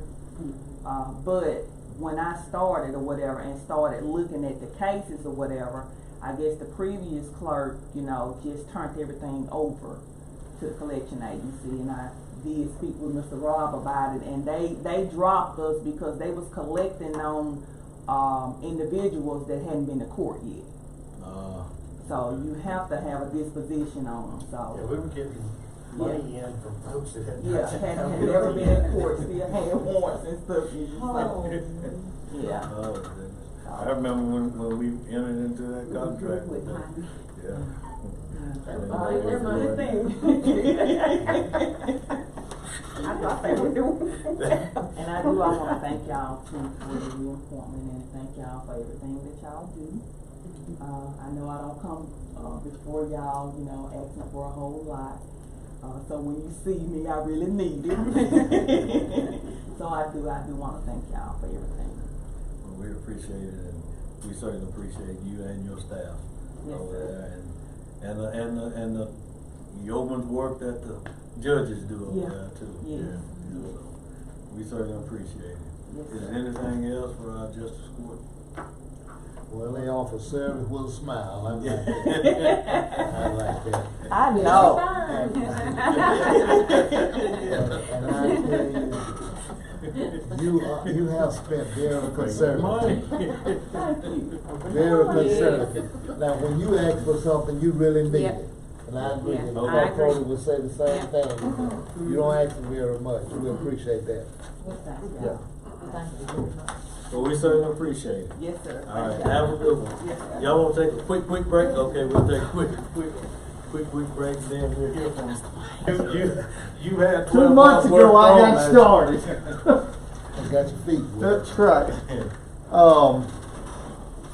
You know, I hadn't been here very long, so obviously I hadn't. But I guess the extent of my major accomplishment is kind of getting my feet on the ground. I hadn't drowned yet, so that's an accomplishment.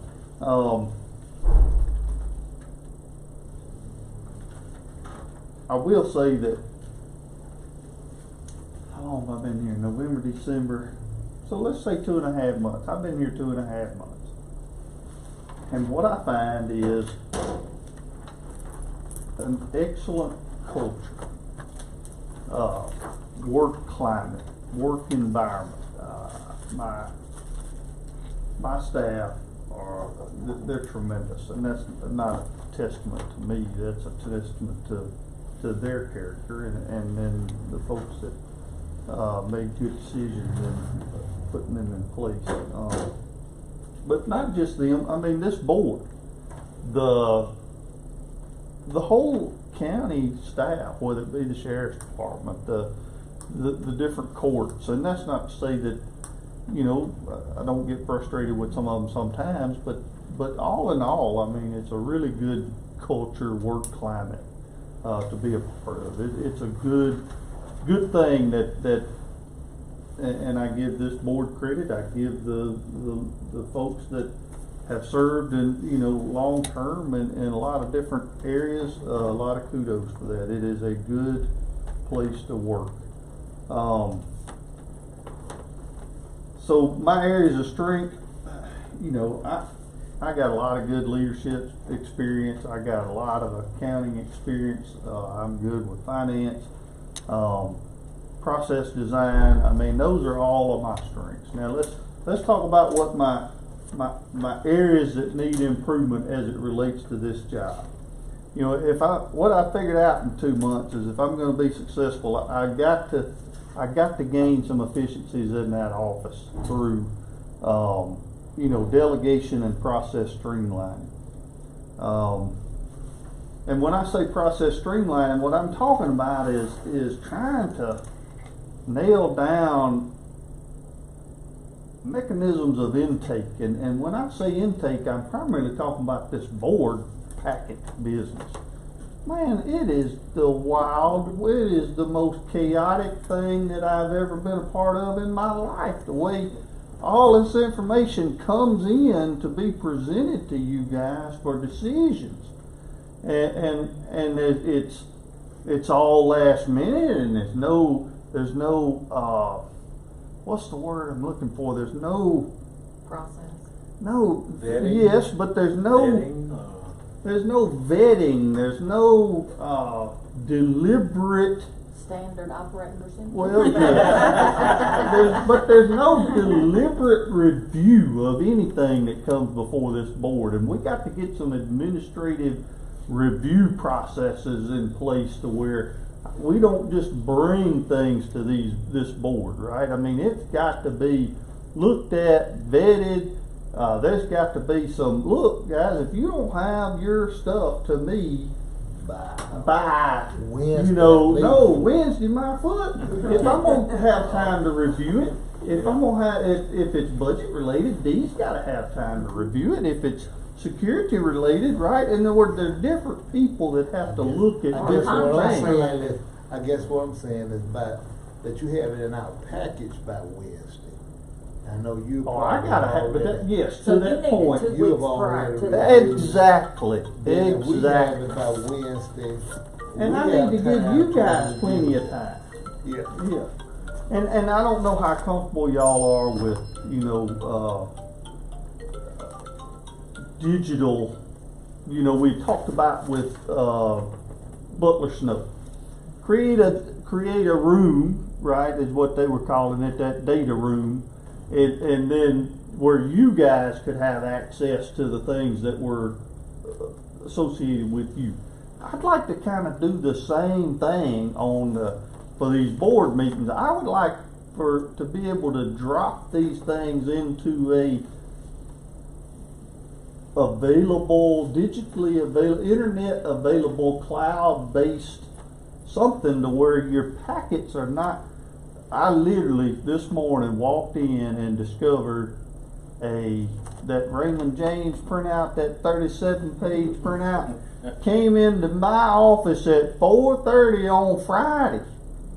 While I was scrambling around there trying to put the Butler Snow stuff that came into my office at 3:20 on Friday in all of those packets and all the copies. And so 370 pages later this morning, I finally got all of that Raymond James stuff printed out. And of course, that was the first look y'all got out at it. And it was wonderful. I'm very curious to study that thing. It's got a lot of good information in it about the hospital from Raymond James.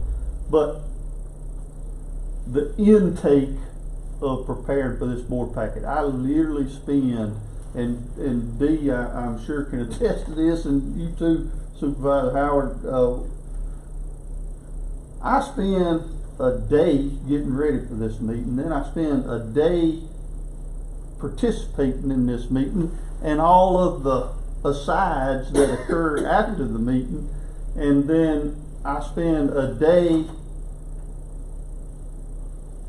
closing out the meeting, whether it's me and Supervisor Howard getting all the stuff signed and distributed out and all of that, not to mention, you know, at some point, week, 10 days, I get the minutes rolling in here, and then they get, you know, you have to take time. So just handling this meeting consumes probably 6 or 7 working days per month.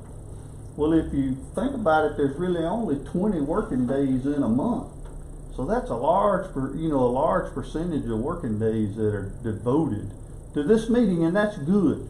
But if I can make any gains in efficiency in how long it takes to do that piece of work, I think I got a tremendous amount of time that I can gain back, is my assessment.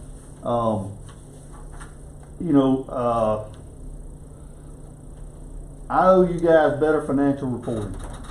I owe you financial reporting on the overall budget, and maybe that will take place during the recess meeting, right? I don't think we'd want to try and shoehorn that in. Of course, we've got to have time because the books don't get closed out, right? In a lot of cases, in time for that first meeting. So it wouldn't really be available to you till the second recess meeting occurring on the third Monday. I owe you better financial reporting on your capitalization budgets, and we've talked in several instances in meeting with everyone else about the concept that we've worked out on how to propose capital projects, how to estimate capital projects, how to obligate funds to capital projects, how to capture actual cost against those same capital projects. And a lot of that's it's going to require some things be built to manage that. We got to have a consolidated list of capital assets. Right now, we don't have that. We literally don't have that. You got a list of state aid roads that is just literally a list of names, and then you got a list of county roads that probably has a little more data associated with it, and then you got I had never seen a list of bridges, but there's probably one out there somewhere, right? But then you've got all of these large culverts that you have to take into account, the concrete culverts and all. You know, anytime you do a major capitalization project, especially if you're reclaiming a road, there could be multiple capital assets involved in it. Not just the road, but there could be some bridge head walls. There could be, you know, cross drainage, all that cross drainage is involved in those roads. And we have to capture the work that's performed on those capital assets in a way that it's put into a digital system so that you're building data across time. And then what that data is going to allow you to do is you get more and more of it. You can go in later and analyze that data. How long are these 3-foot culverts that we're putting in lasting? I mean, other than anecdotal information from folks that's been here for a really long time, you know, we really don't know that. I don't think we have any statistical analysis that shows we're getting, you know, X number of years of usage. You know, why in the world are these things failing so quickly? As opposed, you know, we got a lot of intake that's got to take place. I'm still a little bit confused as to whether or not y'all want to manage this. It could be that you do.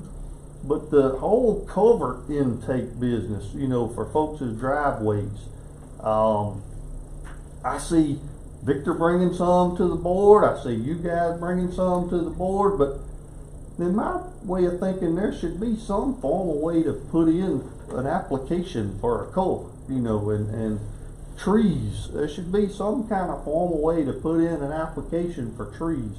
And I've had a long discussion with Dick about what we need to do as it relates to these trees. We seem to be under a lot of pressure, whether we're putting it on ourselves or whether the public's putting it on us, to cut trees that are not on the right of way.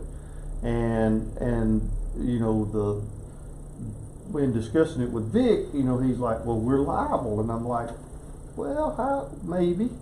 What do we do to limit that liability? We're only liable if we're negligent, and it's not our tree to cut. And if we identify a tree that it poses a danger to the public, then we need a process for notifying that landowner, and then we need a process to assist that landowner possibly in removing that tree. And maybe we don't do it, but we'll remove it at your expense, or we maintain a contract whereby here's our contractor. We've already bid it all out. He's the lowest bidder. Call him, and you and him work together and get your dangerous tree removed. That's just an example. We got so many of those kinds of things that we literally need to think through and figure out an intake process into the county there where it gets recorded some kind of way, logged, and then it gets tracked so that we can report back, hey, we've got X number of trees that were requested to be removed, and they're over 30 days old, over 60 days old, over 90 days old. That way we can tell where we need to put attention and resources. And right now I think we just got a lot of anecdotal information on, but what we feel is, as opposed to just the true statistical analysis and reporting that needs to be done to be able to do this. I'm really getting, well, it's talking a whole lot longer than I wanted to. This AS400 accounting system, guys, this thing gives us, I guess technically it gives us the information we need. We are making it work, okay? But there is literally no documentation as to how this system works. Deanna, Michelle, they maintain notes, and they know how to do the exact steps, F1, F2, F4, F6, for the different transactions that they do in that system. And they know how to generate certain reports that they use. But I can find nowhere that talks broadly about the capabilities of this system and what all is available out of this system. And I've spoken with the folks at Three Rivers PDD, and they don't have any documentation on this system. There is no training on this system. So over the next 12 months, I'm going to be exploring, you know, do we want to stick with this system? Are there other opportunities out there? And what's it going to take to move off of this system where we can get a much more modern accounting system in place? And that will help me give you the budgetary reporting, do the budgetary reporting in a timely manner, so that it'll help you guys have a better understanding of where we are. Go ahead. Go ahead. I was gonna say, because I do know that there are other counties, like what you're talking about, like ways to report things like they have, and I know they have to have a different operating system, you know, on there, but like on the site, it says, you know, if you would like to report, you know, a dead tree, animal removal. Well, so our website whatever. is, guys, I'm here to tell you, the more I look at that website, the more impressed I am with it. That is a very robust web-based application that has tremendous potential. We don't use a tenth of the potential that it has. And so I'm thinking there are ways to utilize the current website that we have to do some of this intake for us. There's a lot of modules associated with this thing that we don't, you know, take full advantage of. So that's some of the things I'm going to be exploring with our current website. The only reason I know that is because at different meetings I talk to different people about stuff, and they're like, you know, because I like, oh, I got to send in this little, you know, get that done. Well, y'all don't have something like that on your website that you can direct people to where they go in? That way, they give all the full information that you need. You know, like I make sure everybody gives me everybody's name, address, phone number, you know, where this is located or whatever. You know, just turn it into the road department, but it's all formalized for them right there on the web page. I think we've talked that we might be one of the last counties still using this AS400 deal. I don't think we're the last, but we're one of a handful, I would say. I've been out there on Three Rivers system, and Three Rivers posts all the financial data for the counties that they do serve, and it's, I'd say, a little more than a half a dozen from what I'm remembering. But I think it's time to explore other opportunities as it relates to a modern accounting system. Personnel policies in general, procedures in general. Everybody, like I say, these folks in this county, man, they work hard. They want to do a good job. They want to do what they're supposed to do, and everybody will play the game. Can play the game, to use an analogy, but they have to know the rules, and that's what these procedures do. Is they define, if I want to give somebody a raise, what do I do? Well, there's step number 1, you fill out this form. There's step number 2, you send it over to this person. There's step number 3. So we've got to define those things and put them together in a way that our department heads know what the rules are. And in most cases, they gonna do their best, dead level best, to comply with all of these processes and policies. There's some misunderstanding, and I don't know where it is, as to the authorities of this board and certain department heads, and when I'm primarily talking about elected officials and judges, and quite frankly, I believe that the error is on the part of the administrative office and potentially the board of supervisors. I don't know what y'all's understanding of how this thing works, but I mean, I've read numerous AG opinions where the board of supervisors has no authority to approve, say, the appointments of the sheriff, or the new hires of the sheriff, or the new hires of the court, those kinds of things. Now, I'm going to have to get into some really unpleasant discussions with some personnel as it relates to the authorities of the administrative office under the authority of the board to establish procedures Meaning, yes, the sheriff has the authority to hire whoever he wants to, but I can't have the sheriff dictating how we go about doing all this. I can't have the sheriff doing one thing, the youth court doing another, the chancery court doing something else. You know, I can't have it can't be chaos. There's got to be one approach to how we handle all of these personnel matters. I can't work off of court orders on one case and memorandums on another. It's got to be, you fill out this form and we'll process your personnel actions. We're going to have some conversations that I'm not looking forward to with some department heads to arm wrestle and establish some expectations. But I'm willing to do that, and I think I got a good position to start from. Let's see, I already mentioned the board packets, facilities. So I've had every Tuesday on my, and I'm just skipping around here at this point. Every Tuesday I got a standing meeting with Daryl. And every Tuesday morning from 9 till a little bit after lunch, he has taken me around to look at a different building that the county owns. I still hadn't made it out to the fire departments yet. But I've pretty much seen all the facilities that this county owns, certainly in this area and over around Lynn Lane and the industrial park. You know, I've seen all of our facilities, and we keep saying we don't have enough space, and I about decided that we have some space. Now that's not to say over the next 20 years that we're not going to use up the space we got, and we need to be planning now for this justice court building and the administrative space that's going to free up, right? But for the next short term, we got enough space. We got to figure out how to use it, and that's going to involve some renovation, right? We got to renovate these 3 rooms. We knew that. These over here to the east side of the courthouse, but there's tremendous potential out that rehab services building.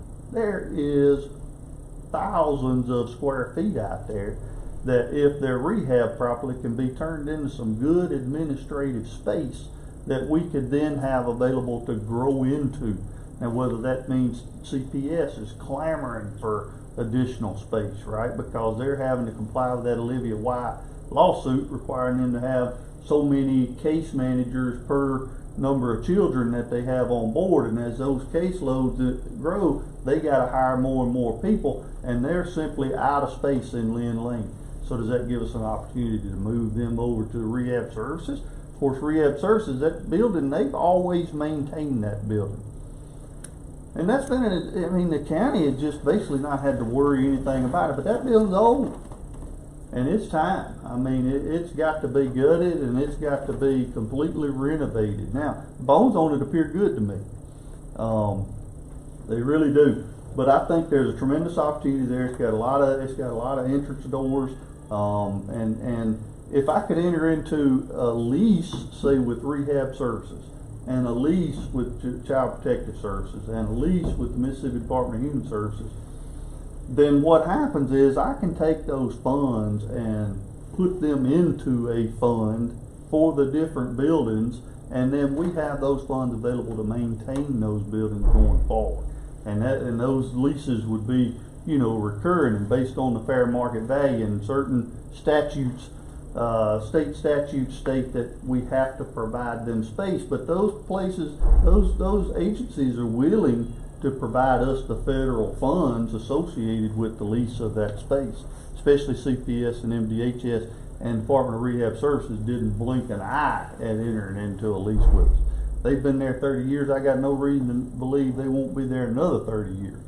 But they don't want, they can only do so much to those buildings because they don't own them. And so we got to take responsibility for them. So there's a lot of opportunity there. We've got 2 people sitting over here in that little house. It's about 1,800 square feet, 1,600 square feet over behind the funeral home. I don't know how if you go up like you go into Felix Long, right there to the right is a house, an old house. We own that. Youth services folks are sitting in that house. You know, what's the answer? rehab this, move youth service over here closer to servicing the youth court, potentially put, you know, and I don't want to say too much at this point and get folks' anxiety levels up, anticipate change. So I keep it to myself, and we'll share a little bit on an aside. But we have space. We just got to utilize it properly and get it ready to be utilized.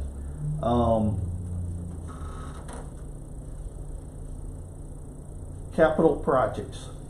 We've mentioned several times that we got to have a process for managing these capital projects. We've talked, we've had these meetings. I have got a good start on a procedure for doing that. At this point, I've gotten bogged down creating the forms that are going to support this and the subsequent logs and budgetary reports that are going to track it. And I just got to get an opportunity to slew my turret back over there and take aim on it and get back going again. But I made good progress on it. IT, I mentioned to you, I got 2 applicants and 1 lead right now. That job has stopped running in the paper at this point. The deadline that I set was January the 10th. So I'm hoping that I'm going to do some interviews in the next couple of weeks, and I'm hoping I'm going to be able to bring to y'all a nominee before the next board meeting. And then, of course, obviously I'm not going to hire somebody if I don't think they can do the job. So we'll see how these interviews go. On a final note, in the next 12 months, I want to renovate this boardroom, and I'm going to need your support doing that. I'm looking at this boardroom, and with a fresh set of eyes, coming in here, the joint meeting we had with the hospital board, we don't have the capability to host modern meetings in this room. When I say that, I'm talking about the Zoom calls and all of the cords that we have stretched everywhere, and the horrible production that we're doing on YouTube doesn't create a good impression for the county. And other than the interactions that our citizenry has with you supervisors, the only insight into the way this county conducts business is what they're able to see happen in this boardroom. And I want them to witness these meetings and feel like we are handling the county's business in a proficient, professional manner, right? And right now, I don't know that that's what we're communicating to them on the YouTube videos, you know, when they come to present to the board. So, you know, I don't know what the appetite is to try and elbow around to get some space in some other locations that I won't mention at this point, because I don't want to get the anxiety levels up. But you know, if we don't have the will to do that, then the only option that we have is to try and renovate this room to make it more functional, and that's certainly going to involve, you know, right now this right here doesn't get it for modern meetings, right? We need some opportunities to be able to present, somebody come in and plug in a laptop and be able to present to this board, you know, proposals and things of that nature. So those are the things that I'm exploring. I will be bringing some options to you in the future, and I would hope that you would support me in that. So to your questions, that concludes my part of the interview. Well, you have certainly identified some things that I feel like will definitely help improve our efficiency. Some things that the board is looking at doing. I think you showed us some avenues that we could probably make that possible. Like you said, you've been here about 2.5 months, and you know, I think that's an advantage to bringing someone in with fresh eyes and fresh ideas. You know, that's just how. I mean, you mentioned the time you spent on the packet. Can you imagine not even having a packet? Oh, I can't. Conducting these. Well, 2008 is when we first started even having packets. That's amazing to me. It was just a come in and free for all, and and, that's how we did it. Well, and Actually, I've John tried John- really hard to take all of this that's coming in and to create cover sheets to go on top of this stuff to help streamline your ability to digest what's coming into you. It has definitely helped me with those cover sheets.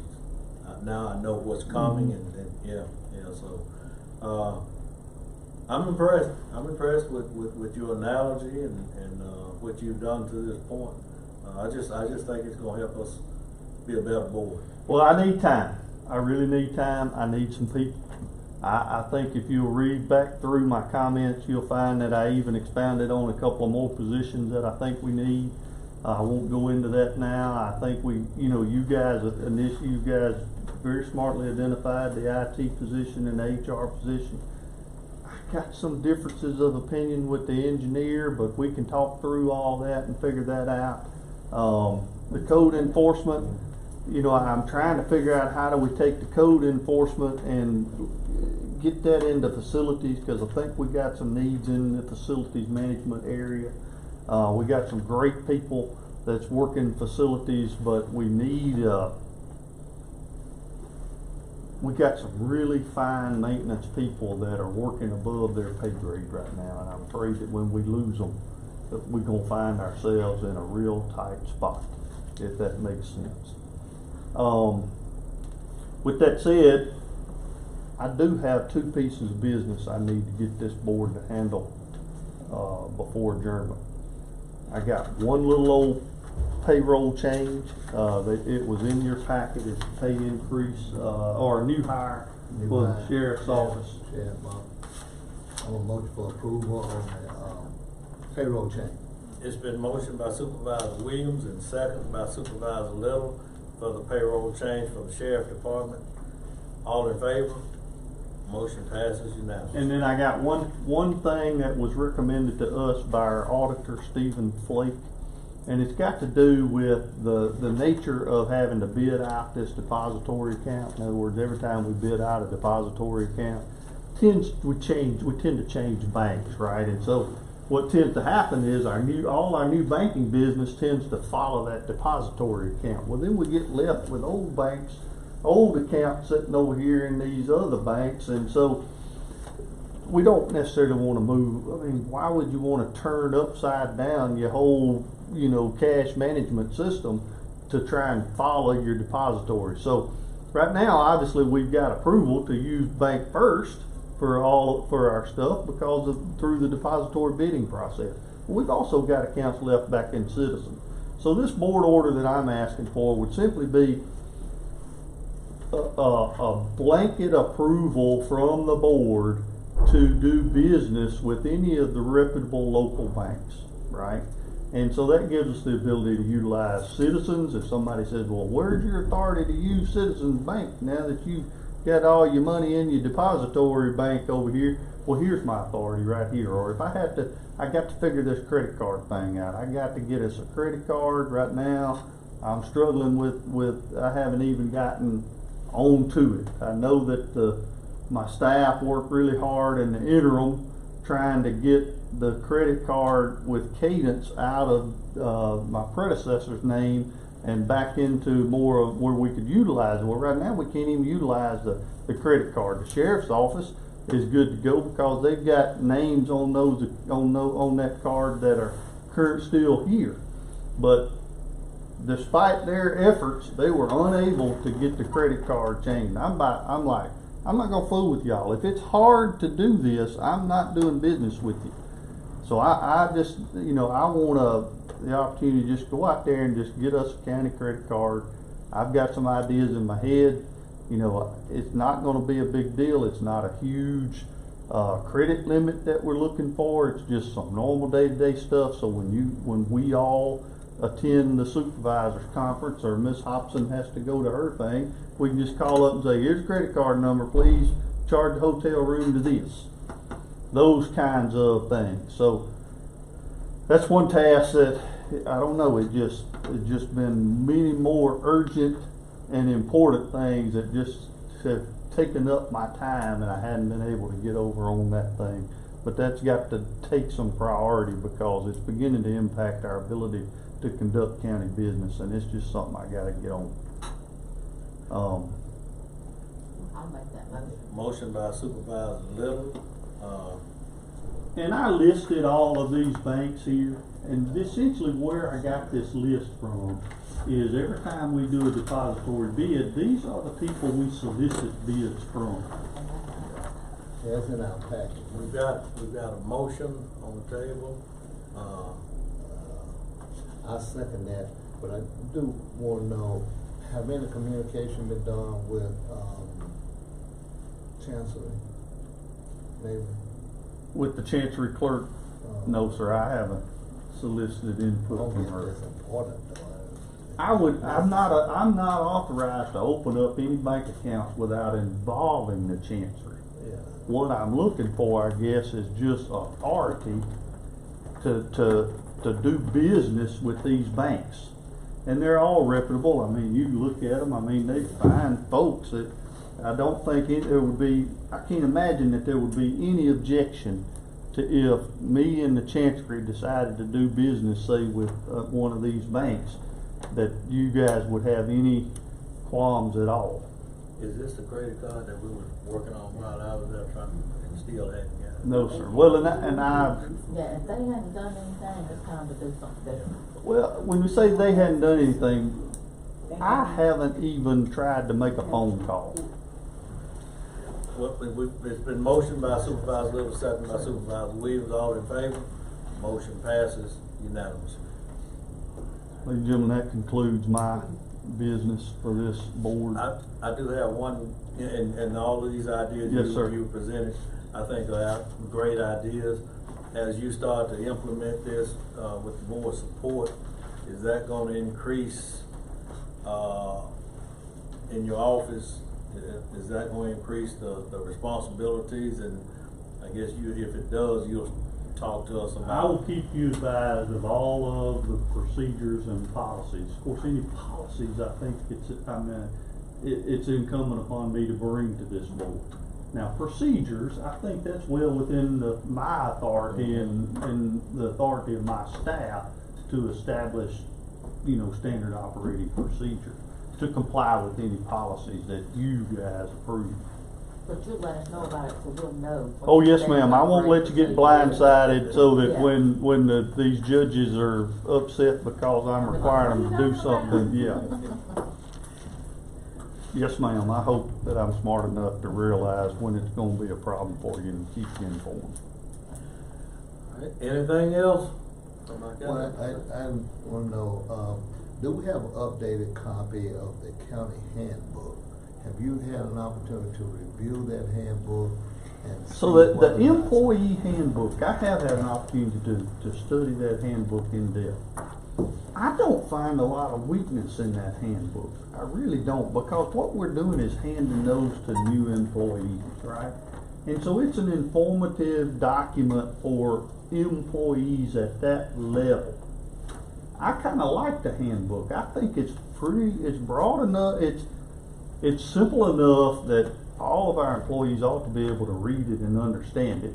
And then what it does, it informs them enough to where they should have enough information to then seek information for any additional questions that they may have given their specific circumstances.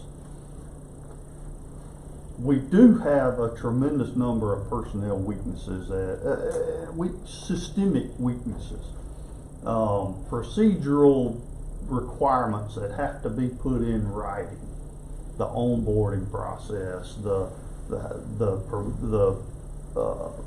salary increase process, the resignation process, the retirement process.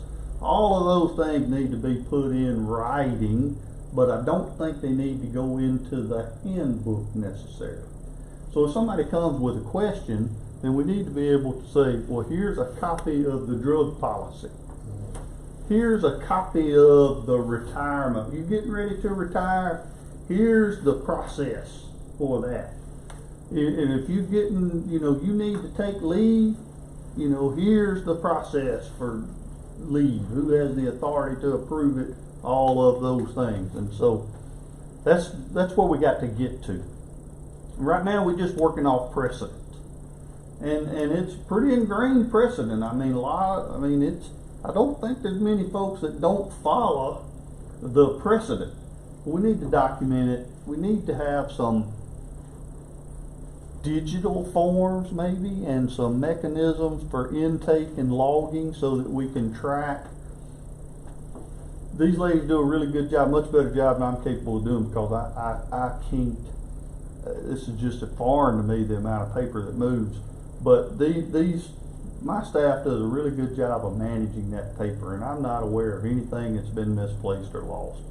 But it does make me a little bit nervous that we receive all of these documents in paper, and we have different methods of keeping track of, what's been processed and what hasn't. But then you have no ability to communicate that back to, say, the sheriff's department. I submitted my claim. Well, what was it Clyde was saying? I submitted my claim. What's the status of it? Well, he has no visibility. Once it kind of goes into the black hole, we don't know until the claim docket comes out, and then we can say, oh, there's mine. Okay, good.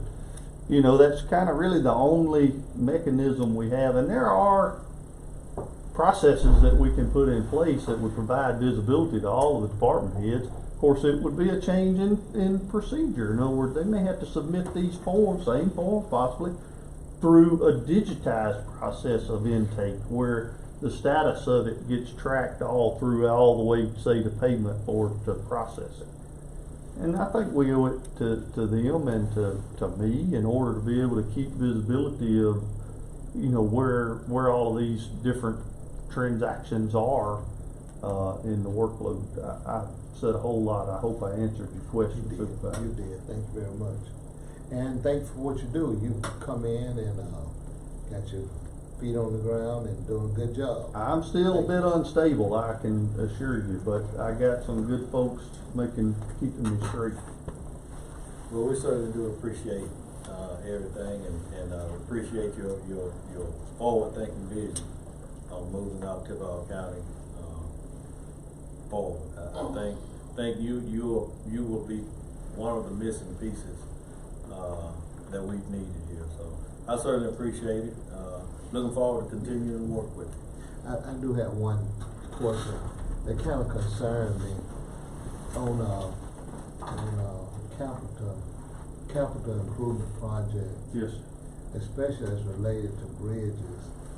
Have we decided yet in terms of how we're going to fund bridge repair and not interfere with the 4-year road plan?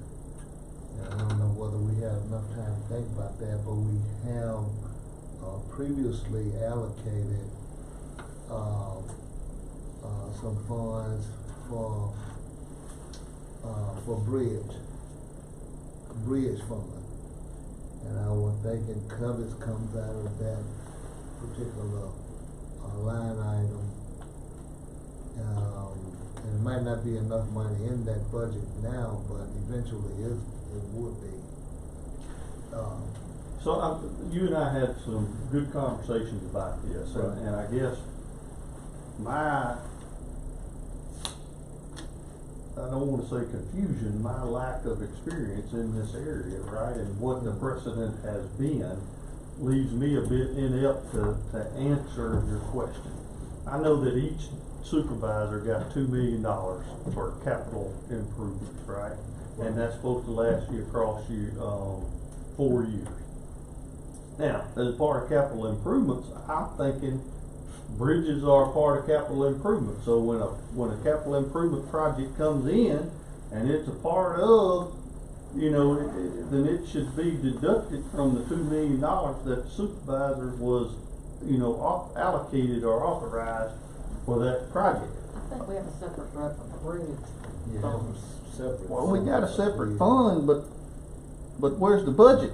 In other words, meaning you guys could way outspend whatever, amount of money comes into the fund, so we got to at least have some mechanism for allocating those funds so that y'all can make decisions. Money for the bridges. emergency. Yeah, We have millage that gets put into, D, help me, what's that fund, one, yes. County bridge funds, right? Or county bridge millage. County bridge fund. Yes, sir. And it's based off a millage that comes in Right, on property based on tax. millage, Yeah. that's right. So it shouldn't be difficult to estimate what what that revenue is gonna be, and then to allocate that out to the, however this board decides.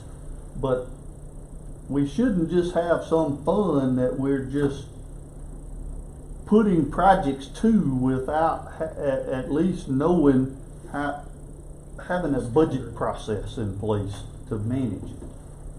And I think that's what worries me. That's why I was trying to deduct it from the 2 million. Anything we spend should come from a budget. And to say, well, that's in a separate fund. Well, okay, if that's how it works, then we need to budget that fund, is all I'm saying. I don't think we had a problem with that in the past, though. You're talking When about. we did the millage, Mhm. the millage for bridge. Yeah, we're gonna have to have like a work session about all that. We are. I No, agree. We have funds in, we have money in bridge. And bridge for, Is that what you yes, right. Yeah, and those millage are coming in, I know all of them are not in now, but they're coming in monthly, I would think those millage are coming. Well, you got county roads and you got county bridges. You got county Right. road and county bridge. And we got a budget, from what you're saying is the 2 million is for county roads. And that's okay. Well, where's the budget for county bridges? Is all I guess I'm asking. I thought they were, the 2 million was one and the same. No, they're not the same. That's They're different, not the it's same. a different line item Yeah. for bridges. And I don't think that we can establish millage for county bridge and then use it on county road. Oh, no, you can't. And I wouldn't ask you to. Right. But I guess I was just deducting it from the 2 million that was allocated for capital projects. We'll, like you said, we'll have a workshop. Okay. And hash out all of that, but there is a separate line item. Separate fund. 160, separate fund, yeah, for 150 bridges. for road, 160 for bridge. For bridges.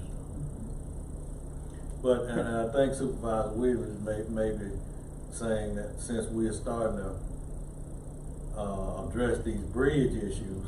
Yeah, we don't want all the money we leave, but if we have allocated for county roads, we look up and we don't have any money to do county roads. And at the rate we've been going, that could very well That happen. could be, Yeah, yeah. because I mean, all you got, the current budget, each supervisor has 2 million. And we've put a dent into that 2 million with some of these bridges. Yeah, that 2 million is separate than any other budget we got. We should. No, I agree. I agree with you, but we don't have a bridge budget. It may not be a budget, but we got a fund. We got millage.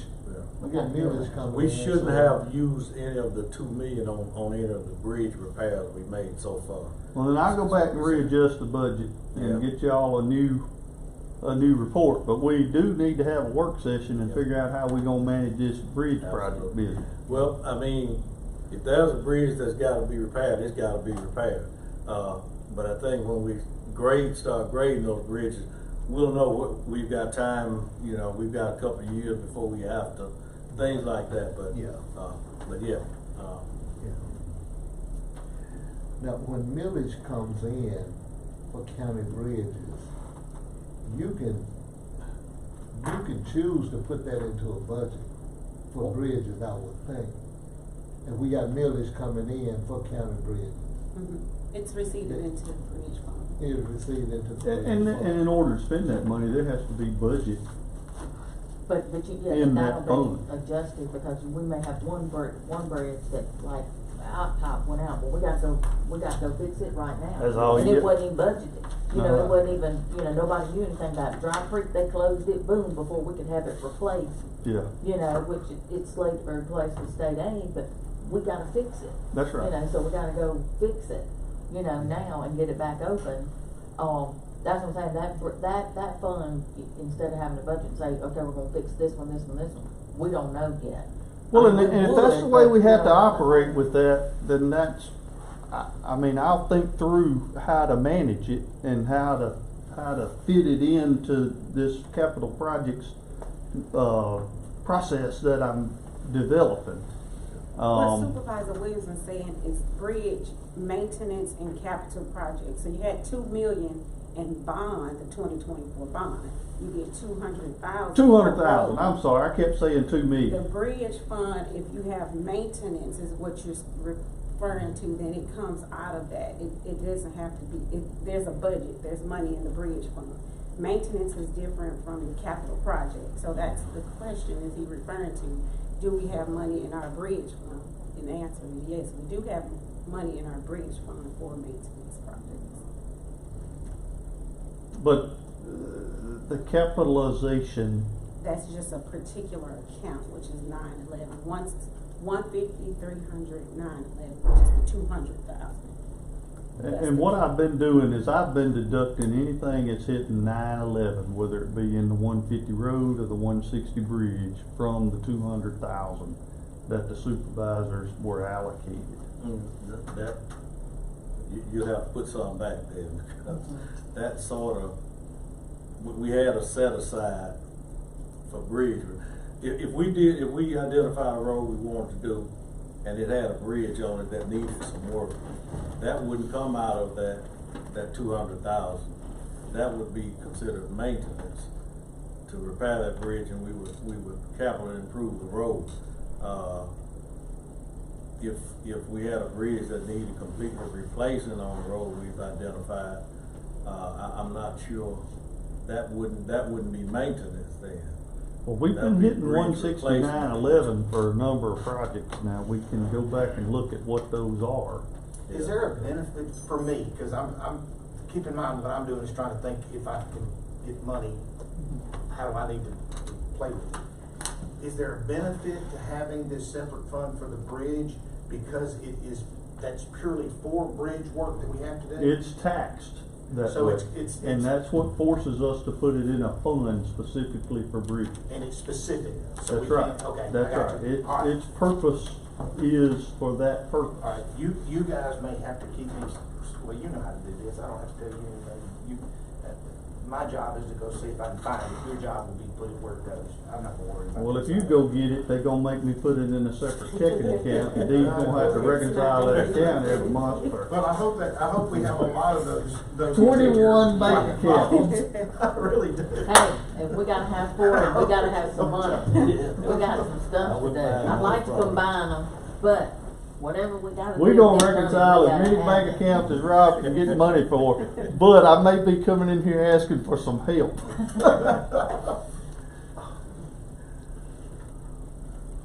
It's a lot. Well, county road millage is allocated a different way from county road bridges is allocated. And I know you familiar with where those funds go when they come in as millage. And county road millage goes, yeah. To fund But 150. then two is also divided.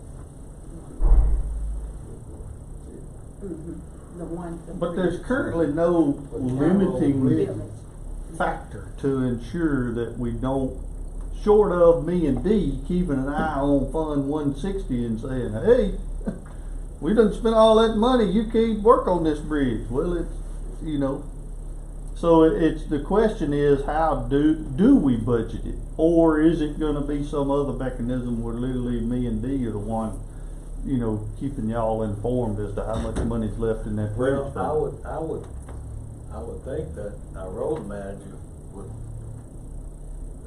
some way let you all know that we worked on this bridge and we had this. He does, this but it's amount of after the fact. material And so anytime you're doing something after the fact, you're running the risk of, if you're not keeping up with your balances, like your checkbook, for example, and deducting it when you write, you know, looking at it and going, do I have enough money to do this? before you make the decision, then you run the risk of, going in the red. And that's kind of why the road fund has got the budget that way we budget it, to kind of manage how much money comes out of there. You guys are keeping track of your own checking accounts, I guess. With hopefully I'll do a better job of keeping you, current.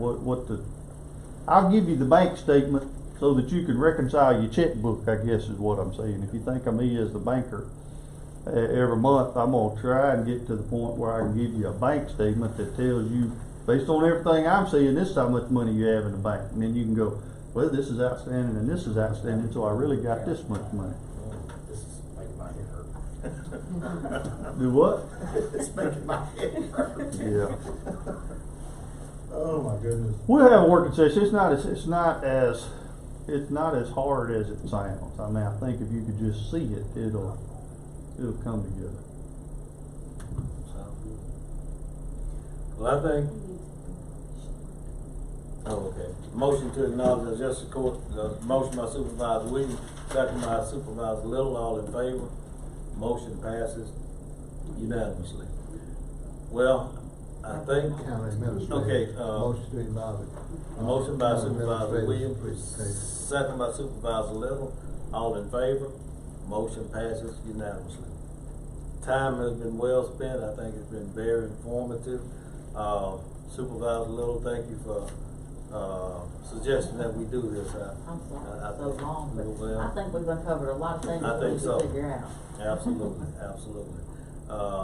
That being said, if nothing else, we'll motion to adjourn. Motion by Supervisor Williams, second by Supervisor Little. We adjourn till February 3rd at 9 a.m. All in favor? Motion passes unanimously. Thank you. Thank y'all for the overtime. I appreciate it. Is this on? Man.